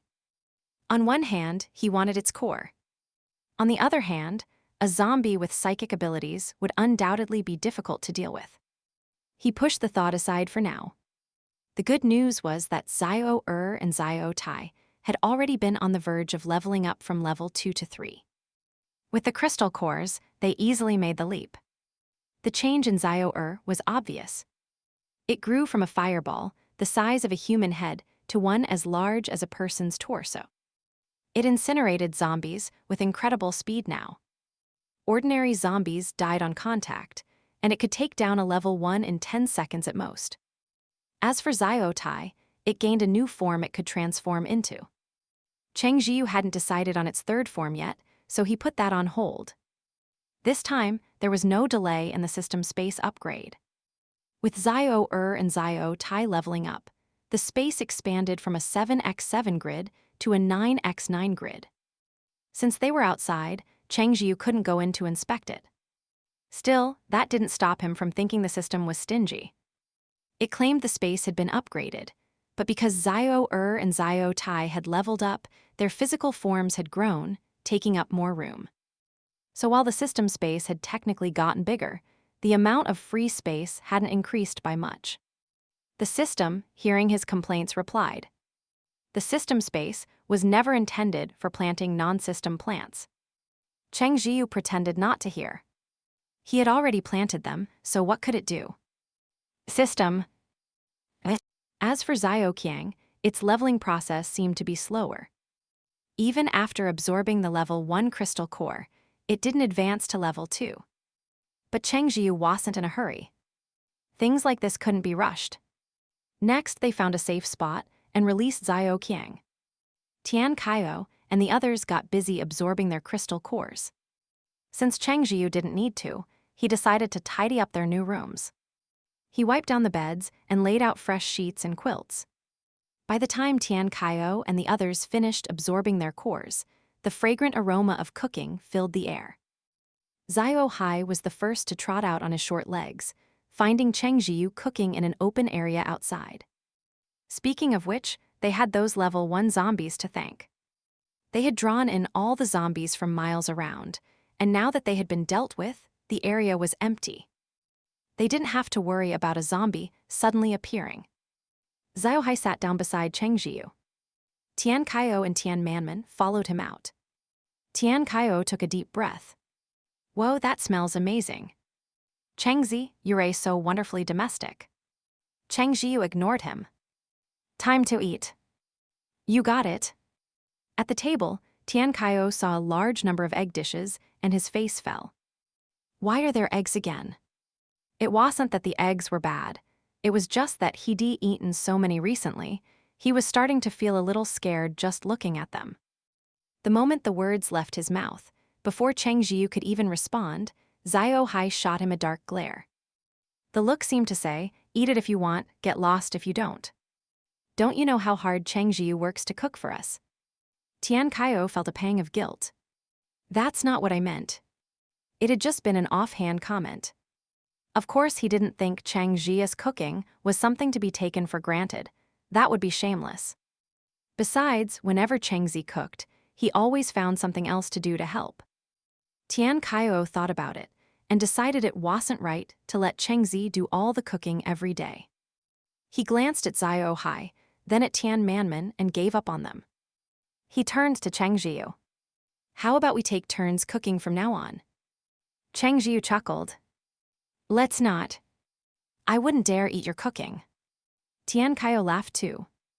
Wow, Chengzi, so you're looking down on me now. I never said that, Cheng Zhiyu replied innocently. He rejected Tian Qiao's suggestion. Even if Tian Qiao's cooking was merely edible, he would have been willing to let him try. The problem was, it didn't even reach that standard. Besides, he knew what kind of person Tian Qiao was. His cooking was a contribution, and Tian Qiao contributed in other ways. In any case, Cheng Zhiyu never had to worry about cleaning up after a meal. Xiao Hei would even use his water element ability to wash the dishes. Of course, Cheng Zhiyu knew Xiao Hei was just being protective of him. He gently scratched behind Xiao Hei's ears. Is Xiao Hei feeling sorry for me? The scratching tickled, and Xiao Hei instinctively shook his head, saying stubbornly, "Number all right, you're not." Let's eat, Cheng Zhiyu said. But you're right, we can't have eggs for every meal. I wonder if we can trade for supplies with someone. They had encountered other people on their journey, but they had never really interacted. We can't even find anyone, Tian Qiao added. Unless we go to a base. Cheng Zhiyu considered it. If we come across a base on our way, we could check it out. Xiao Hei looked up at him. Why the sudden interest in a base? We're doing pretty well on our own, Cheng Zhiyu explained, but the zombies are constantly evolving, and we know too little. It would be good to at least gather some useful information from a base. He glanced at Tian Qiao as he spoke. There were other things he left unsaid. The main reason was that he wanted to ask if there was a base near their hometown. He just didn't know if the bases had any way of communicating with each other. Cheng Zhiyu brought this up to get the opinions of the others. I'll follow your lead, Tian Qiao said. If we don't interact with other ability users, we'll definitely miss out on some information. Xiao Hei had no objections either. He was sticking with Cheng Zhiyu anyway. As for his previous plan to leave once he was strong enough to protect himself, he had subconsciously pushed that thought aside. Tian Manman was still a man of few words, but maybe because he was more familiar with them now, he wasn't as silent as before. He nodded and said, I'll listen too. Brother Cheng. Since no one disagreed, the plan was tentatively set. From now on, they wouldn't deliberately avoid other ability users they encountered. That night, Cheng Zhiyu pondered what Xiao Tai's third form should be. Having learned his lesson from the first time, he was much more cautious now. He first asked the system, Tongzi, can Xiao Tai transform into a firearm now? The system replied, It can, but only small firearms. The answer was satisfactory enough. He had originally dreamed of a cannon to blast the zombies to bits, but since the system specified small, that was clearly out of the question. Cheng Zhiyu confirmed with the system again, what about a handgun? System. Yes. Cheng Zhiyu pressed on, and a machine gun. System. Yes. Hearing this, Cheng Zhiyu practically wanted to rub his hands in glee. A gun. He had never even seen one before, and now he was about to own one. How could he not be excited? But he quickly calmed down. There was one major problem. He didn't have any blueprints. He had found the blueprints for the crossbow in a book, but where was he supposed to find blueprints for a gun? Seeing his distress, Xiao Hei thought for a moment and asked, Didn't you mention going to a base? Maybe they'll have some there. Cheng Zhiyu's eyes lit up. He scooped up Xiao Hei in an excited hug and planted a kiss on his head. That's possible. You're so smart, Xiao Hei. I remember hearing from Li Renee's group that some bases are official ones. An official base should have soldiers, right? And if there are soldiers, there should be blueprints. He had no idea how difficult it would be to get his hands on them, but at least it was a lead. The thought of a machine gun was so tempting that Cheng Zhiyu was willing to chase even the slightest hope. In any case, they could go and take a look. Maybe they would manage to get the blueprints. Besides, he wanted the schematics, not an actual gun. It shouldn't be that hard. Right. With this new determination, Cheng Zhiyu spoke with Tian Qiao and Tian Manman again. The group's idea shifted from let's check out a base, if we can, to let's make a dedicated trip to a base. Tian Qiao rubbed his hands together, grinning. Hey, Chengzi, when you get a gun, y'all let me hold it, right? Cheng Zhiyu chuckled at his expression. If I can really get one, you can do more than just hold it. You can use it too. Tian Qiao was perfectly content with that. Since they planned to go to a base, they naturally had to start gathering information about them. The very next day, they ran into two other ability users, a husband and wife. They both carried backpacks and looked thin, especially the woman. Her face was etched with a profound sorrow, and she didn't exchange a single word with the man the entire time. In the apocalypse, even being an ability user didn't guarantee a good life. It was clear this couple was not doing well. When they first met, both groups were wary of each other and kept their distance. The couple barely spoke, and from what Cheng Zhiyu could see, they didn't act like husband and wife at all. With outsiders present, Cheng Zhiyu didn't take out the treehouse. He did, however, have a tent in his storage space. Being cautious, he pretended to pull the tent from his backpack, tossing the bag's original contents into his storage space. The backpack immediately deflated as he set about pitching the tent. They had already left City A and were now in a suburban area with no buildings in sight. A tent wouldn't protect them from the cold, but it was better than sleeping out in the open. Their group and the two ability users kept a good distance from each other, each minding their own business. The male ability user did glance at Xiao Hei a few times, probably finding it strange that someone would keep a pet during the apocalypse. The stares were starting to annoy Xiao Hei. But Cheng Zhiyu had warned him not to use his abilities carelessly, so he could only swish his tail back and forth in agitation. Cheng Zhiyu stroked Xiao Hei and looked over at the man. The man probably didn't expect Cheng Zhiyu to look back and gave an awkward smile. Cheng Zhiyu's group might not look particularly muscular, but their healthy complexions were enough to prove they were not to be trifled with. After all, ordinary people couldn't live this well in the apocalypse, so the man's attitude was exceptionally polite. Seeing no ill intent in the man's eyes, Cheng Zhiyu gave a slight nod in greeting before looking away. With strangers around, he couldn't lay out a full meal like before. Using Tian Qiao's backpack as cover, Cheng Zhiyu pulled out a few eggs. Tian Qiao wasn't very hungry yet, so when he saw they were eggs, he set his aside, planning to eat it later. Tian Manman, on the other hand, wasn't picky at all and downed an egg in 2 bites. To be honest, Cheng Zhiyu was also tired of eggs. If they were alone, he wouldn't have chosen them, but he ate his anyway. As for Xiao Hei, he announced, "I am not hungry." Cheng Zhiyu raised an eyebrow. Really not hungry? Xiao Hei glanced at the egg. Yeah. Cheng Zhiyu sighed dramatically. Ah, and here I was, just about to get you some potato chips if you were hungry. Xiao Hei's tail stiffened. It had been a while since he had potato chips. Cheng Zhiyu was very strict about that, and since his daily meals were so lavish, he hadn't really missed them. But now, Xiao Hei hesitated for a moment. Torn between his pride and the chips, he chose to leap into Cheng Zhiyu's arms and rub his tail against his wrist.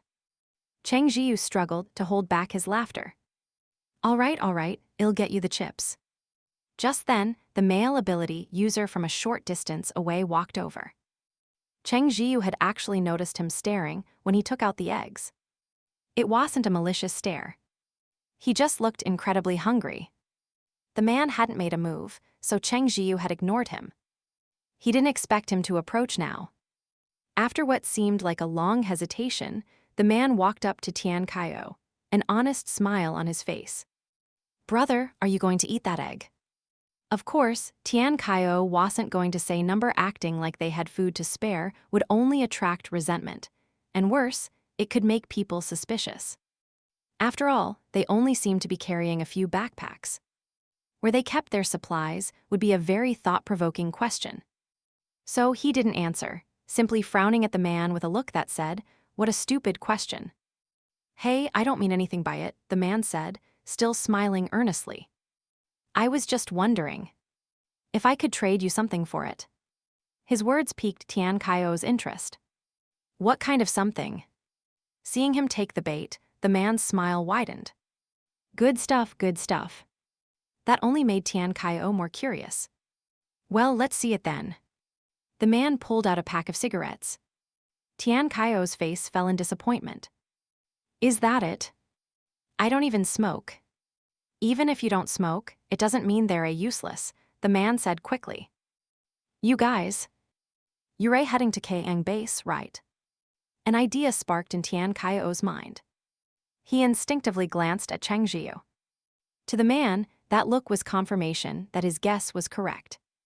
Receiving a subtle signal from Cheng Zhiyu, Tian Qiao went along with it. "How did you know?" "Don't be nervous." Realizing he was right, the man grinned widely. "I've met several groups on my way here, all heading for Kang base. It's an official base, after all, established right after the disaster started. It holds a lot of people and provides security. It's not like those small, privately run bases." Tian Qiao relaxed a little. "What does me going to Kang base have to do with your cigarettes?" Seeing that the other man didn't know as much as he did, the male ability user grew a little smug. "Ah, you don't know about this, do you? Nowadays, besides crystal cores, do you know what else is hard currency?" Tian Qiao glanced at him. "Food, obviously." That went without saying. Food would always be hard currency, no matter the era. "There's also cigarettes," the man said. Tian Qiao raised an eyebrow slightly. "Cigarettes?" He froze for a moment, then quickly understood. Before the apocalypse, some people would smoke premium cigarettes even if they didn't have money. He had a colleague who was absurd like that, head skimp on meals, then use the money he saved to buy expensive cigarettes. As a non-smoker, Tian Qiao could never wrap his head around it. What was so great about smoking? Standing to the side, Cheng Zhiyu was also momentarily stunned before coming to the same conclusion as Tian Qiao. While they didn't quite understand the logic of such people, they had certainly met them before. Besides, in the apocalypse, most people were focused on finding food, often overlooking things like cigarettes. That meant they weren't necessarily easy to come by. If you ran into someone who loved to smoke, you really could trade them for some decent things. Tian Qiao cleared his throat, understanding the man's intention. "So, you want to trade cigarettes for my egg?" The male ability user nodded. "You may not smoke, but they'll definitely be useful once you get to the base. Don't laugh, but I haven't had a single egg since the apocalypse started. Otherwise, it'd be pretty reluctant to part with this pack." The man was telling the truth. He was reluctant. What he didn't say was that he had quite a few packs of cigarettes in his bag. While it pained him to trade this one, it was still manageable, especially since eggs were also a rarity. Tian Qiao said nothing, appearing to weigh his options. After a moment, under the man's nervous gaze, he nodded. "All right, fine. I'll trust you this once. You're heading to Kang base too, right? If I find out you scammed me." He left the sentence unfinished, but the unspoken threat was clear. The male ability user wasn't afraid. He hadn't lied. "You can rest assured," he said quickly. He happily took the egg and walked over to the female ability user nearby, only to be met with a cold sneer. "I don't want to eat a single bite of anything from you." The man's face was filled with helplessness.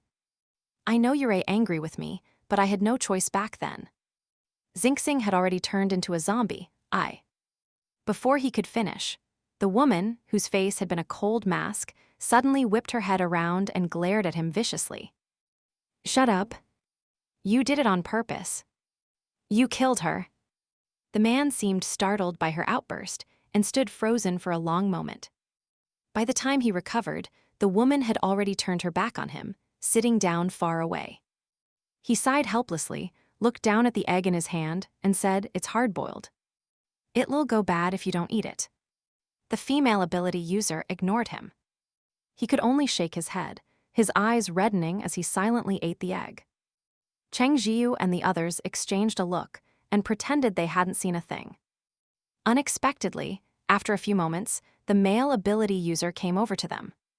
He seemed to be carrying a heavy burden with nowhere to unload it, so he started talking to Cheng Zhiyu's group, crying as he spoke. My ability wasn't very polished back then. I failed to protect Xingxing, and she got bitten by a zombie. I watched with my own eyes as she turned. And then she tried to bite me. But she's my daughter, how could I bring myself to do it? But she had already become a zombie. Even if I couldn't bear it, I had no choice. With my own hands, At this point, the man couldn't continue. He lowered his head, covered his face, and began to sob uncontrollably. Mengting happened to come by right then and saw me. With Xingxing. I know she must hate me, but I didn't have a choice. The pain I feel is no less than hers.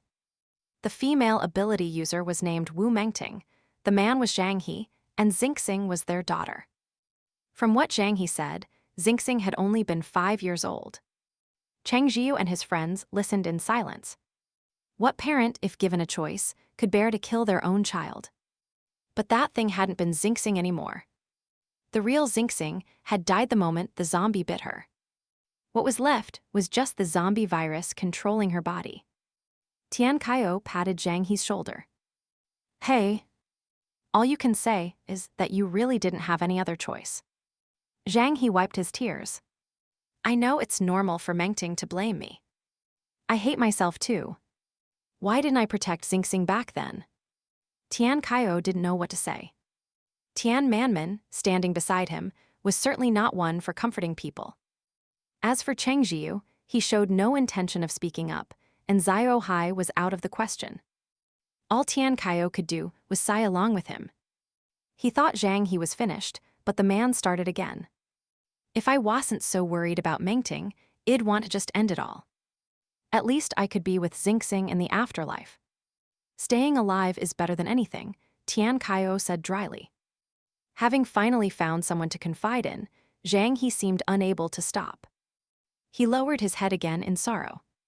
Sometimes, living is harder than dying. It takes courage just to stay alive. Tian Qiao's mouth opened.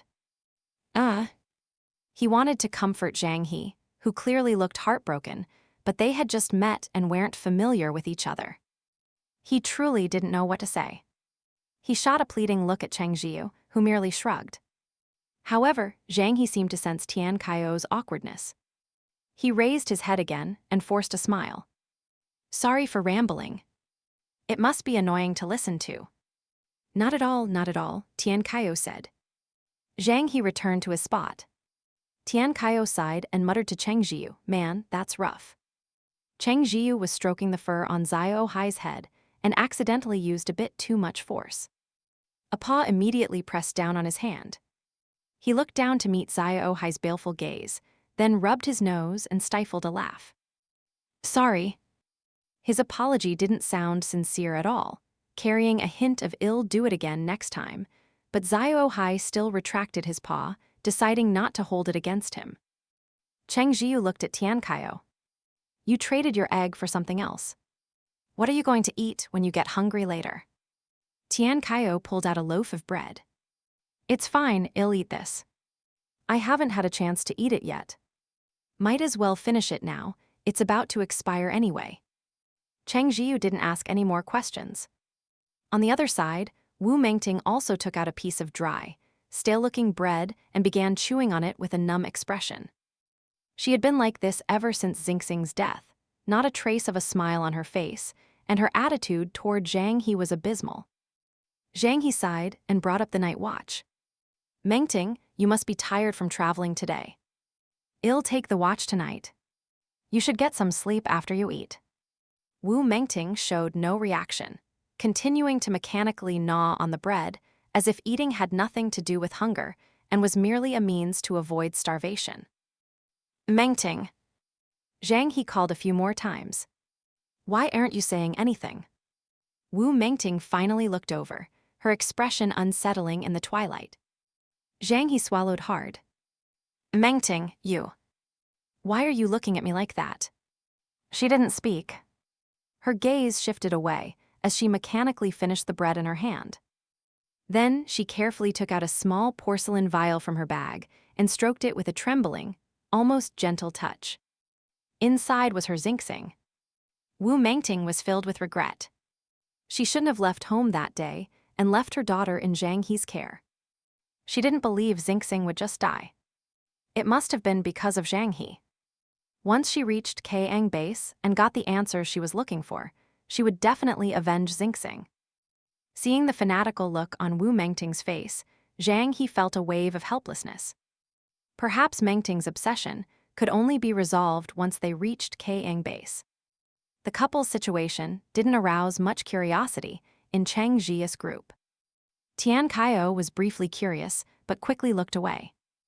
It wasn't polite to be too inquisitive about other people's family matters. Let's figure out our night watch schedule, Tian Qiao said, changing the subject.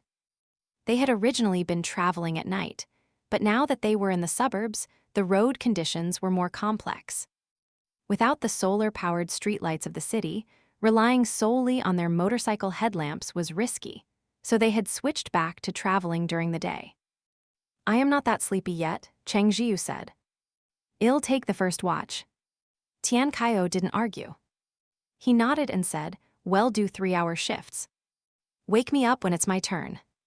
Tian Qiao and Tian Manman went back to the tent to rest.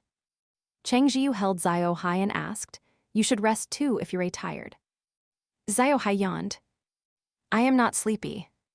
Cheng Zhiyu couldn't help but smile. Xiao Hei flicked his tail. "What are you smiling at?" "Nothing, nothing," Cheng Zhiyu said, smoothing his fur. The night watch was terribly boring, but at least he had Xiao Hei for company and could chat with him from time to time. Toward the end of his shift, however, Xiao Hei's head began to nod. He was clearly struggling to stay awake. This body was, after all, still a cub's and needed plenty of rest. Cheng Zhiyu moved gently, letting Xiao Hei rest his head on his lap, and watched as his eyes slowly closed. A smile touched Cheng Zhiyu's lips. He looked up again and saw Zhang He, not far away, staring at Wu Mengting's bag. In the darkness, his expression was inscrutable. He gave Zhang He a thoughtful look before averting his gaze. When he started to feel sleepy in the middle of the night, Cheng Zhiyu didn't try to tough it out. He woke Tian Qiao up for his shift. Tian Qiao was groggy, his hair sticking up as he yawned and sat outside. Seeing him like that, Cheng Zhiyu felt a little uneasy. "Can you handle it by yourself?" Tian Qiao waved a hand. "Don't worry. A little cold wind will wake me right up." With that, Cheng Zhiyu returned to the tent. It really was better for them to travel alone. With the Xiao Qiang treehouse, plus the fact that both he and Xiao Hei remained somewhat alert even while sleeping, they wouldn't need to take turns on watch like this. But for now, there was no other way. They didn't know the route to Kang base, so they had to travel with Zhang He and his wife for the time being. Early the next morning, Tian Manman woke them up. They had a simple meal of instant noodles. Seeing that they had a lighter, Zhang He's eyes lit up. He came over to borrow it. Cheng Zhiyu thought he was also going to cook, but after getting the lighter, the man eagerly pulled out a cigarette, lit it, and took a deep drag. He handed the lighter back to Cheng Zhiyu. "Thanks, brother. I've been craving one of these for days. My last lighter broke." Cheng Zhiyu didn't particularly like the smell of smoke, but he didn't show it. He simply reached out, covered the nose of the little black puppy in his arms, and accepted the lighter. "So Zhang He said, care for one." Cheng Zhiyu shook his head. "Thank you, but I don't smoke." Zhang He chuckled. "Good for you. Smoking's no good for you anyway."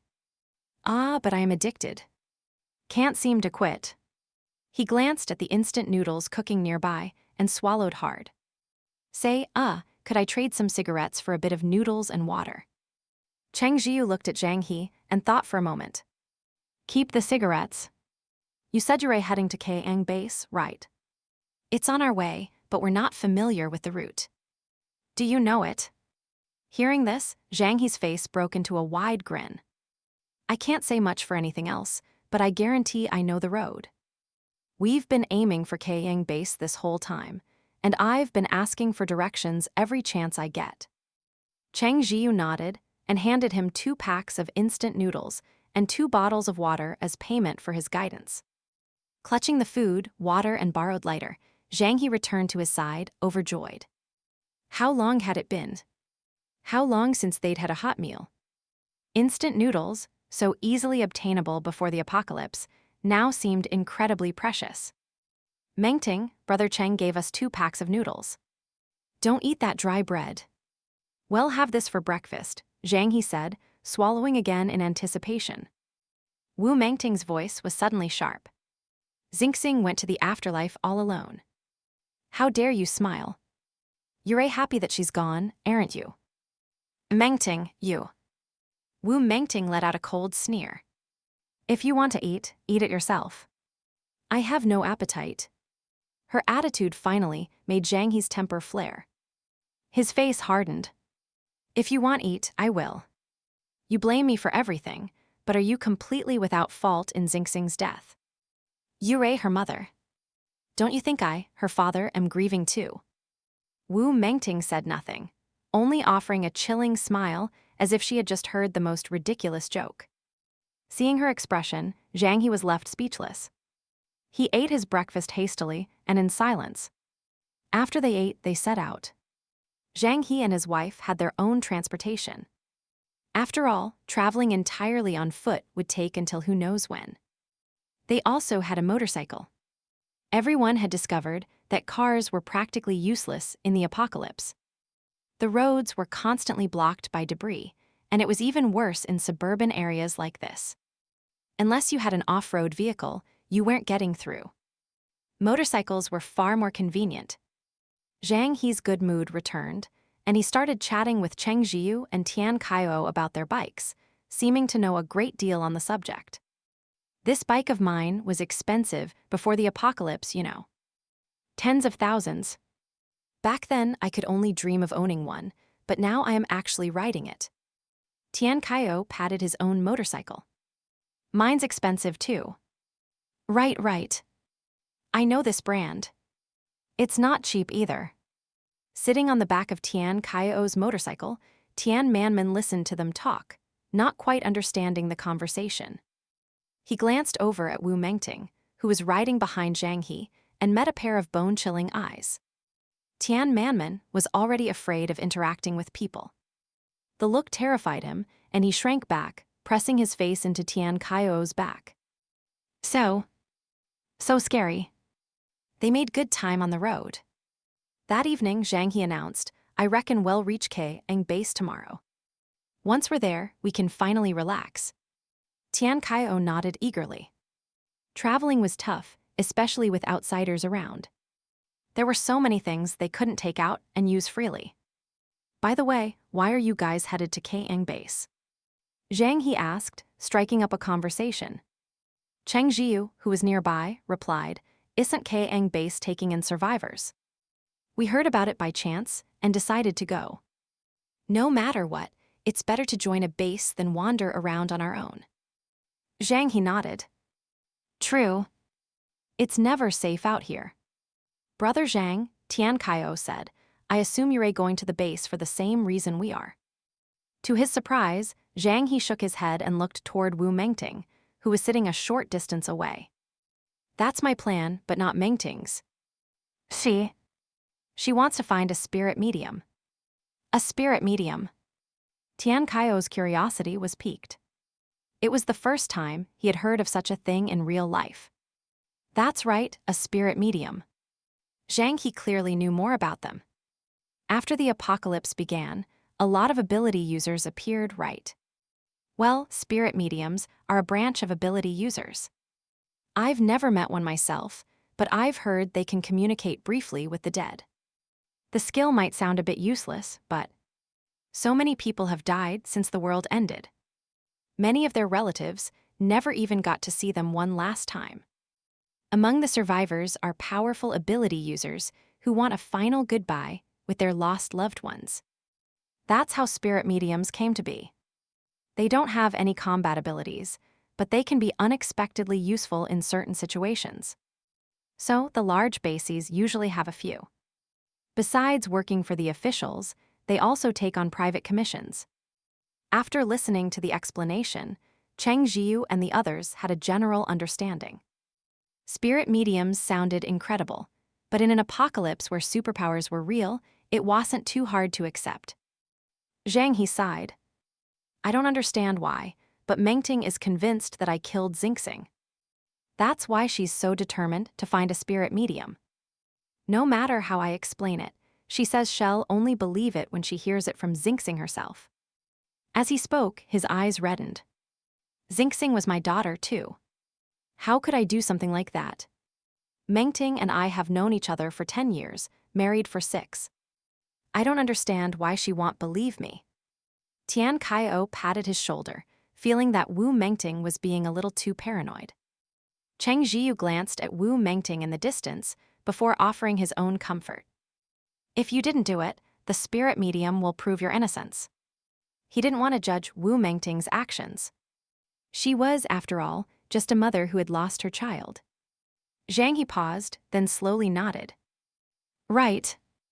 That's why I am also desperate to get to Kaiying Base. It's hard for me, seeing Mengting like this every day. It was true. Zhang He had been pushing them to travel as fast as possible all day. From Zhang He, they also learned other things about Kaiying Base, such as its points-based economy. Everything food, clothing, shelter, and transport cost points. The money they had used before was now as worthless as scrap paper. So what do we do if we don't have any points when we get there? Tian Qiao asked, wanting to get all the details straight. That's simple, Zhang He replied. We can trade the supplies we have. For example, crystal cores. A crystal core from a level 1 zombie is worth 200 points. Then there's medicine. Different kinds have different prices. As far as I know, you can live quite well at Kaiying Base on just 10 points a day. You can rent a single room for only 3 points. In that case, a level 1 crystal core was indeed valuable. However, most people wouldn't trade their cores for points. In the apocalypse, strength was everything, and crystal cores could enhance an ability user's power. Any ability user who got their hands on one would use it to level up. Right now, common zombies are the most numerous, followed by level 1 zombies. Mengting and I ran into a level 1 once. It nearly killed us. We were just lucky to survive. As for level 2 zombies, we haven't encountered any yet. Zhang He gave a self-deprecating laugh. And it's a good thing, too. If we had, I wouldn't be sitting here talking to you now. So how many points is a level 2 zombie's crystal core worth? Tian Qiao asked out of pure curiosity. He had no intention of trading theirs. He knew the level 2 wind core they had was valuable in its own right. 500 points, Zhang He said, then added jokingly, if I ever got one, I wouldn't trade it for any amount of points. But some people get a level 2 core that doesn't match their abilities element, and if they can't find someone to trade with, they have no choice but to exchange it for points. After all, level 2 crystal cores were still extremely rare, and finding another person with a matching core to trade with was even harder. Tian Qiao felt a flicker of worry. He wondered if Cheng Zhiyu would be able to trade the level 2 core he had. But then another thought struck him, and he relaxed. Even if he couldn't trade it, so what? Maybe one of Cheng Zhiyu's plants could use it. Zhang He continued to share everything he knew about Kaiying Base, most of which he had gathered from other ability users. He didn't find it strange that Cheng Zhiyu's group seemed completely uninformed. It made sense. With no internet, there was no way to communicate with the outside world. Getting information you didn't have was difficult. He was speaking so candidly out of gratitude for the 2 packs of instant noodles, the water, and the use of his lighter. Furthermore, it was obvious that Cheng Zhiyu's group was powerful, so he was also trying to curry favor with them. The next day, they set out early again. By afternoon, they finally saw the sign for Kaiying Base in the distance. The predecessor of Kaiying Base appeared to be a factory, one of the larger ones in the area, covering several thousand acres. It already had worker dormitories, a cafeteria, and workshops. In other words, many of the buildings were already there and didn't need to be built from scratch. This was why the founder of Kaang Base had chosen this location. It saved a great deal of effort in reconstruction. The most significant change to the factory was probably the outer wall. It was visibly much taller and thicker than before. Initially, when there were only common zombies, the old wall was barely sufficient. Those zombies would just mindlessly slam against it, and while they felt no pain, they weren't made of steel. A sturdy enough wall could hold them off. But then, ability-wielding zombies appeared. With their powers, they could easily destroy the wall. So the base organized people to heighten and reinforce it. In addition, ability users patrolled every 200 meters, 24 hours a day, which greatly improved security. At the base entrance, a number of ability users stood guard. Everyone who arrived had to undergo a series of checks. They have to make sure you're not infected with the zombie virus, and they also have to test and register every ability user's powers, Zhang He explained as they waited in line. Cheng Zhiyu watched as someone up ahead had their blood drawn. His brow furrowed slightly, and he asked his system in his mind, "System, will the blood test be a problem?" The system was quick to respond this time. "Host, rest assured. It will not." Cheng Zhiyu relaxed, and just then he heard Xiao Hei's voice. "Don't worry. They won't find anything." He realized Xiao Hei must have sensed his anxiety. Warmth spread through his heart, and he gently squeezed Xiao Hei's paw. "Okay." Xiao Hei tried to pull his paw back, but when he couldn't, he let him be. Although they both said nothing would be found, Cheng Zhiyu was still wary of the blood draw. After some thought, he asked the system to monitor the process. "If something happens to me, y'all be affected to some extent, right?" The system, which had been about to say something else, replied. "Very well." Soon it was their turn. The system detected nothing unusual during the blood draw, and neither did Xiao Hei. Cheng Zhiyu finally set his mind at ease. Quite a few people stared at him for carrying a dog, but Cheng Zhiyu maintained a placid expression and acted as if he didn't see them. Next was the ability assessment. As there were no effective detection methods yet, they had to demonstrate their abilities on the spot while someone judged them. The base also had a ranking system for ability users. Zhang He went first. He was an earth element user and struggled to conjure a small earthen wall. The soil looked loose and not very sturdy. He was ultimately judged to be level 1. Surprisingly, Wu Mengting was a level 2 fire element user. Tian Qiao was assessed as a level 2 ice element user. Tian Manman, having been instructed beforehand, concealed some of his strength and was tested as a level 2 speed element user. It seemed the base really didn't have any advanced detection equipment. At the very least, they didn't discover that Tian Manman was a dual element user. He possessed both speed and strength abilities, and his strength was by no means weak. As for Cheng Zhiyu, he entered the base under the identity of an ordinary person. Their group appeared unremarkable. While level 2 ability users were considered quite powerful, they weren't exactly rare. It was common knowledge that an ability user of a certain level couldn't handle a zombie of the same level. A level 2 ability user would have no choice but to run if they encountered a level 2 zombie. No one suspected that the truly formidable members of their group were Cheng Zhiyu and Xiao Hei. Xiao Hei's lightning bolts had grown thicker recently. Cheng Zhiyu estimated he was at least level 3, possibly even approaching level 4. And that wasn't even considering the fact that Xiao Hei was a dual element user. As for Cheng Zhiyu himself, Xiao Er and Xiao Tai had already reached level 3. It seemed the system's standards for judging the plants were similar to the base's standards for ability users. When Zhang He learned that Cheng Zhiyu had no abilities, he was a little surprised. After all, from their interactions over the past few days, it was obvious that the other two looked to him as their leader. But Cheng Zhiyu felt it was best to keep a low profile. He didn't want to reveal too much. Next, they had to get their identification cards. Inside Kang base, besides bartering with the supplies you carried on you, the only way to obtain things was with points.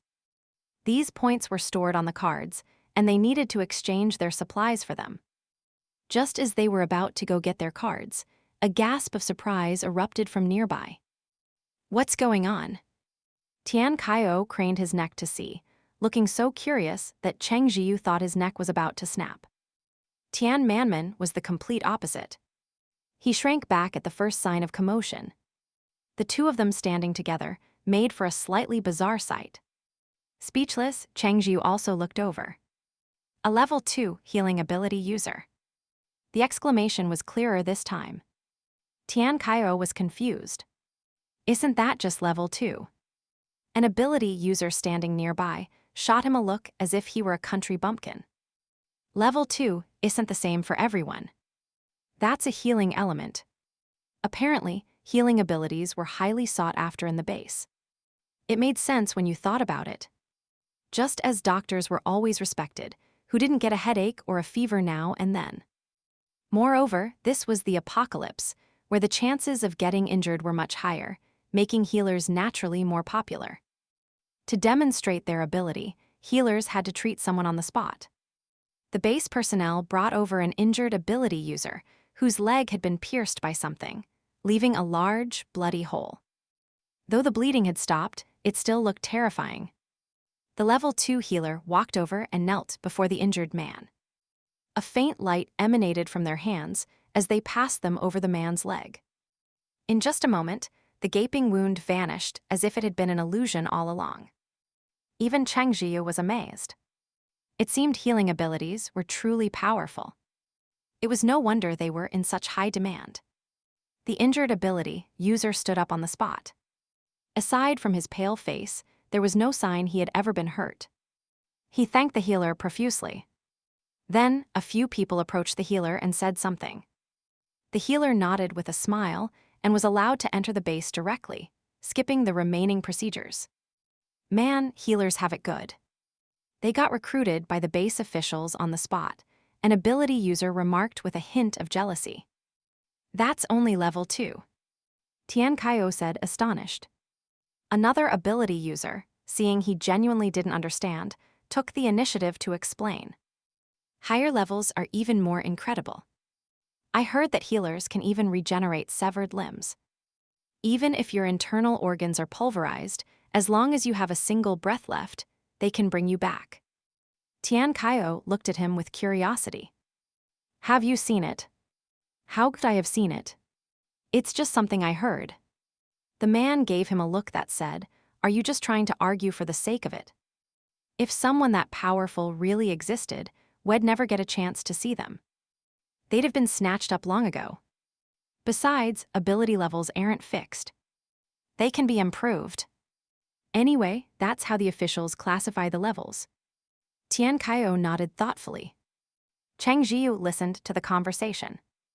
While the surrounding ability users were filled with envy, he felt that having a healing ability wasn't necessarily a good thing. Being recruited by the base officials immediately upon arrival meant losing your freedom. Cheng Zhiyu certainly didn't see that as a positive. Xiao Hei clearly shared his opinion, letting out a soft chuckle at the nearby comments. Cheng Zhiyu gently stroked Xiao Hei's head with his finger. When Xiao Hei shook his head vigorously to get rid of the tickle, a smile touched Cheng Zhiyu's lips. He turned to Tian Qiao. Stop staring. Let's go. Tian Manman nodded vigorously. Let's go, let's go. He disliked crowded places. Seeing the excitement was over, Tian Qiao followed them to the card distribution area. The initial balance on the cards was 0. Thanks to Zhang He's tip, they knew they had to exchange supplies for points, so they had already prepared some in their bags. Zhang He, who was ahead of them, took out 2 cartons of cigarettes. Wu Mengting noticed his action and spoke up, a rare occurrence. Not enough. Zhang He paused and looked at her. Wu Mengting said flatly, I need to see a spirit medium. This isn't enough. Spirit mediums were expensive, costing 100 points for a single session. Zhang He's 2 cartons of cigarettes were barely enough for one visit. He hesitated. Mengting. What? Are you feeling guilty? Wu Mengting's voice rose. You kept saying you supported me finding a spirit medium, but now that we're here, you're backing out. Are you afraid I'll find out you're the one who killed Xingxing? Her voice grew louder and more agitated, until she looked like she wanted to tear Zhang He to pieces. Zhang He shot a helpless look at the person handling the cards, who looked back at him with sympathy, as if thinking Wu Mengting was no different from a madwoman. Defeated, Zhang He took out another carton of cigarettes. In the end, he exchanged them for a total of 150 points. When it was their turn, Cheng Zhiyu's group simply took out the pre-prepared supplies from their backpacks, mostly things they didn't have much use for, and exchanged them for 300 points. As the staff member handed over their cards, he reminded them, for the first 3 days, the base does not charge a protection fee. However, after 3 days, anyone who has not joined an official organization or an officially recognized one will have 5 points deducted per person, per day. Tian Qiao muttered, that much. This was clearly a way to compel ability users who wanted to stay to join an organization. 5 points a day might not seem like much, but it would add up over time. It was understandable, though. The base had to operate, and if everyone stayed without contributing, how could it possibly sustain itself in the long run? What about ordinary people? Someone nearby asked anxiously. He appeared to be an ordinary person. The staff member replied, ordinary people will not be charged points for the first month. After 1 month, it will be 1 point per day. Someone grumbled in dissatisfaction. Ordinary people already have it so hard. Why are you still charging them points? The staff member didn't get angry, but another person who overheard the comment did. You get a whole month. Isn't that enough time to earn some points in the base?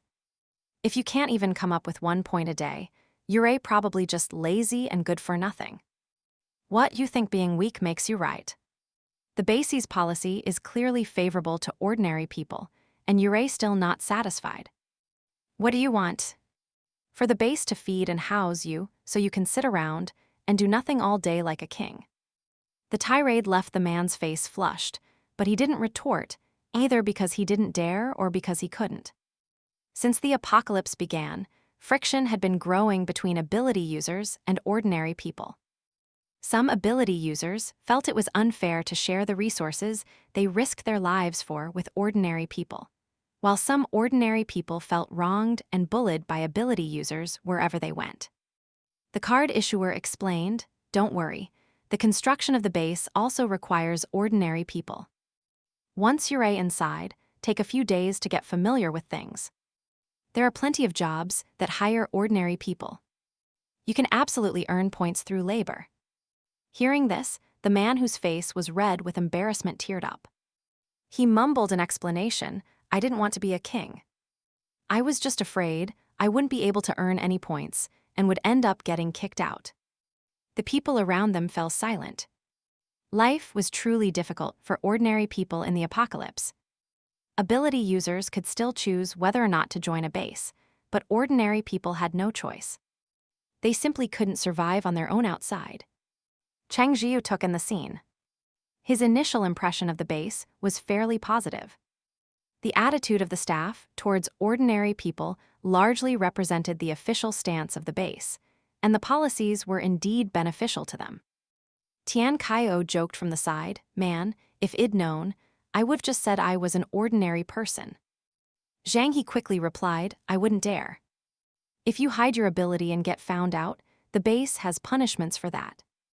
Tian Qiao hadn't expected such a rule. What kind of punishment? He asked, curious. Zhang He scratched his head. It doesn't seem too severe, as long as you haven't caused any trouble. You'd probably be forced to serve the officials for at least a month. Hearing this, Cheng Zhiyu commented, what if some ability users want to be recruited by the officials? Could they deliberately hide their ability and then pretend to expose it by accident? Zhang He burst out laughing. Brother Cheng, you've got a sharp mind. Some people have actually tried that. But then they found out, man, serving the officials is unpaid work. And after it's over, you almost never get recruited unless you're exceptionally powerful.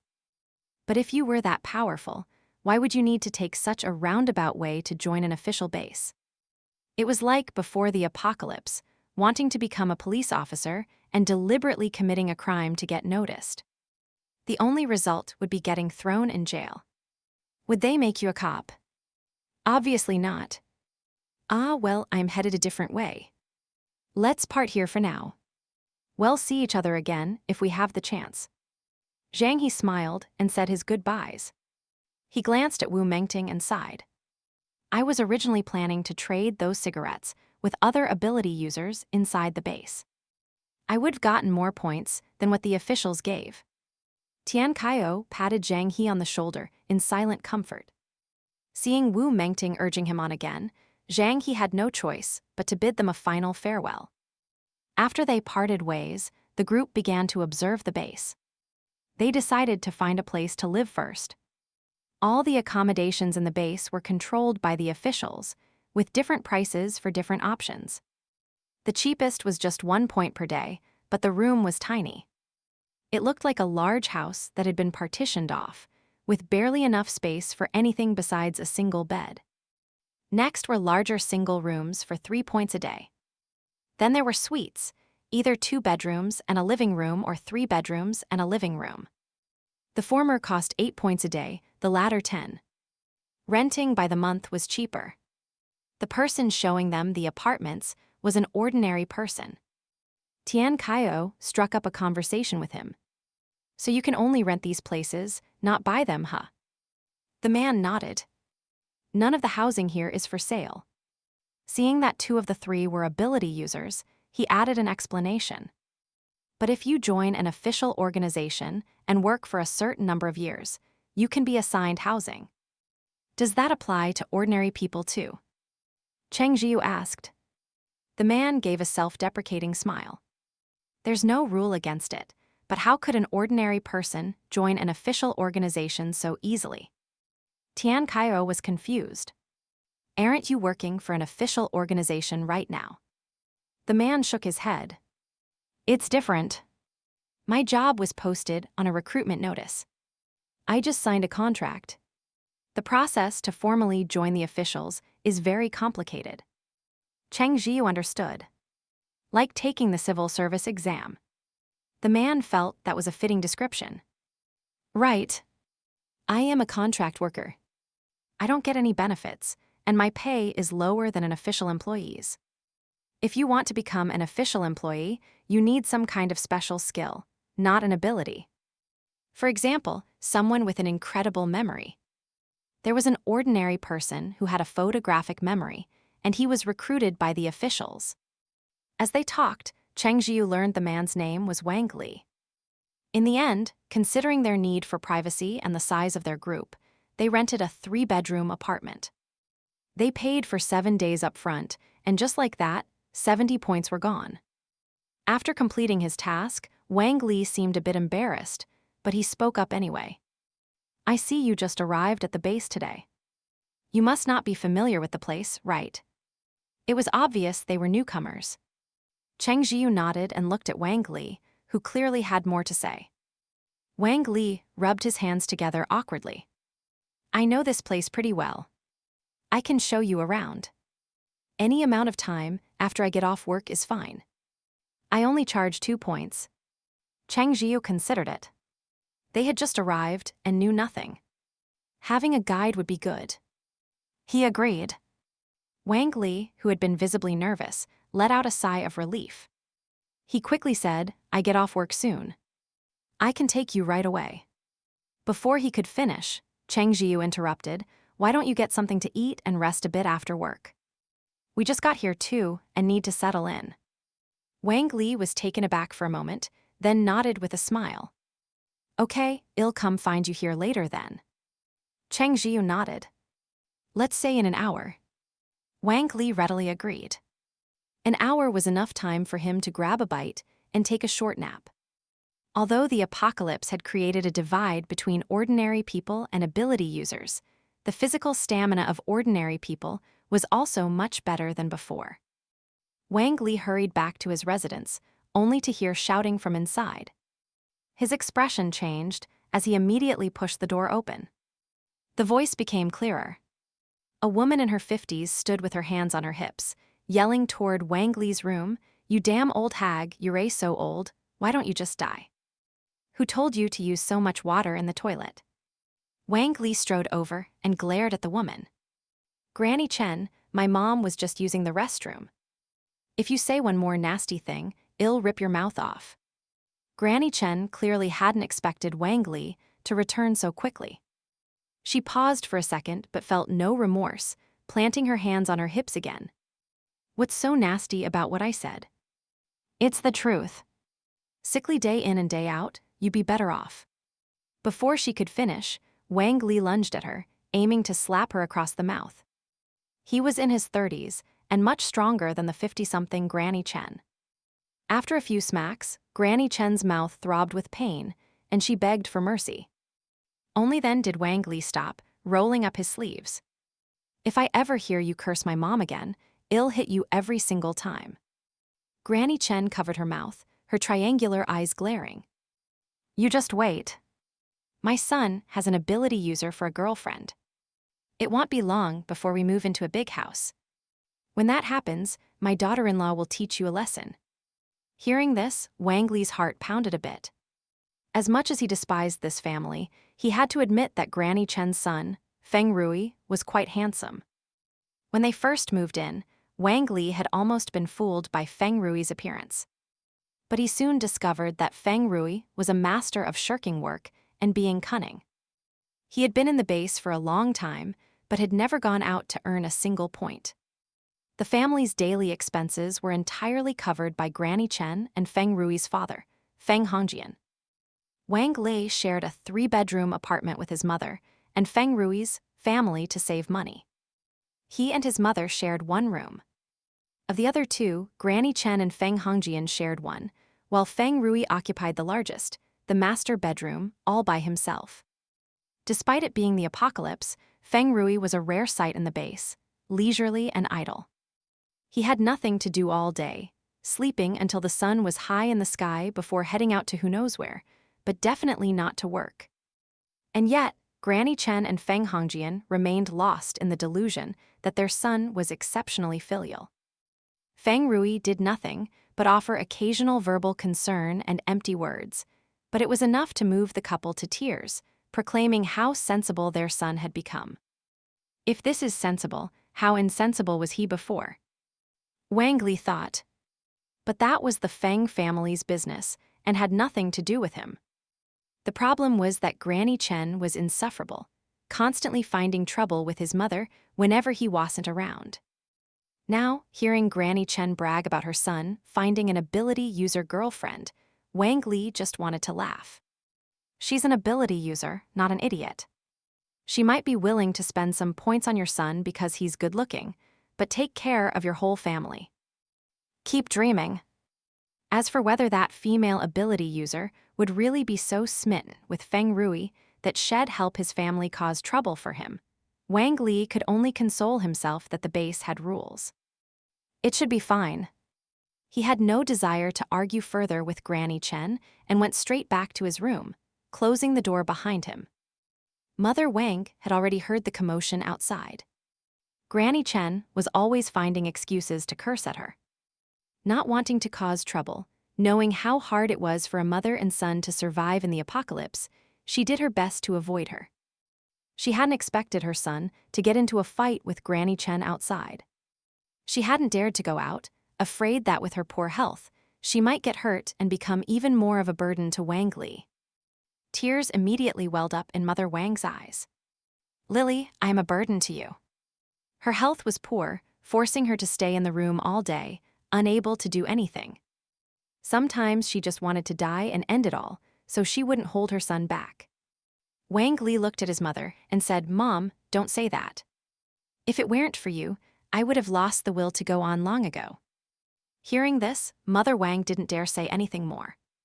Wang Li ate a simple meal. "I have to take a few ability users on a tour of our base. They're not familiar with the place and are willing to hire me for 2 points. Mother Wang looked worried. Some of those ability users have bad tempers. Wang Li smiled. Don't worry. I got lucky this time. The ones I met are very good-natured. Mother Wang didn't know if her son was just trying to reassure her. She said no more, an uneasy feeling settling in her heart. If only I could help my son, she thought. Wang Li didn't dare linger. He quickly cleaned up and left.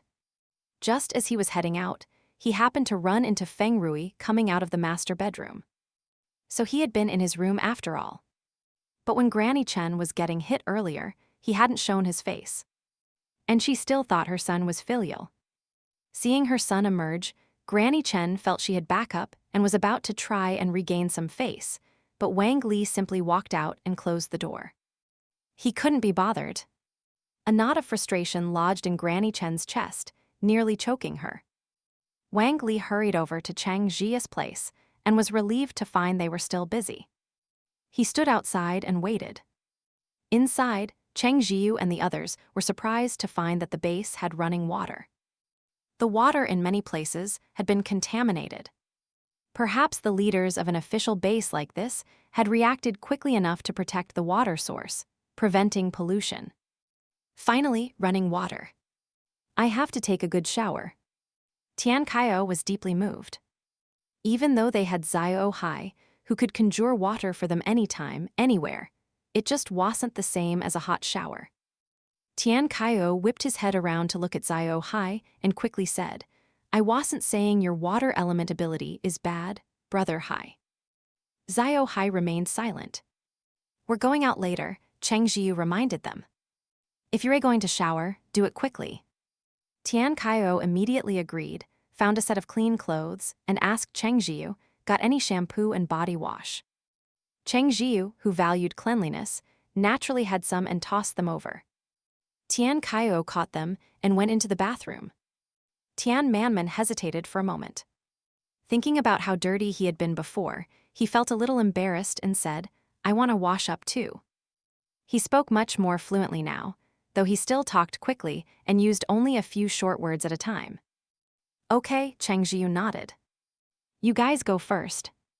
I'll take this chance to check on the system space. With outsiders around for the past 2 days, it hadn't been convenient for him to enter it. After saying that, Cheng Zhiyu entered the system space. Xiao Hei glanced at the now empty spot on the sofa, flicked his tail, and hopped down, trotting into the bedroom he shared with Cheng Zhiyu. Inside the system space, Cheng Zhiyu first checked on Xiao Huan. He had brought the mud fertilizer he de-sun-dried before they left and had already applied it.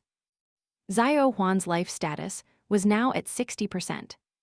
He estimated it wouldn't be long before it entered its growth period. Cheng Zhiyu gently touched Xiao Huan's curly stem, curious about what it would look like when it grew up. A curly plant. Would it be some kind of vine? He watered Xiao Huan while lost in thought. Next, he went to see Xiao Er and the others. Xiao Er was as lively as ever. When it saw Cheng Zhiyu approach, it wrapped its branches around him, its leaves trembling as if accusing him of not visiting for days. Cheng Zhiyu explained helplessly, it really wasn't convenient these past 2 days. I didn't mean to stay away. He watered Xiao Er and the others as he spoke. Xiao Er was very easy to placate. A few words from Cheng Zhiyu, and it was happy again. Xiao Tai, perhaps displeased that Xiao Er was clinging to Cheng Zhiyu, finally lost its patience and transformed into a cleaver, swinging at Xiao Er. Not to be outdone, Xiao Er turned into a fireball, and the two started fighting again. Cheng Zhiyu just watched. He was already used to this. Xiao Er and Xiao Tai knew their limits and would never harm the other plants in the system.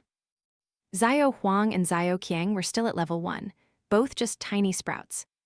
He carefully watered them. Then came the ordinary plants. To his surprise, Cheng Zhiyu discovered that the watermelon had grown bigger than his head. He hadn't eaten watermelon in a long time, and his mouth began to water. He walked over and tapped it, but it wasn't ripe yet. He wondered just how big it would get, seeing as it was this large and still not ripe. The watermelon was planted next to Xiao Huang, and looked no different from a regular one. Cheng Zhiyu was thrilled to see that some of the cucumbers and tomatoes he had planted were ready to be eaten. However, the cucumbers could no longer be called cucumbers. They were more like red cucumbers now. The tomatoes didn't look as strange, since tomatoes were red to begin with, but the ones planted next to Xiao Er were an even deeper shade of red. As for the potatoes next to Xiao Tai, the stalks above ground were black. They didn't have a metallic texture, but the plants looked healthy, which meant the potatoes underneath weren't mature yet. He would have to wait for the plants to wither before they were ready. He wasn't in a rush to eat them. Just seeing the harvestable red cucumbers and tomatoes was enough to make him happy. He went ahead and picked all the ripe ones, lest they grow old and lose their flavor. After harvesting, he took some with him and left the system space. Tian Qiao and Tian Manman were fast and had already finished their showers. Cheng Zhiyu put down the tomatoes and red cucumbers, gave them a heads up, and went into the bathroom himself. When he came out, Tian Qiao and Tian Manman were already eating. Xiao Hei was also nibbling on a tomato. Maintaining his image as a neat freak, Xiao Hei used his water element ability to clean himself as he ate, preventing the juice from staining his fur. Compared to Tian Qiao and Tian Manman, who had juice all over their mouths, he was infinitely more elegant. The moment he saw Cheng Zhiyu emerge, Tian Qiao exclaimed, "Cheng Zi, you have to try this tomato." Cheng Zhiyu raised an eyebrow. What's wrong with it? He had been too busy to try one himself. Tian Qiao handed him a washed one and sighed, "It's so sweet. I've never had a tomato this sweet before. It's like a cherry tomato, but bigger and tastier." Even Tian Manman couldn't help but nod vigorously in agreement. Is he exaggerating?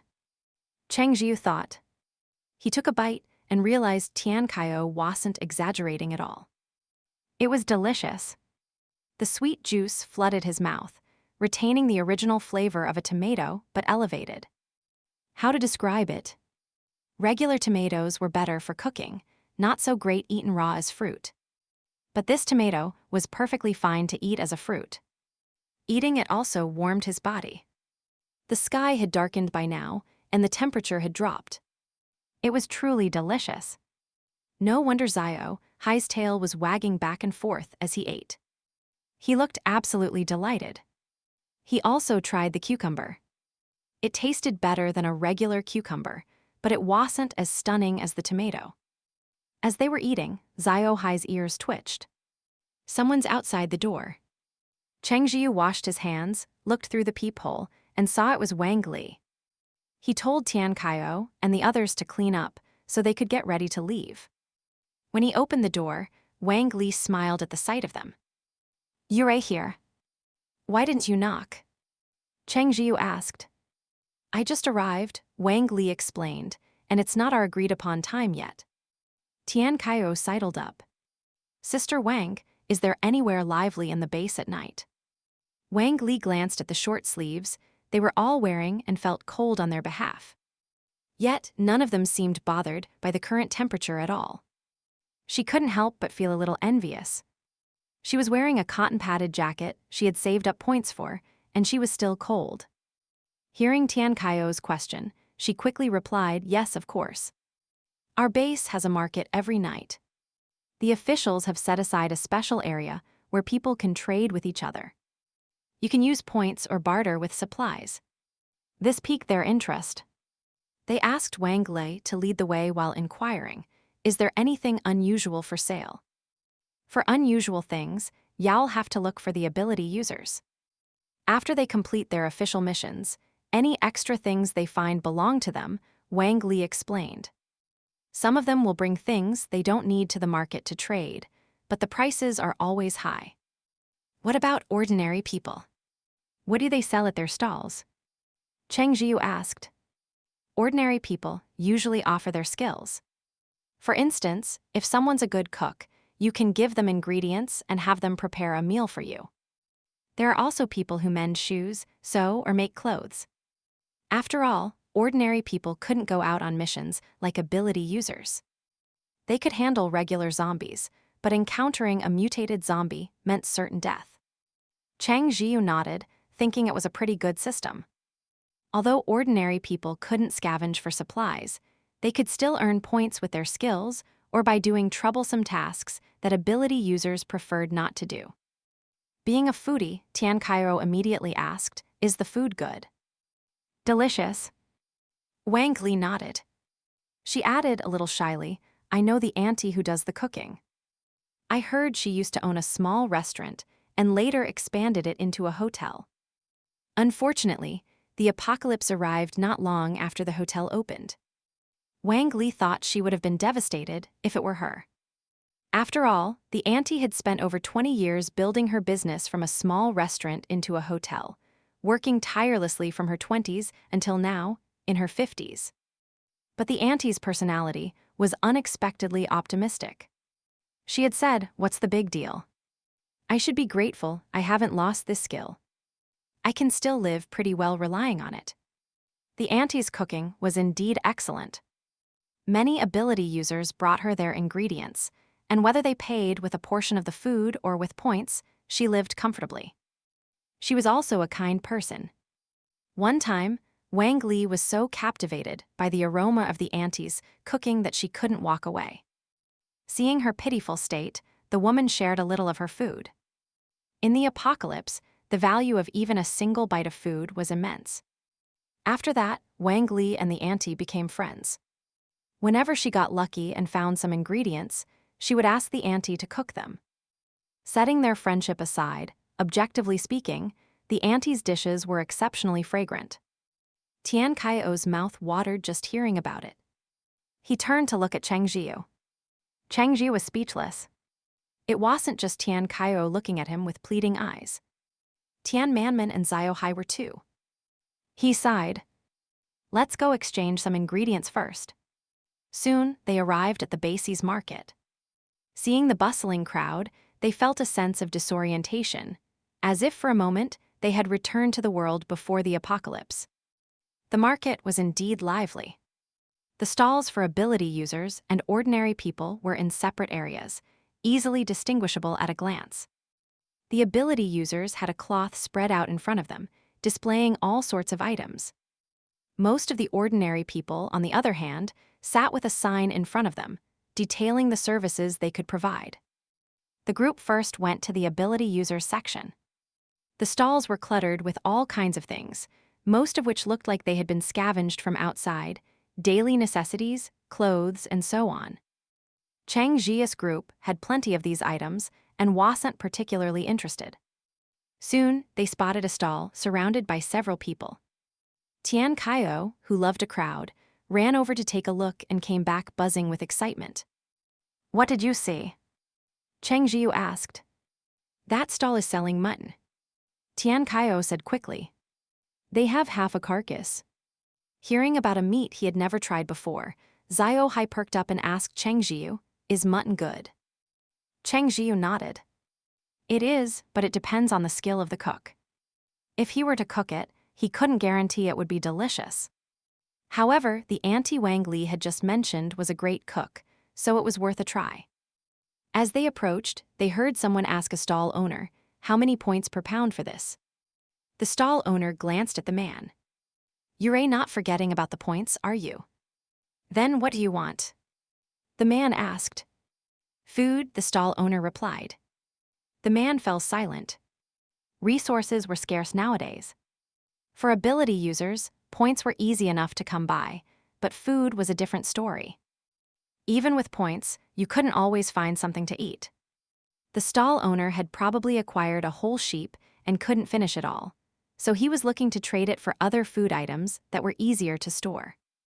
The man haggled for a little longer, but seeing that the stall owner wouldn't budge, he had no choice but to leave. Just as Cheng Zhiyu and his group were about to step forward and inquire, a baby-faced man nimbly squeezed past them. "Hey, what are you doing?" Tian Qiao demanded angrily. The baby-faced man smiled sheepishly. "Sorry, I'm just so hungry." "Don't worry, I'll only buy a tiny bit." Faced with his apology, Tian Qiao found it hard to say anything more. Fine, he thought, there's half a carcass anyway. The stall owner looked at the baby-faced man. How much do you want? Half a pound. No, wait, 3 liang. The stall owner looked at him as if he were a fool. Go on, get out of here. Not for sale. The baby-faced man grew anxious. Why not? I'll trade you food for it. Hearing this, the stall owner decided to give him a chance. What are you trading? The man pulled out 2 wrinkled apples. Fruit. How about that? A rare sight, huh? The stall owner's face fell with disappointment. If the apples were fresh and crisp, that would be one thing, but he had no interest in wrinkled ones. He waved a dismissive hand. No trade. Why not? The baby-faced man pressed, growing desperate. The trade isn't about what you want, it's about what I have to offer. Look, you've been waiting for a while now. Has anyone else offered you food? The stall owner couldn't be bothered with him. The man's words were just too infuriating.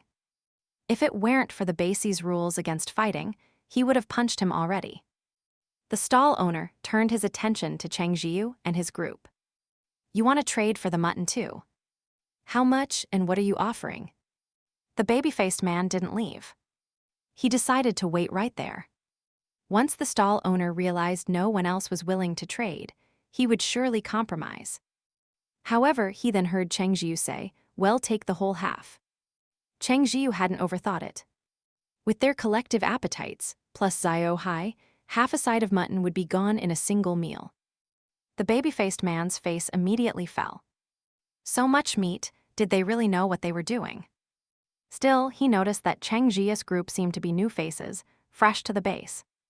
Wang Li was standing with them, and he remembered she often guided newcomers. This only confirmed his suspicion. The baby-faced man's eyes darted around, but he kept his thoughts to himself. Hearing such a bold claim, the stall owner asked, what are you trading with? Eggs, Cheng Zhiyu replied. And other things. Trading entirely with eggs would require a huge amount. He had plenty, but bringing out too many would attract suspicion. The stall owner's interest was piqued. Eggs were cheap before the apocalypse, but they had become quite difficult to find since. He sized Cheng Zhiyu up. Where are the goods? At our place. If you agree, I'll go get them. How could the stall owner refuse? His condition of only trading for food had already made it difficult to sell. Now that a deep-pocketed customer had appeared, of course he would agree. He immediately slung the meat over his shoulder. Let's go. Well, find a place to make the exchange. Half a side of mutton was worth a lot. Although the base had rules, there were always people who didn't follow them. The market was crowded with too many eyes and ears. If people knew he had just acquired a large haul of supplies, he feared he'd become a target. Leaving now would still arouse suspicion, but speculation was different from seeing it with your own eyes. Conducting the trade elsewhere suited Cheng Zhiyu's plan perfectly. They found a less crowded spot where Tian Qiao waited with the stall owner, while he and Tian Manman went to retrieve the items. Wang Li tactfully kept her distance and didn't follow. The baby-faced man wanted to tag along, but he was afraid of getting beaten, so he stayed behind with Wang Li. A short while later, the transaction was complete. Tian Manman carried the half side of mutton on her back, and Tian Qiao immediately asked Wang Li to lead them to the cooking auntie's stall. The baby-faced man stared at the mutton, his mouth watering when he heard they were going to see the auntie. He sidled up to Cheng Zhiyu. Friend, how about I trade you for some of that mutton? Cheng Zhiyu glanced at him. With your 2 apples. No, not the apples. You guys are new here, right? If you need to trade for anything, bring me along. I guarantee you won't get ripped off. Tian Qiao laughed. Nice try. You don't even have the apples anymore. Seeing their disbelief, the baby-faced man's face flushed red with urgency. Trust me. You really won't regret taking me with you. Before Cheng Zhiyu could respond, Xiao Hei suddenly said to him, bring him. Cheng Zhiyu paused for a second, then smiled. All right. You can follow us for a while. Tian Qiao didn't understand why Cheng Zhiyu would trust the man, but since his friend had made the decision, he kept quiet. The baby-faced man was ecstatic. "Friend, you have good judgment. Don't worry, you absolutely won't lose out by having me around." The group soon arrived at the auntie's stall. As luck would have it, she had just finished cooking for her previous customer.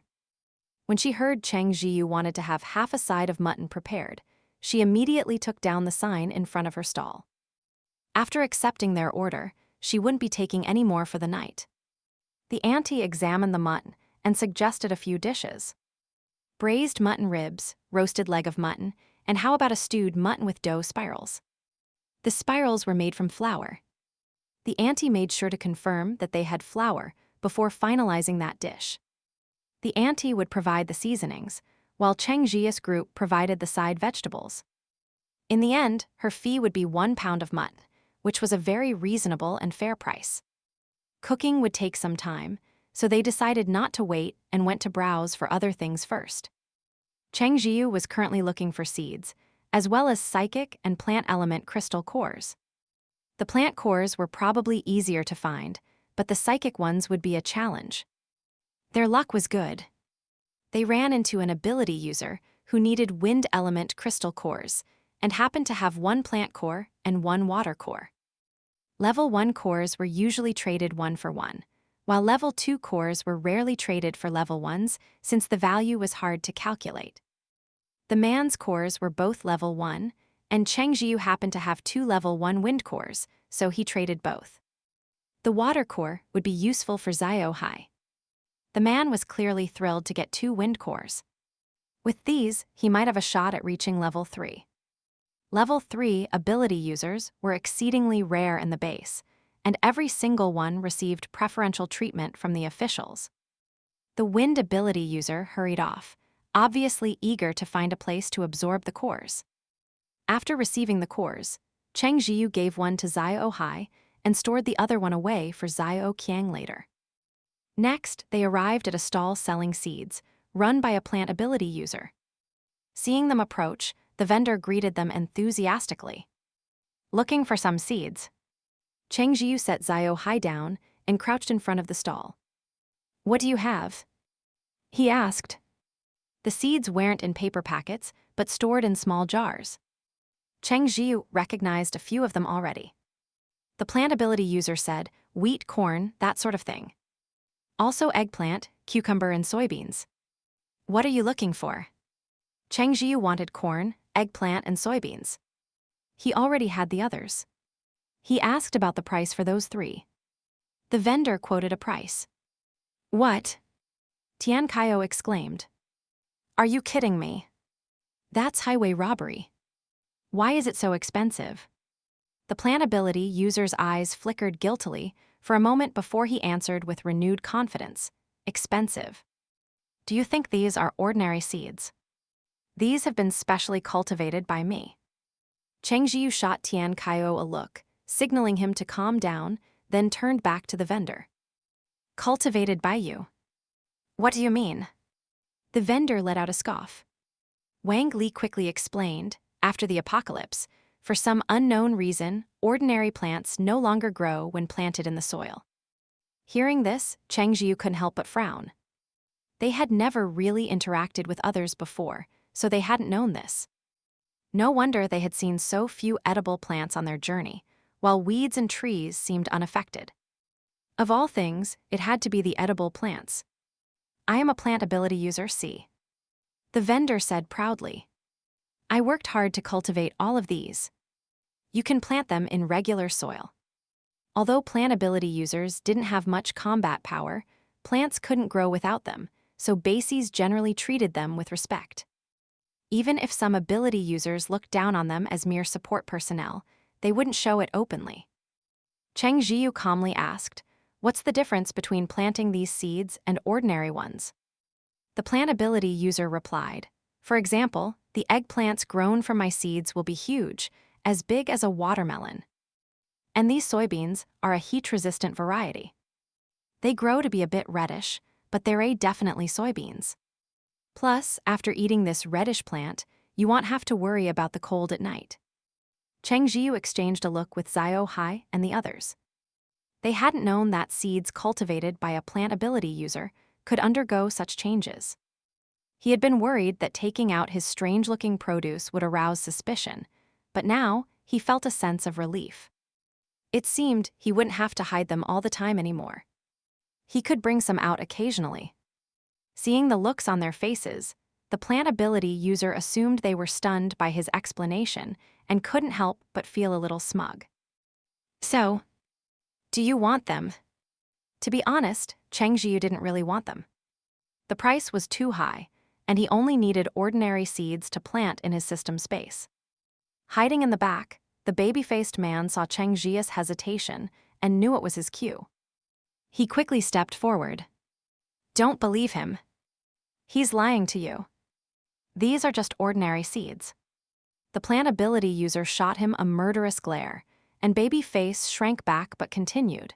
A plant ability user who can cultivate that kind of mutated seed has to be at least level 3. The most he can do is keep a plant alive. You brought him here to wreck my business, didn't you? The plant ability user's expression turned vicious.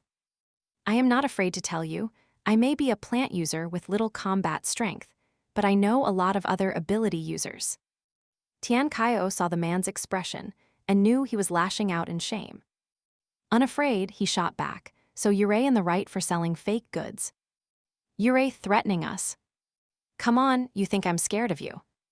The plant user swallowed hard, likely not daring to confront Tian Qiao directly. He turned his venomous glare on Babyface. You've cost us so much business. Don't think you can keep getting away with it. I am telling you, plenty of people have put a hefty price on your head. Cheng Zhiyu glanced at the baby-faced man, surprised that he knew this plant user. At the threat, Babyface rubbed his neck. The plant user thought he was scared and was about to sneer when he heard the young man ask, a hefty price. How hefty? He was clearly curious about how much he was worth. The plant user was momentarily speechless, then scoffed. Still cracking wise when you're about to die.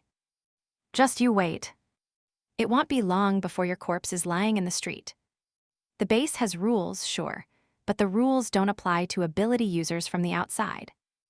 Ability users who wanted to stay here long-term wouldn't dare break the rules, but that didn't stop them from hiring outsiders. Outsiders didn't live in the base, so they had nothing to fear. Worst case, they just kill their target and run. Besides, any ability user who could survive on the outside was not to be trifled with. Babyface's expression did indeed change, but he still couldn't resist running his mouth. To bring it on. You think I'm scared.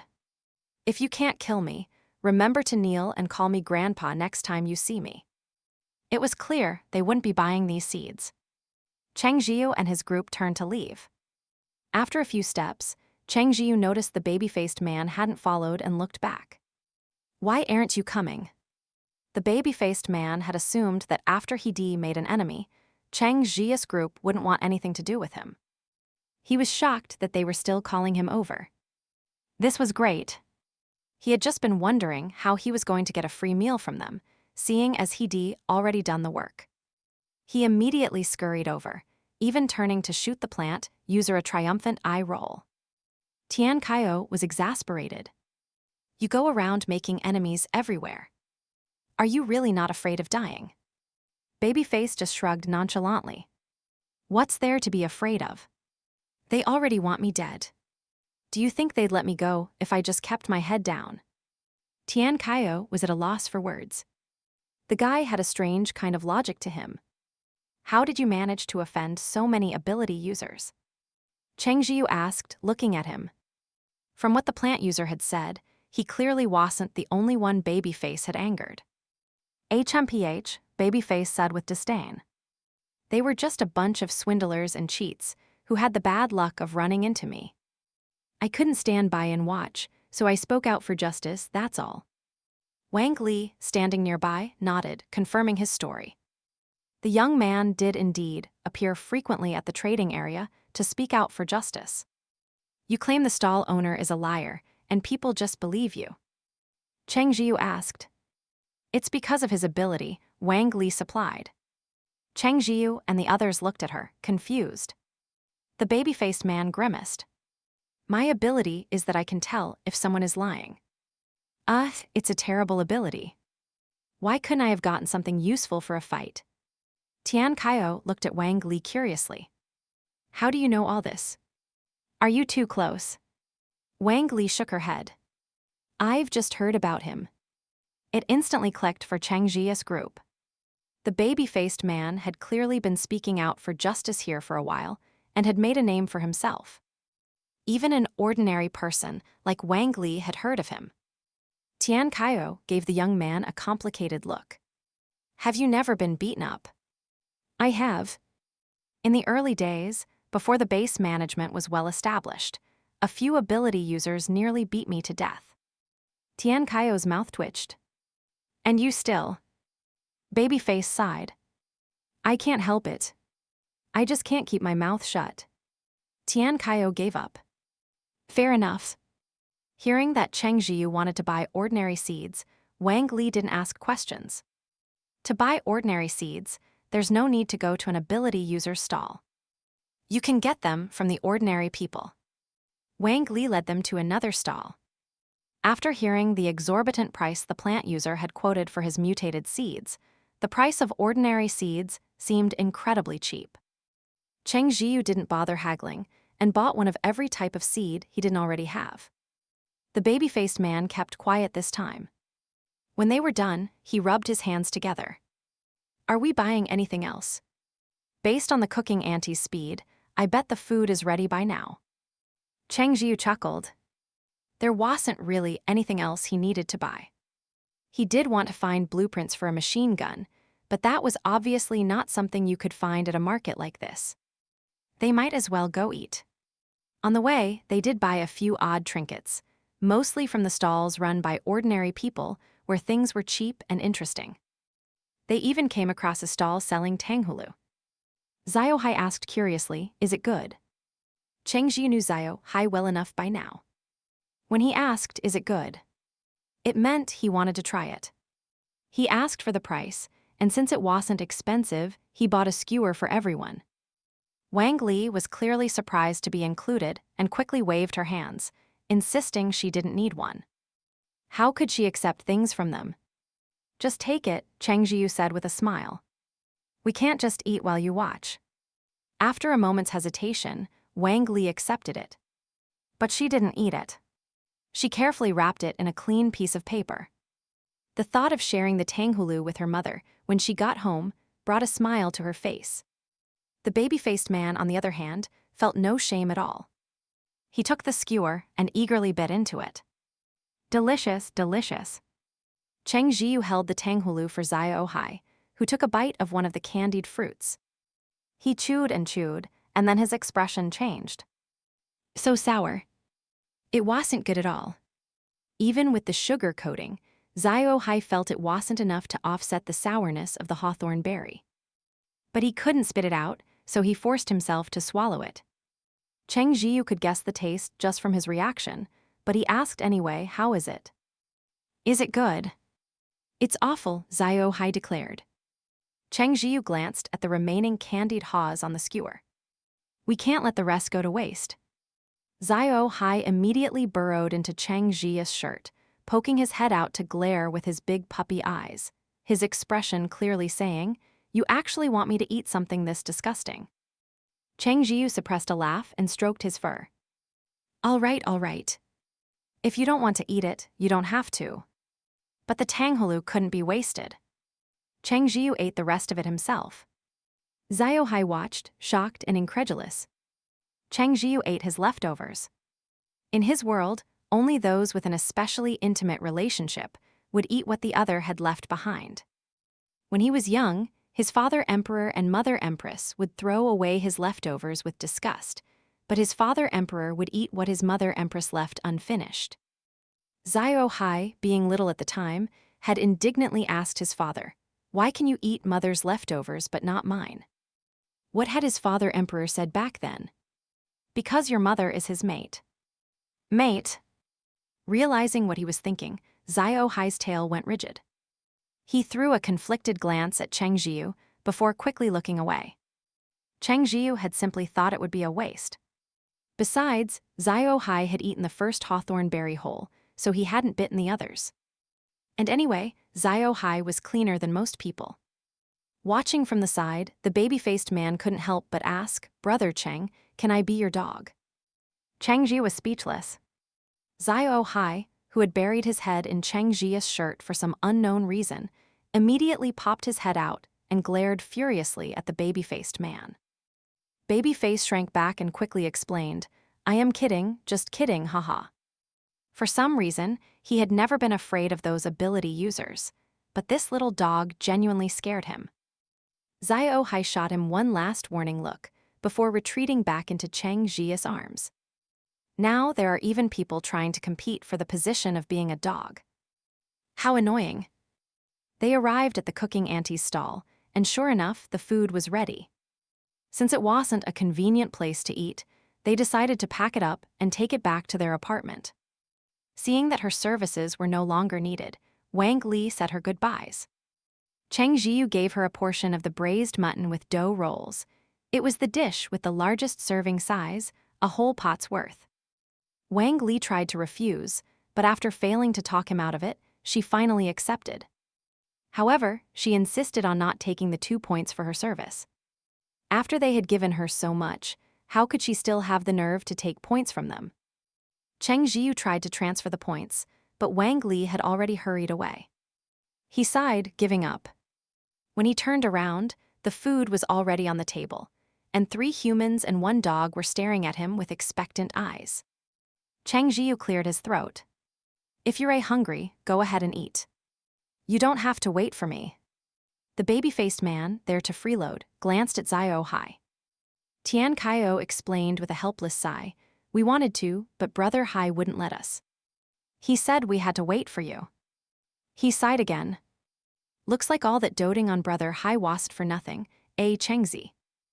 Xiao Hei's tail twitched uncomfortably. Cheng Zhiyu smiled, sat down next to Xiao Hei, and gave him a kiss. "Thank you, Xiao Hei." Tian Qiao talks too much, Xiao Hei grumbled. Suppressing a laugh, Cheng Zhiyu picked up his chopsticks. "Go on, eat. It'll get cold." Tian Qiao eagerly grabbed a piece of the braised lamb rib. The rib was as long as his hand, making it awkward to eat with chopsticks, so he just picked it up with his fingers. 1 bite, and the meat was so tender it melted in his mouth, packed with flavor and coated in a thick, sticky sauce. There was only the rich aroma of lamb, with none of the usual gaminess. Even though his mouth was burning from the heat, Tian Qiao couldn't bear to put it down. Cheng Zhiyu took a small knife and carved some meat off the leg of lamb, placing it on the plate in front of Xiao Hei. He hadn't even taken a bite himself, but he already knew it was delicious, not just from the fragrant smell, but from the way Xiao Hei was eating, his head buried in his plate, refusing to look up. As expected, the roasted mutton was crispy and aromatic. It wasn't the least bit dry or tough. In fact, juice burst forth with every bite. It was truly the perfect balance of a charred exterior and a tender interior. The braised mutton with dough rolls was even more sublime, with the rolls themselves thoroughly infused with the savory meat flavor. For a time, the table was silent, everyone completely engrossed in their food. They devoured every last bit of the dishes made from half a sheep. Finally, the baby-faced man wiped his mouth and looked at Cheng Zhiyu, his eyes filled with longing. Brother Cheng. Can I be your follower? Just feeding me is enough." Cheng Zhiyu just smiled, taking it as a joke. After eating, it was time to rest. They had been rushing for the past 2 days without a break, and even ability users were exhausted. The baby-faced man wasn't upset by the rejection. He would just come back tomorrow. Unaware of his plans, Cheng Zhiyu waited for the man to leave before taking a shower. Then, he brought the plant crystal core he had traded for into the system space. The moment he approached Xiao Qiang, the tree seemed to sense the crystal core's aura. It grew unusually excited, its leaves rustling as if caught in a breeze, the entire tree swaying back and forth. Cheng Zhiyu smiled and soothed it, "Don't be anxious. I got this for you." Xiao Qiang's leaves trembled again, and Cheng Zhiyu could feel its happy emotions. He buried the plant crystal core next to Xiao Qiang's root system. The tree stilled, likely concentrating on absorbing the core's energy. Cheng Zhiyu watched for a while to make sure everything was fine before checking on his other plants, patting each one gently. Then he left the system space. He had thought Xiao Hei would be asleep by now, but the little pup was waiting for him on the bed. When he saw Cheng Zhiyu emerge, his tail started wagging. Cheng Zhiyu's heart softened. He changed his clothes, climbed into bed, and scooped Xiao Hei into his arms, nuzzling him. "My treasure, were you waiting for me?" Xiao Hei seemed to have gotten used to the nickname, because his first thought upon hearing it was, "Cheng Zhiyu hasn't called me that in a while." Xiao Hei cleared his throat. "I couldn't really sleep." Cheng Zhiyu chuckled, not exposing his lie. Xiao Hei could always sleep. When had he ever had trouble sleeping? "All right then. I guess I was just being sentimental," Cheng Zhiyu sighed dramatically, pretending to be heartbroken. The little dog fell for it completely. Feeling a pang of guilt, he watched Cheng Zhiyu lie down, then padded over to the edge of the pillow to sneak a peek at him. Cheng Zhiyu didn't react, lying perfectly still. Xiao Hei flicked his tail, a little agitated. He hesitated for a moment before pressing close and rubbing his cheek gently against Cheng Zhiyu's. A puppy's fur was soft, not prickly, and it only tickled a little. Cheng Zhiyu couldn't help but let his lips curl into a smile. He couldn't keep up the act any longer. He hugged Xiao Hei tightly and showered him with kisses. "Hee," was my little Hai trying to cheer me up. "So cute." Xiao Hei was speechless. He stole another glance at Cheng Zhiyu. He shouldn't be sad anymore, right? The crown prince of the winged clan closed his eyes, exhausted, and fell asleep within moments. Cheng Zhiyu poked him. Sensing a familiar presence, Xiao Hei just flicked his tail without waking. A smirk played on Cheng Zhiyu's lips. Tusk, and he said he couldn't sleep. He was out in a second. He was finally figuring it out. His little Xiao Hei was a proud and contrary puppy who never said what he really meant. Adorable.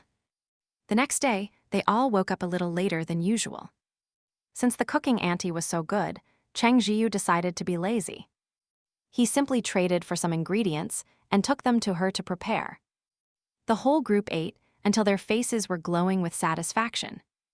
Meanwhile, back at Wang Li's place, the braised mutton with dough rolls she had brought home last night had caused a bit of a stir. The dish was incredibly fragrant. Even though Wang Li had taken it into her room and closed the door to eat with her mother, Mrs. Chen still smelled it from outside. The aroma was just too enticing. Mrs. Chen hadn't eaten meat in a long time, and the scent hit her instantly. Suddenly, the meat patty in her hand lost all its appeal. Feng Rui had just brought the patty back, saying that the female ability user had bought it for him. It was already cold, mostly dough with only a tiny bit of meat inside. Even so, when Feng Rui had first presented it, Mrs. Chen had been overcome by the fragrance, holding the meat patty her son had so filially brought her as if it were a precious treasure. Feng Hongjian was drooling, wanting Mrs. Chen to share with him, but she just shot him a glare and muttered, "Eat, eat, eat, all you ever think about is eating." Feng Hongjian felt wronged. How was that all he ever thought about? He had done a full day of manual labor outside, and had only eaten some dry bread since he got back. Of course he was hungry, but Mrs. Chen wouldn't let him eat it yet. Having finally gotten her hands on a meat patty, she was dying to show it off to everyone. She paraded around the neighborhood with it in hand. Most of the people living nearby were ordinary survivors. Even if they earned points, they would never bear to spend them on a meat patty. One of those cost as much as several loaves of dry bread. The dry bread they usually ate was hard, bland, and tasteless, but it was cheap. 1 point could get you 2 loaves, enough to fill your stomach. Meat patties were much more expensive. Even with just a little meat, they were fried in oil and tasted infinitely better than dry bread. Usually, people could only afford to smell them, not buy them. While they outwardly scoffed at Mrs. Chen, muttering things like, "It's just one meat patty, is it really necessary?" She's acting like her tail is reaching the sky. It was impossible to say they weren't envious. Mrs. Chen saw the looks on their faces and felt immensely pleased with herself. She had always loved to show off. She knew people used to gossip about her son doing nothing all day. Now, she wanted everyone to know just how capable her son was. He had found an ability user for a girlfriend. From now on, the Feng family would be living the good life. Soon, the girlfriend would give her a grandson. Since she was an ability user, her son would most likely be one too. With an ability user grandson, she could walk sideways through the base. Mrs. Chen's fantasies were grand. In her eyes, all ability users were powerful and untouchable. She had no idea that there were plenty of ability users in the base. Even having 2 ability user grandsons wouldn't be enough for her to walk sideways.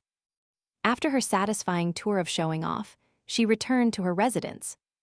Feng Hongjian was practically starving and urged her to hurry up and give him half the meat patty. Mrs. Chen snapped, "What's the rush? Where's that wretched girl, Wang Li?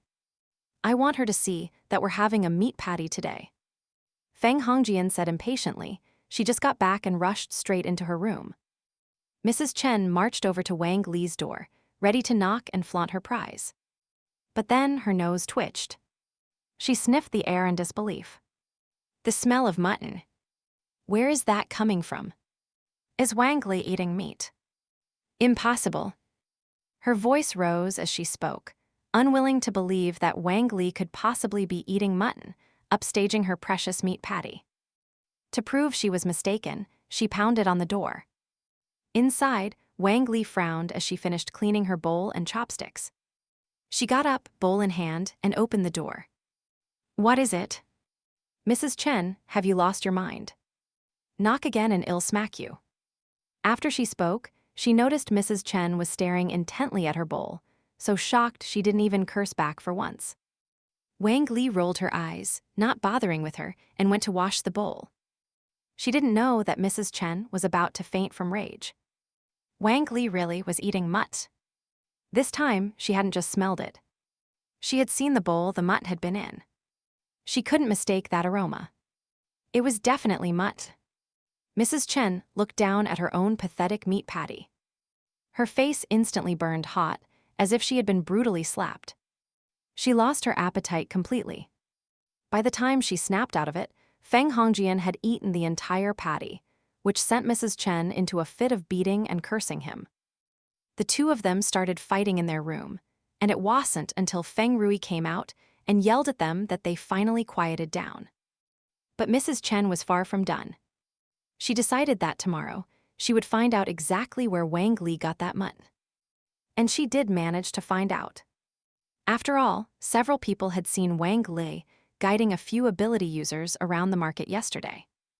Once Mrs. Chen understood the situation, her eyes darted back and forth. Forgetting all about her work, she took a short leave and rushed back home to knock on Feng Rui's door. Feng Rui was still sleeping and was annoyed at being woken up. He frowned, his tone unpleasant. "What is it? Why aren't you out working?" Mrs. Chen seemed completely oblivious to her precious son's tone. She eagerly relayed the news she had gathered. When Feng Rui heard how generous those ability users were, his expression shifted. It was clear he and his mother were thinking the same thing. Their eyes met. Mrs. Chen said, "Those ability users are so open-handed. All Wang Li did was show them the way, the fools. I say you should secretly follow Wang Li, find a chance to get to know them, and build a good relationship." Then, as she spoke, Mrs. Chen was already lost in a daydream about her son having generous ability user friends. In her opinion, her son's current girlfriend was far too stingy. They had known each other for so long, and all Shed bought him was a tiny meat patty. How could she even show her face? Just a moment ago, she thought the meat patty was a treasure. Now, there was a new standard for comparison. Cheng Zhiyu's group didn't stick together. They split up to wander around the base. Tian Qiao and Tian Manman went together, while he and Xiao Hei went another way. The baby-faced man shamelessly tagged along.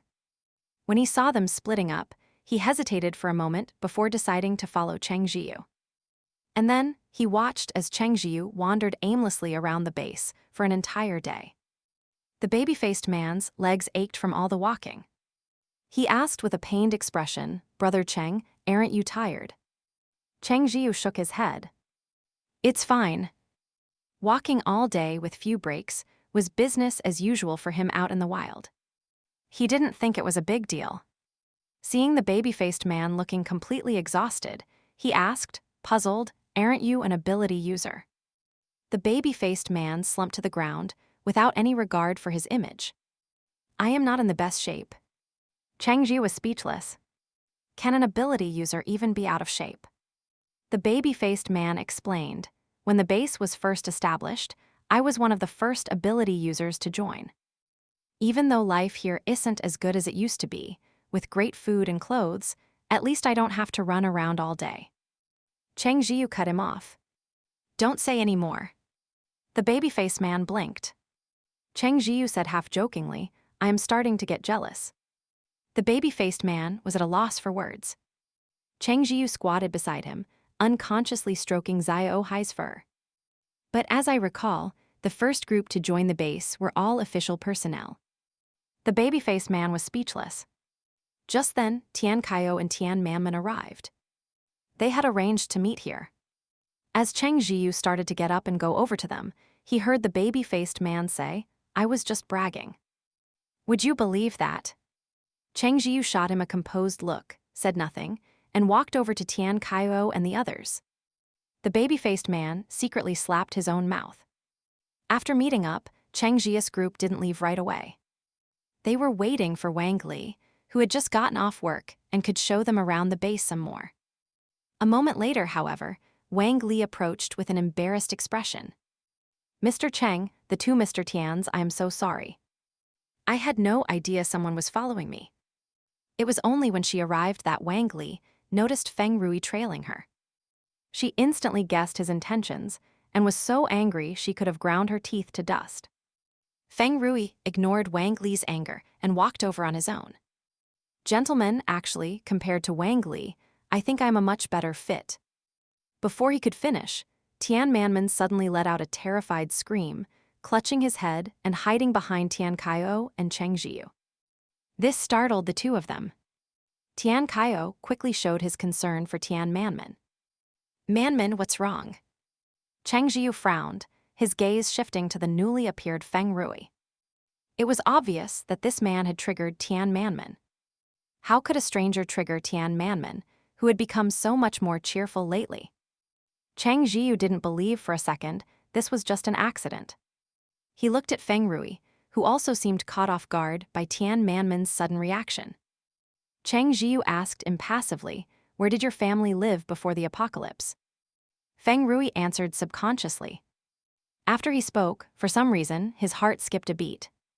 Hearing the familiar place name, Cheng Zhiyu was almost certain. It was the same village where they had found Tian Manman. No wonder Tian Manman had reacted this way upon seeing Feng Rui. This man was likely the culprit who had locked him in the cellar.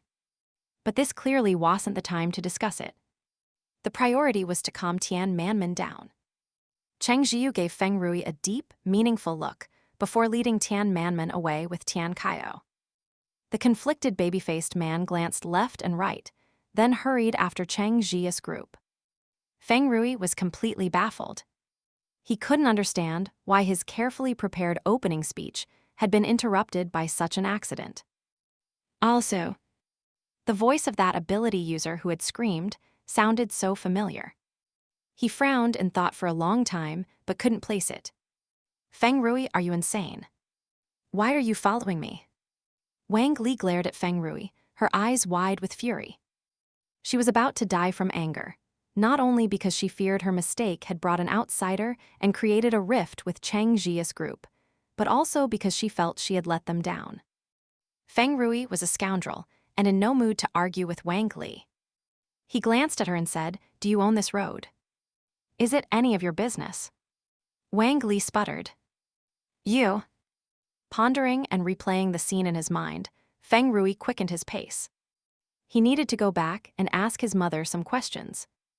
Meanwhile, Tian Manman had finally calmed down after being soothed. But whenever Tian Qiao mentioned what had just happened, he would clutch his head, scaring Tian Qiao into silence. After Tian Manman had gone to rest, Tian Qiao followed Cheng Zhiyu out and said with a headache, "What's going on with Manman? Wasn't he doing just fine before?" Over this period of time, although Tian Manman still wasn't very social and would lower his head and stay quiet around strangers, he had never been triggered like this. Besides, Feng Rui had been some distance away from them at the time, so it couldn't have been a case of Tian Manman feeling like his territory was being invaded. Cheng Zhiyu glanced in the direction of Tian Manman's room. "It's because of Feng Rui," he said. "Feng Rui? That guy from earlier." Tian Qiao was confused. Cheng Zhiyu then recounted what he had learned from his question. Feng Rui was clearly from the same place as Tian Manman. Even if he wasn't involved in locking Manman in the cellar, he most likely bullied him. That's why Manman was subconsciously afraid the moment he saw him. Tian Qiao's heart ached to hear it.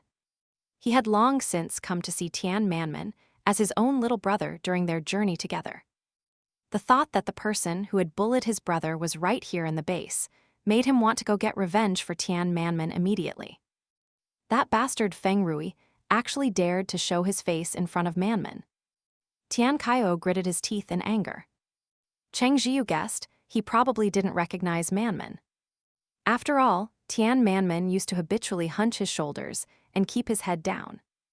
He wore ragged clothes, his hair was extremely long, and he was filthy from head to toe.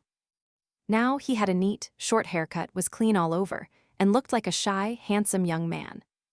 With such a transformation, it was impossible for Feng Rui to recognize him at first glance. As for whether he'd figure it out after he went back, that remained to be seen. But it didn't really matter. "And he dares to show up in front of me." Tian Qiao clenched his fists.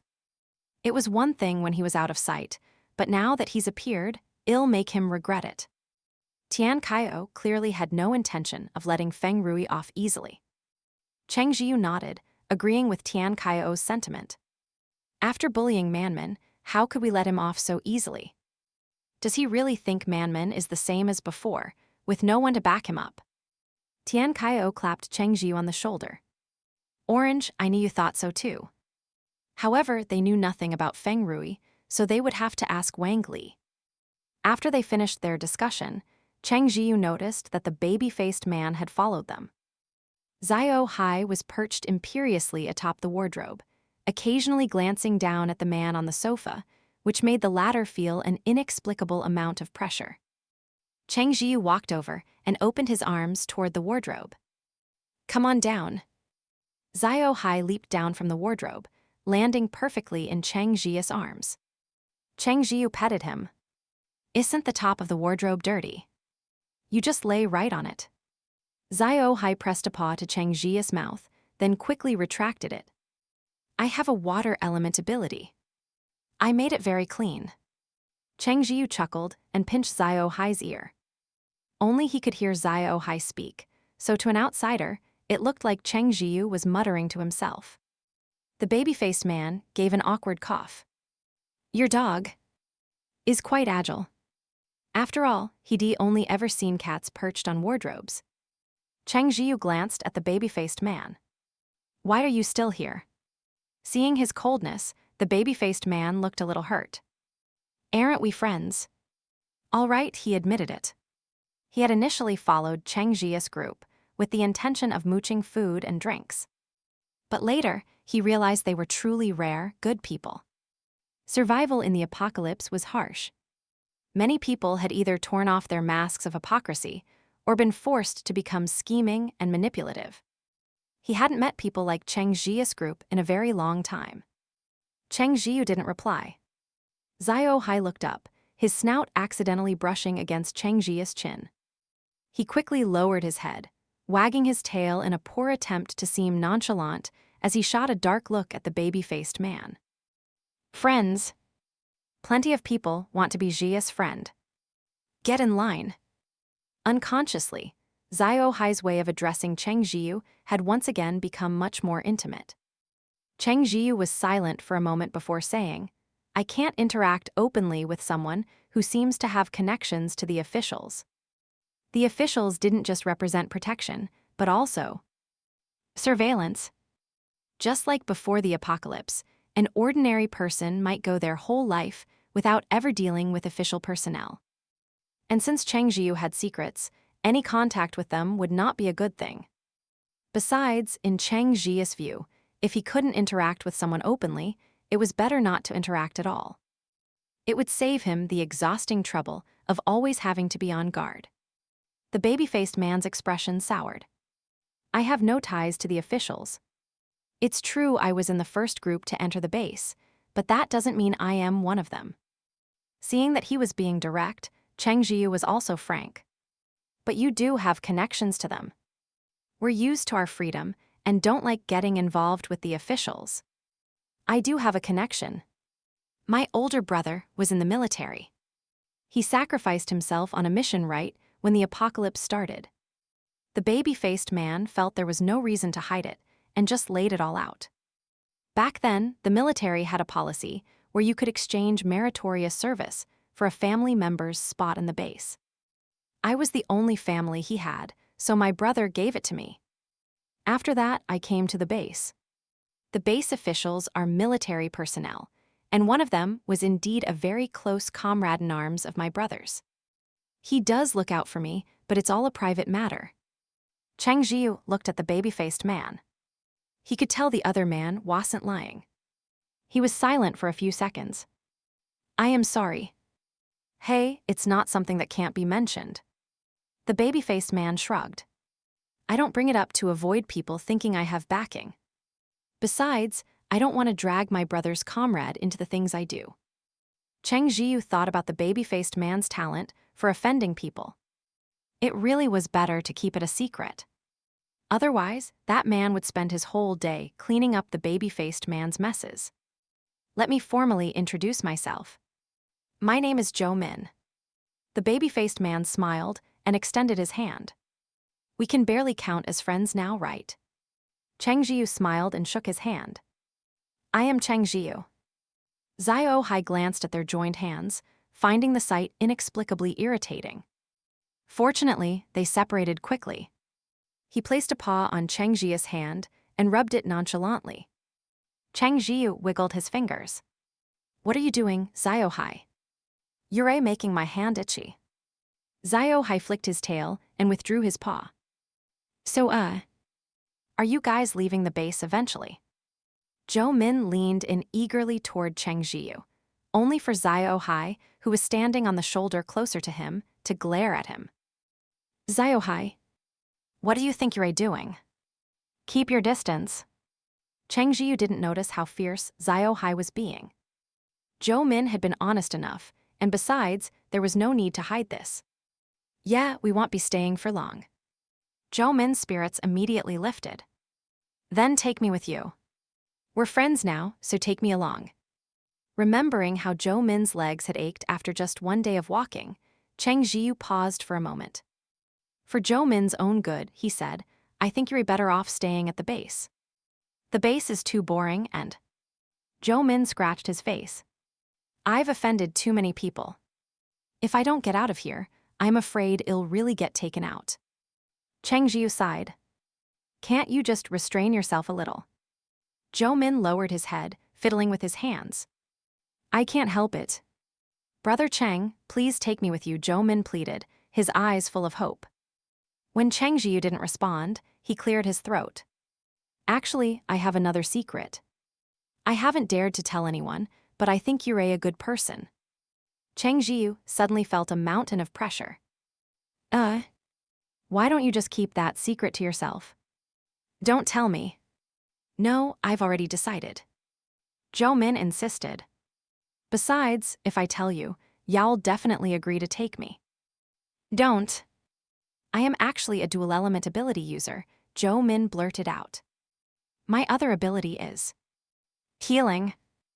Cheng Zhiyu froze. He truly hadn't expected Zhou Min to be a dual-element user, let alone for his other ability to be healing. When they entered Kang base, they had already seen how sought-after healers were. It wasn't just because of their abilities, but also because they were precious and rare. The fact that Zhou Min had kept this ability hidden all this time clearly meant he didn't want anyone to know. Yet here he was, telling him. Honestly, the pressure was immense. Did he really have such a trustworthy face? Why did everyone feel the need to spill their guts to him? Don't you want another healer on your team? Zhou Min played his trump card. Besides, my healing ability is already at level 3. At that, Cheng Zhiyu couldn't help but raise an eyebrow. Level 3.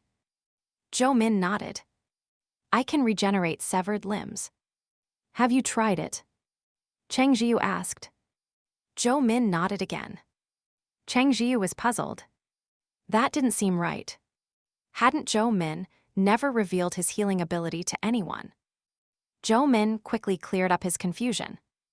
I practiced on a chicken. I'd chop off its leg and then make it grow back. That way, I had a lot of chicken legs to eat. Cheng Zhiyu was speechless. Zhou Min sighed. But in the end, I couldn't bear it. It felt a bit like animal abuse. After making it grow back one last time, I put it out of its misery. You're surprisingly kind, Cheng Zhiyu said, his voice flat. Haha. I guess so. Cheng Zhiyu pressed his forehead, at a loss for words. After a moment of silence, he asked, how did you level up to 3? Upgrading abilities was difficult. What's more, the base currently seemed to have only one level 3 healer, who was kept under heavy protection by the officials. Ordinary people couldn't even get a chance to see them. Zhou Min rubbed his nose. I get beaten up a lot, so I heal myself. Over time, it just leveled up. Cheng Zhiyu had lost count of how many times he'd been left speechless today. It was true that most abilities were upgraded through constant depletion, but completely exhausting one's power was an extremely unpleasant feeling. As for the healers recruited by the officials, they had daily quotas on how many people they could treat. After all, who would work themselves to death at a job? Under those circumstances, their abilities naturally wouldn't level up so quickly. I still don't understand why you want to follow us out there to suffer, Cheng Zhiyu said. Since you have a healing ability, wouldn't it be better to be recruited by the officials? Although Cheng Zhiyu didn't think so himself, it was certainly what most ability users would choose. Zhou Min's face fell at the suggestion. No thanks. I've seen those healers. They seem glamorous on the surface, with a crowd of people protecting them wherever they go, but isn't that just losing your freedom in disguise? I don't like that kind of life. I like being free. It's too boring in the base. You were probably protected from the moment the apocalypse started. You don't know how dangerous it is out there, Cheng Zhiyu felt compelled to remind him. Zhou Min grinned. That's why I need to find some strong teammates. Even though you're an ordinary person, I just feel that you're very strong. He then added, besides, I'm not suited for official work. The moment I hear someone lie, I can't stop myself from pointing it out. I'd get myself secretly assassinated sooner or later. You're surprisingly self-aware, Cheng Zhiyu thought. Well, be staying in the base for a few more days. Think it over carefully, Cheng Zhiyu said, not immediately agreeing to Zhou Min's request. Still, he found he rather liked Zhou Min's personality. The man might seem carefree and reckless, but he knew how to keep a secret when it mattered. And when he decided to be honest, he was so candid it was almost foolish. A level 3 healer. If word of that got out, how many people would come coveting his power? Cheng Zhiyu couldn't help but voice this thought, but Zhou Min just said, do you take me for an idiot? This ability of mine might not seem like much, but it's very useful at critical moments. My power tells me that you're worthy of trust. Cheng Zhiyu understood. He didn't press any further. Since Zhou Min had been so honest, he could stay if he wanted to. It wouldn't matter much if he discovered anything. Just then, Tian Qiao came out of Tian Manman's room. Cheng Zhiyu asked with concern, how's Manman? Tian Qiao let out a breath. He's okay. He's asleep now. Cheng Zhiyu felt a wave of relief. The next step was to find Wang Li and ask about Feng Rui. The more Feng Rui thought about it, the more familiar Tian Manman's voice seemed. He quickened his pace on the way back. Mrs. Chen was humming a tune as she cleaned the house. She had taken a half-day off, and now that she finally had the time, she was tidying up so her precious son would have a comfortable place to live. She wondered if her son had managed to get on good terms with those ability users. Her son was so likable, he would surely succeed. The more Mrs. Chen thought about it, the happier she became, and for once, she didn't even bother to find fault with Mother Wang. But just then, Feng Rui returned. Mrs. Chen paused, then hurried over to him. "Ryer, how are you back so soon?" Feng Rui frowned in annoyance. "Mom, I think the person I ran into might be that bastard."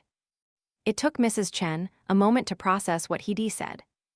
When she did, her first reaction was denial. "How is that possible? That bastard is just an idiot. It's the apocalypse.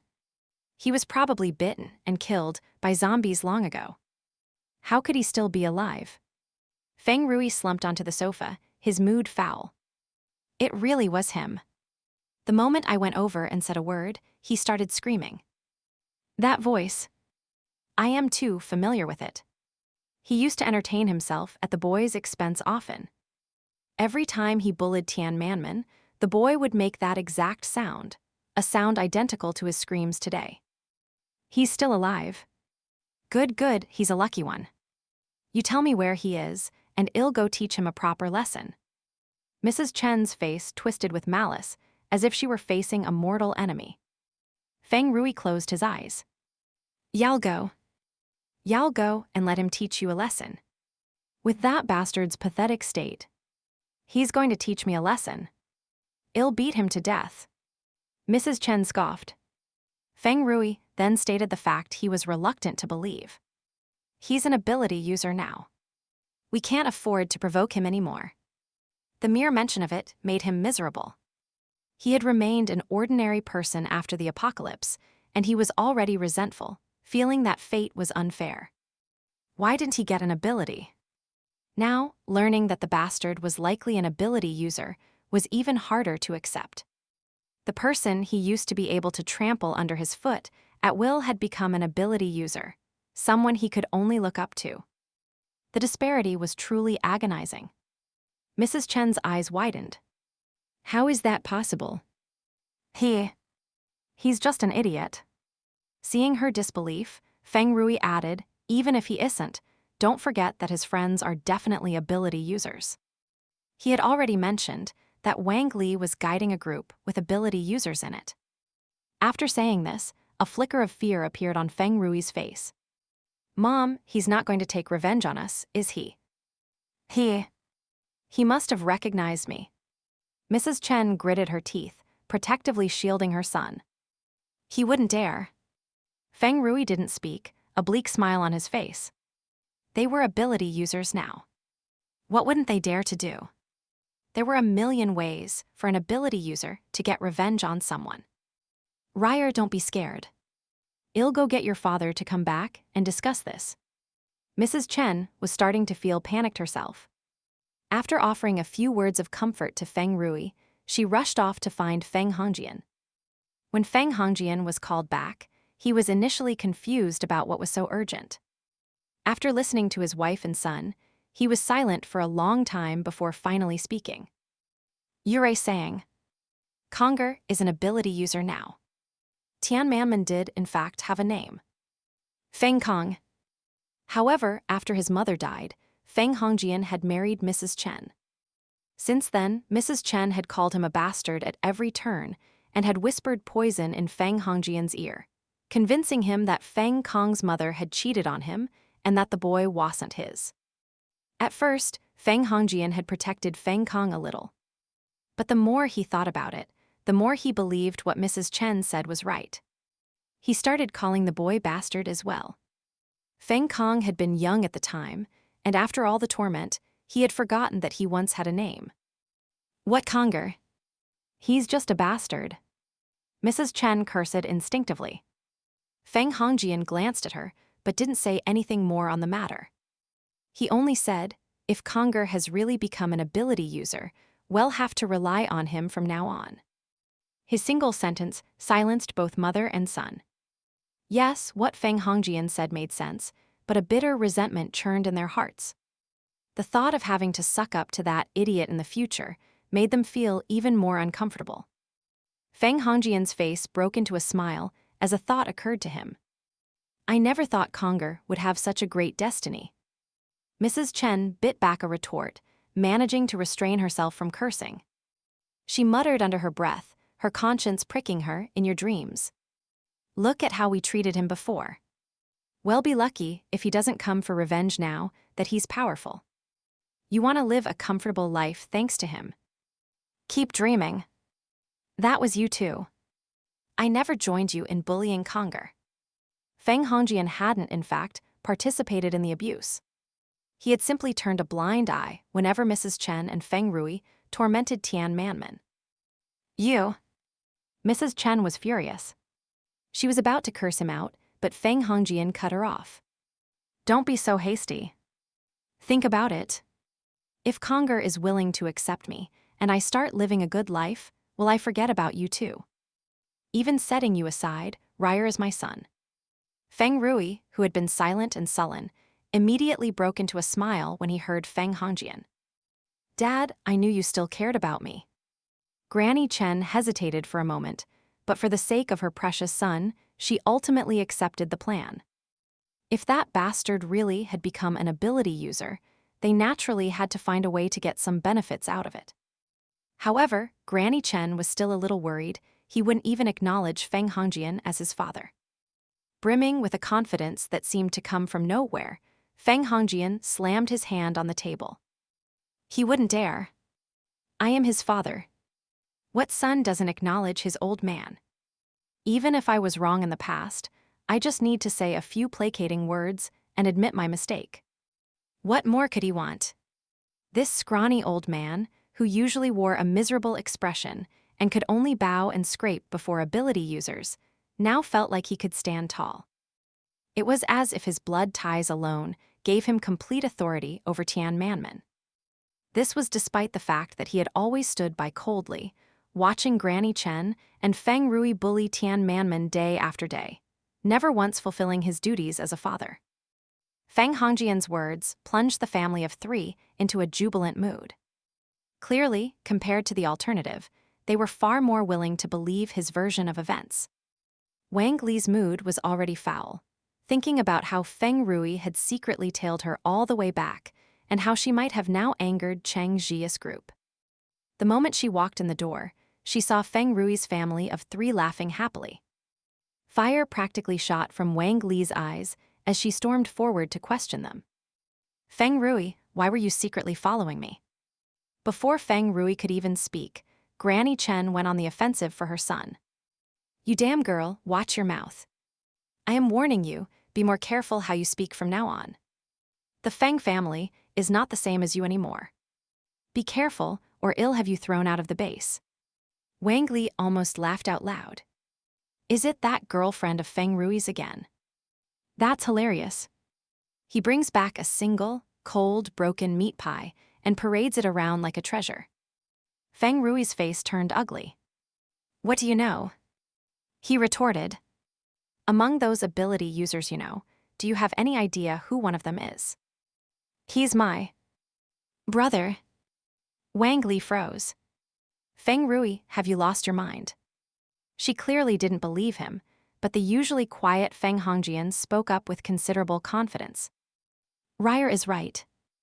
That is indeed the son I was separated from. We're already preparing to go and reunite with him. Wang Li wanted to laugh but couldn't. She thought Feng Hongjian had to be joking. He had an ability user son. How was that possible? Given the Feng family's boastful nature, if they really had an ability user son, how could no one know about it? They would have surely made it common knowledge by now. Feng Hongjian, seemingly eager to show off, sighed dramatically. I never imagined Conger would be so capable, becoming an ability user. He didn't look like he was lying at all. In fact, he was openly admitting that he had only just found out his son was an ability user. I've been worried sick about Conger all this time, with no news. Knowing he's alive and well, I can finally rest easy. Feng Hongjian wiped his eyes, putting on the air of a benevolent father. Wang Li was speechless, a sense of dread welling up inside her. Little did she know, Granny Chen and Feng Rui weren't feeling much better. They planned to rely on Tian Manman, yes, but hearing Feng Hongjian's words still left a knot of resentment tightening in their chests. Granny Chen grumbled to herself, how could that bastard have become an ability user? Why couldn't it have been my Ryer? Meanwhile, Wang Li returned to her room, utterly dejected. Seeing her bleak expression, Mother Wang grew worried. Lily, what's wrong? Did something happen? Wang Li shook her head, forcing a weak smile. It's nothing, I am just a little tired. Seeing her mother's persistent concern, Wang Li didn't know how to explain. Her own mind was a mess. Who would have thought the Feng family actually had an ability user son? She wasn't afraid of much, but given their domineering attitude, she worried about the trouble they would cause her. She hadn't hesitated to offend them in the past, and now she would likely face constant harassment. Wang Li was already considering whether she should move out. Changing locations and not living with the Feng family should help her avoid some trouble. She calculated the points she had saved. She had originally planned to exchange them for medicine for her mother, but now it seemed she would have to change her plans. The next day, Wang Li was distracted and unfocused at work. Unexpectedly, Tian Qiao found her at her workplace and asked her to come over after her shift. Wang Li was stunned that he would come looking for her. After Tian Qiao left, she had even less desire to work. Figuring she might as well, she took the day off and went to find him immediately. When Tian Qiao got back, Cheng Zhiyu asked, all set. Tian Qiao nodded. Yeah, Sister Wang was at work, so I told her to come over after her shift. Okay, Cheng Zhiyu said. Come and eat. Tian Qiao sat down next to Tian Manman, who was hunched over, shoveling rice into his mouth. He had been much more stable since waking up this morning, but he hadn't mentioned what happened yesterday. Not wanting to agitate him, Cheng Zhiyu and the others didn't bring it up either. They were having stewed chicken today. Zhou Min was also there, so with Xiao Hei, the 5 of them each got a chicken leg. If you're wondering why one chicken had 5 legs, it was because Zhou Min had demonstrated his ability that morning. After a leg was chopped off, it grew back almost instantly.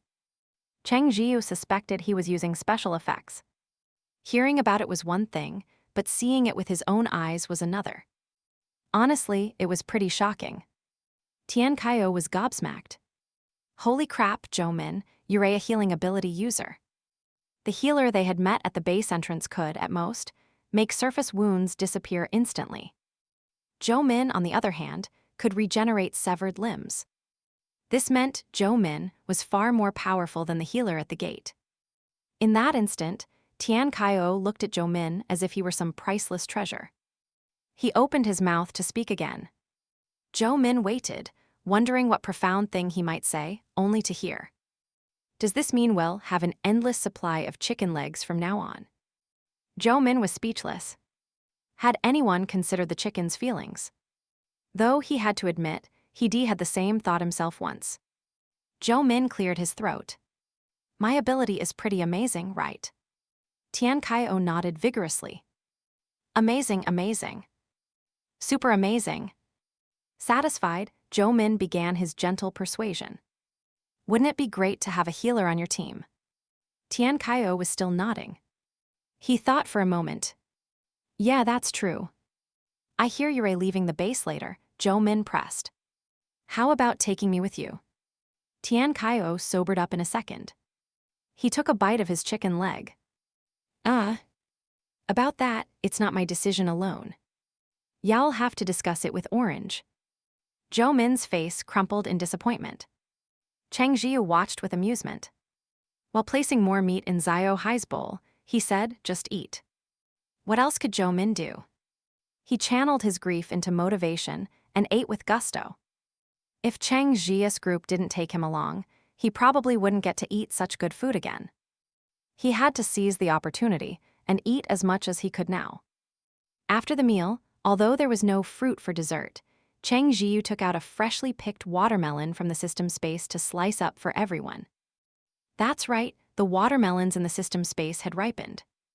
They had grown quite a bit in the past 2 days, and Cheng Zhiyu estimated each one weighed 20-something pounds. It was large but still within a normal range. A size like this probably didn't count as a mutation. For now, the watermelons planted next to Xiao Huang seemed no different from ordinary ones. Cheng Zhiyu wasn't disappointed by this. After all, in the beginning, all he wanted was a plot of land where he could grow things. Whether the plants mutated or not was purely an unexpected bonus. Hey, the watermelons are ripe. Seeing that Cheng Zhiyu wasn't deliberately hiding it from Zhou Min, Tian Qiao ambled over curiously. Cheng Zhiyu nodded. Chill it with your ice. It'll taste better. Tian Qiao immediately encased the entire watermelon in ice. Zhou Min's eyes widened. Holy crap! I haven't seen a watermelon since the apocalypse started, and you guys have one this big.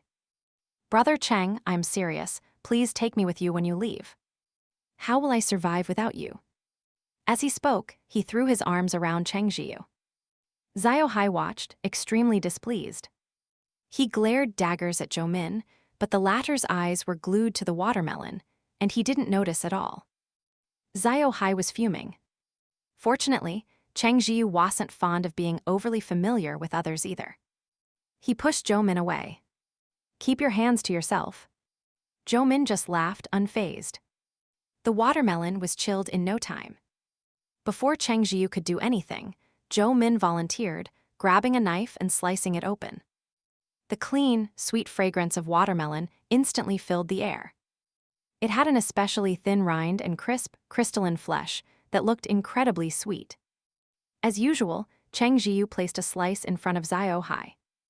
It was Xiao Hei's first time trying watermelon, and he was so captivated that he forgot all about his annoyance with Zhou Min for hugging Cheng Zhiyu. He eagerly took a bite, his tail wagging slightly. There was no need to ask. It was delicious. It was sweet without being cloying, a pure, refreshing sweetness unique to fruit. More than just delicious, a single bite seemed to fill them with energy, something they could clearly feel as ability users. As he ate, Zhou Min became even more determined to follow Cheng Zhiyu's group. It was at this moment that Wang Li arrived. Cheng Zhiyu, still munching on his watermelon, glanced through the peephole. He was a bit surprised to see her, not expecting her to come at this time. He reached out and opened the door. Come in, Cheng Zhiyu said. Wang Li followed him, nervously wringing her hands. Cheng Zhiyu handed her a slice of watermelon. Here, have some. Startled, Wang Li reflexively waved her hands. How could she possibly accept? No, I couldn't, she said quickly. Go on, Cheng Zhiyu insisted. There's plenty more. Since he kept holding it out, Wang Li had no choice but to take it. She hesitated for a moment. Could I take it back with me? She wanted her mother to have a taste, but of course, she was too embarrassed to ask for another piece. She just wanted to bring this one slice back. You should eat it here, Cheng Zhiyu said. According to Zhou Min, getting a watermelon in Kang base wasn't easy. This was different from the stewed mutton from before. If Wang Li took it back with her, it would be truly difficult to explain. Fortunately, Wang Li was a smart woman. Hearing his words, she said no more and took a careful bite. A clean, sweet flavor instantly filled her mouth. For some reason, her nose began to sting, and she blinked rapidly to hold back her tears. After she finished the slice, Cheng Zhiyu wanted to give her another, but Wang Li refused no matter what. She hadn't done anything. How could she just take things from others?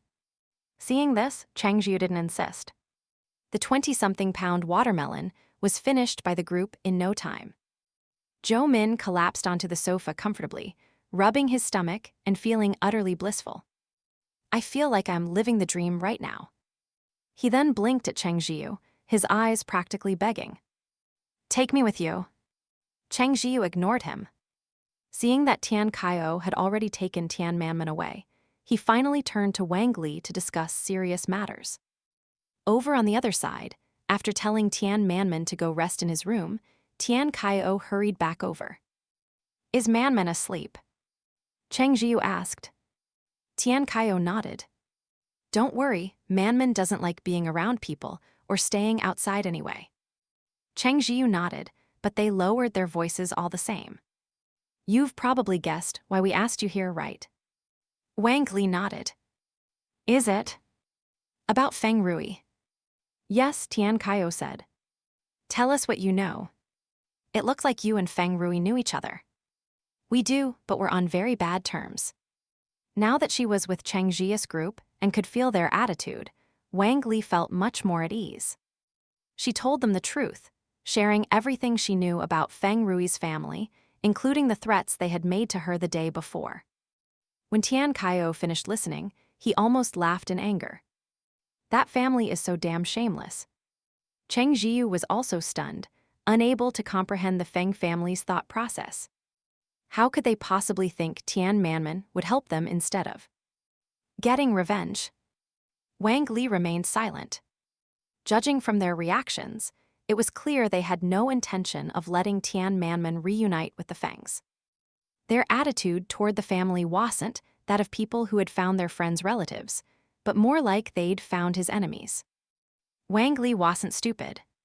She instantly understood the crux of the matter. No wonder the Feng family had never mentioned Tian Manmen. Cheng Zhiyu and his friends were kind-hearted people. For them to hate someone so vehemently, the Feng family must have done some truly disgusting things. She didn't know the specifics, but she had the sense not to ask.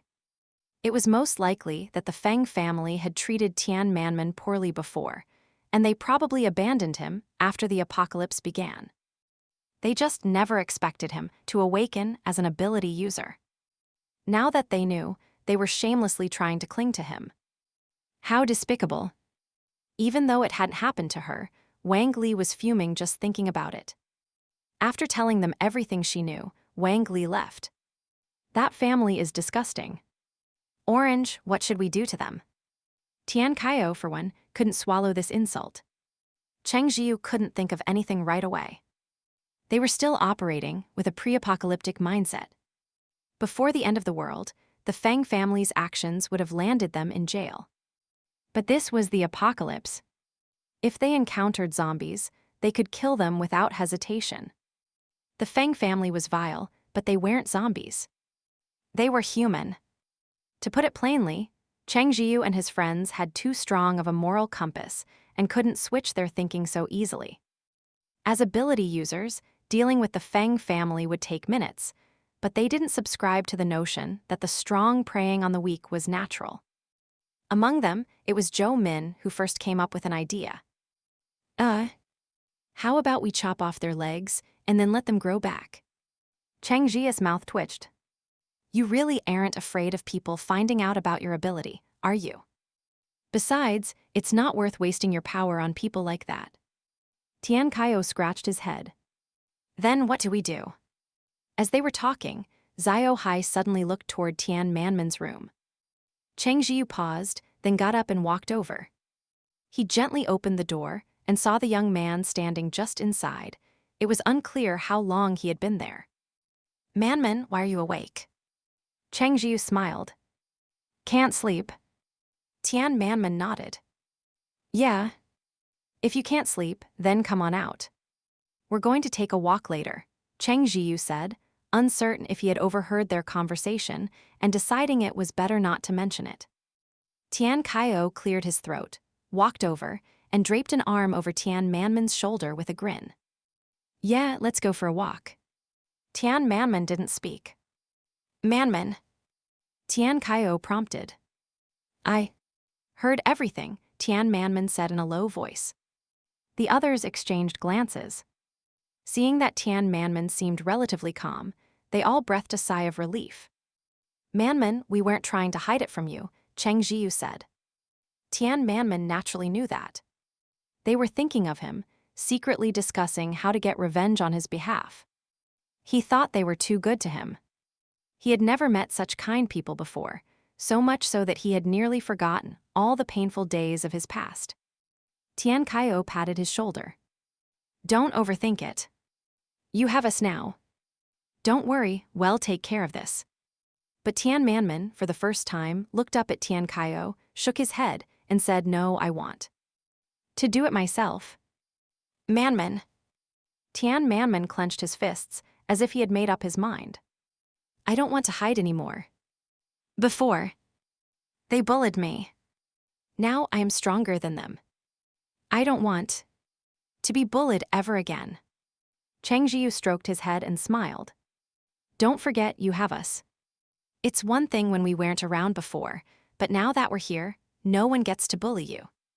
Anyone who wants to try has to get through us first." Exactly.